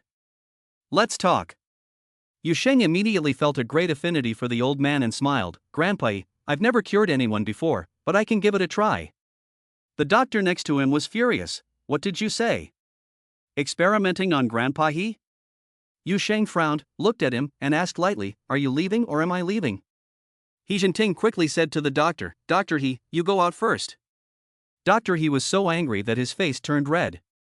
This is murder. Shut up. He Jinting was furious. Can you cure him? If you can't, then get out. Dr. He was furious. Fine, I'll leave, but don't make me take the blame for this. Pop. He Jinting slapped him directly and told him to get out. When did the Yi family ever let someone else take the blame? At that moment, his aura was fully open, and he was no longer the gentle and warm-hearted He Jinting. Dr. He immediately turned pale and slunk away. Yu Sheng immediately looked up at Yi Jinting, then turned back to Yilao, and smiled. Grandpa Yi, I need to check first. Go ahead, it's right here. He pointed weakly to the location of the shrapnel. Yu Sheng lifted the quilt and reached out to press the area between the liver and the kidney. He instantly located the shrapnel, which was smaller than a fingernail, but the location was very troublesome. No wonder he hadn't had this surgery. If it were on Yu Sheng, it wouldn't be worth mentioning. But on someone else, Yu Sheng had never done it before, so he wasn't sure. He decided to give it a try, but he had to enter stealth mode, which he couldn't let anyone see. Uncle He, I can't have the slightest interference. You should go out too. Stand guard at the door and don't let anyone in. He Jinting understood very well and nodded, walked out, closed the door, then moved a chair to guard the door and signaled everyone to be quiet. Yu Sheng bent down and whispered, Grandpa He, you must cover your eyes. Denying your gaze will interfere with me. He laughed. Little bastard, you dare to fool your grandfather so blatantly. You're afraid I'll see your secret. From the moment he heard the recording of the cultural exchange, he felt that the young man had definitely revealed only the tip of the iceberg, otherwise it would not have been possible to expose it. And so it was. But he really had no intention of spying. Okay, you can cover your eyes. Yu Sheng took a towel and covered He Lao's eyes. Then he entered the invisible state, pressing his hands on the shrapnel to bring He Lao into the fourth dimension. Sure enough, He Lao disappeared, but He Lao himself didn't know. Yu Sheng locked his spirit power on the shrapnel and began to try to move it outwards. The result was unexpected. In just a split second, the shrapnel disappeared and fell out of his body. There was no trace of injury anywhere. Yu Sheng was stunned. He remembered that he had tried so hard to remove it, but it had been impossible. How could it be so easy for someone else to remove it? He soon realized that the bullet in his body had fused with his sternum. But this was not the case with Mr. He. The most important thing is that his spiritual power is much stronger than it was back then. After carefully examining the body of the old man, he found that under the influence of the four-dimensional energy, his constitution was slowly improving. Yu Sheng felt that there was no need to do anything else. He was not a doctor, so as long as he could maintain this state, that would be fine. He was not trying to strengthen He Lao's constitution, but he could not solve it so easily, otherwise he would not know how many people would come to him in the future. Therefore, Yu Sheng began to expand his own space. It's not like I have anything better to do. Since entering the fourth dimension, he felt much more relaxed. When the shrapnel disappeared, he almost wanted to lift the towel to see if it was over. But in the end, he finally resisted, and then discovered that his sense of fatigue had disappeared. He believed in the conservation of energy, and that his body could not have been strengthened out of thin air. It must have been the power of Yu Sheng that was being used up. He was more and more fond of the rest of his life, and thought that while he was still alive, he had to help him out. He had to have a good chat and see what kind of trouble he was in. Chapter 120, Yu Sheng's Machiavellian Scheme. Yu Sheng was so immersed in expanding his space that he had no idea how much time had passed and had forgotten where he was. He felt very comfortable and didn't know whether he could interrupt, so he just let things take their course. But his affection for Yu Sheng had already accumulated to a level that surpassed his 4 sons, 2 daughters, and all of his grandchildren. Outside, He Jinting was getting more and more uneasy. Could something have happened? The rest of the Yi family were also restless and wanted to go in and take a look. It had been too long. Finally, He Jinting moved his chair. He made a little noise on purpose to give Yu Sheng a chance to get ready. He was indeed very wise. Yu Sheng suddenly became alert. He looked at the clock. It was already midnight. He felt that this time it was a big deal. This treatment time is a bit too ridiculous. He quickly withdrew his invisibility and removed the towel from Yi Lao's eyes. Grandpa he was in good spirits and smiled like a child, saying, "I really didn't peek." Yu Sheng was unable to laugh or cry. "Even if you did look, I wouldn't know. There's nothing I can do. I can only trust the old man's integrity. It doesn't matter if you looked. I believe Grandpa he won't tell anyone." He laughed even more heartily. He was just fooling Yu Sheng, and sure enough, he was exposed. He hadn't been this relaxed in a long time, and he actually sat up on his own. The people outside heard the sound and pushed the door open. Then, they all stared at him. "Dad, why are you sitting up? Grandpa, are you okay?" The crowd gathered around him, but Yu Sheng slipped out of the room. Then, Yu Sheng saw the concerned looks of Chang Wenxiu and Jenny. He was moved and took Jenny in his arms. "Daughter-in-law, I've kept you waiting." Yan Ni's cheeks turned red. "How did it sound like I was anxious to get into bed?" She asked softly, "How could it have taken so long? We were all worried sick." Yu Sheng looked around. The guards and nurses were all far away, including Yang Kai and Feng Taishan, who were also there, but they were all tactful and didn't come to bother. Yu Sheng also did not avoid Cheng Wenxiu, and whispered, "Actually, it only took a minute. I forgot the time while I was practicing." Yanni shuddered, "Damn it, you really are a pain in the ass. You've got the He and Yen families waiting here like idiots, and neither family has eaten anything." She was so angry that she punched Yu Sheng hard. Chang Wenxiu smiled. "This is a good thing. At least the He family is grateful." Mr. He walked out with a smile on his face, surrounded by a crowd of people. Chang Wenxiu hurried forward to greet him, but Mr. He waved him off. "Don't be so chatty." Chang Wenxiu quickly shut up. He looked at Yanni with a smile, but said to Yu Sheng, "While I'm still alive, tell me if you have any problems." The guards and nurses all took a deep breath.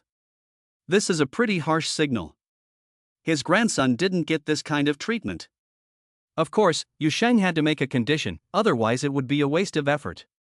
He said very naturally, "Grandpa He, I want to marry Jenny, but Uncle Yen doesn't agree. I think this kind of interference with the freedom of marriage should be severely punished, right? If you call him here, don't shoot him. Give him a chance to reform himself. How about a beating with a cane?" He spoke in a tone of negotiation.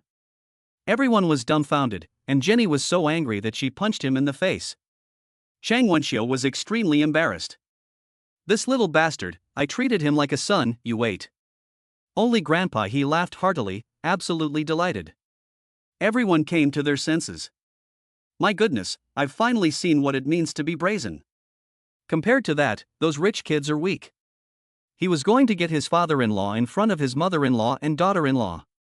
Mr. He finally smiled and said, "Don't worry, this is nothing." "Who else would bully you?" Yu Sheng shook his head. "Problems that can be solved by force are not problems. The problem is the crushing of the rules." "I don't know where it comes from, but I hope that when it comes, Grandpa He won't forget to speak up." The amount of information in this sentence made everyone feel a bit scared. What can't be solved by force? But Mr. He's eyes lit up. "Very well. I'll do it. It's getting late, and Jenny is worried. I won't keep you any longer. We'll spar some other time." Yanni blushed, but did not argue. Yu Sheng smiled and said, "Grandpa He, I will definitely come over." "You should get some rest. I'm leaving now." Then Yanni and Chang Wenxiu also said goodbye. He Jinting personally saw them out the door, urging Yu Sheng not to forget to come and see him. Yanni got into the Cullinan naturally, and Shang Wenxiu got into her own car and left. Back in the courtyard, Yu Sheng took Yanni's hand and led her into the master bedroom. Yanni looked around and asked, "Who has slept here?" "Baby, I guess Rin Shizhang slept here. None of our people have ever slept here." Yanni is not a neat freak, but she was still disgusted by Yu Sheng's way of expressing himself. She gave him a look and said, "If Rin Shizhang slept in this bed, it should be thrown away and replaced with a new one. Otherwise, he gave me a mansion, and I slept in his bed. What's the deal?" Yu Sheng hugged her awkwardly and said softly, "I didn't think about it that much. Lu Yun and Hong Mei went to London, so I'll have Yang Kai change it tomorrow." "Well, a man who can handle this kind of thing is suitable to be a secretary, but I don't think so. You are a person who does great things." Yanni gave him a kiss. "I'll cook for you. My mother criticized me for not doing the same things that women should do, so I'll do one thing today." "Ha ha," Yu Sheng laughed happily. Shang Wenxiu returned home and told Yen Chongwen in detail what had happened, including Yu Sheng asking He Lao to beat him. Yen Chongwen laughed heartily. "Good, with He Lao acting as the matchmaker, this will work." Shang Wenxiu laughed. "Master, you heard it right. He asked old He to beat you up." "No, he can't. No, he seems to have turned 10 years younger, and he has even thrown away his walking stick," Shang Wenxiu said. Yen Chongwen asked in surprise, "Didn't he only treat him for a minute, and the rest of the time he was practicing? I don't understand either. There was no time to ask, and my daughter and I don't see eye to eye anymore. I always feel that she knows the secret of the rest of her life, but she won't say." Shang Wenxiu was a little sad. Yen Chongwen nodded slightly and said calmly, "I guess my daughter only knows part of the story. This kid is very deep in hiding, which makes me feel relieved. Without guile, you can't accomplish great things. Sooner or later, you'll be killed in secret." Shang Wenxiu laughed. "He has already tricked you, and you are still at ease? What do you call that?" "It's called a conspiracy." Yen Chongwen sighed. Shang Wenxiu thought it was right. What was not afraid of exposure was all a positive plan. Yu Sheng planned so blatantly, and He Laoji came straight to interfere. The outcome was already destined, and no one could change it. There was no need to hide it. Yen Chongwen asked again, "How is the investigation going with his parents?" "Nothing. The person who ordered the agent to silence Zhang Jinxiao was called Qin Pu. He had evidence that Zhang Jinxiao was a spy, which was reasonable. Qin Pu himself did not belong to any faction." "Not belonging to any faction?" "There is no such person." Yen Chongwen sneered. He then said, "Don't tell Yu Sheng. He's willing to kill anyone, but he can't touch the people in that department. If he does, it's a threat to national security. Don't let him get into trouble."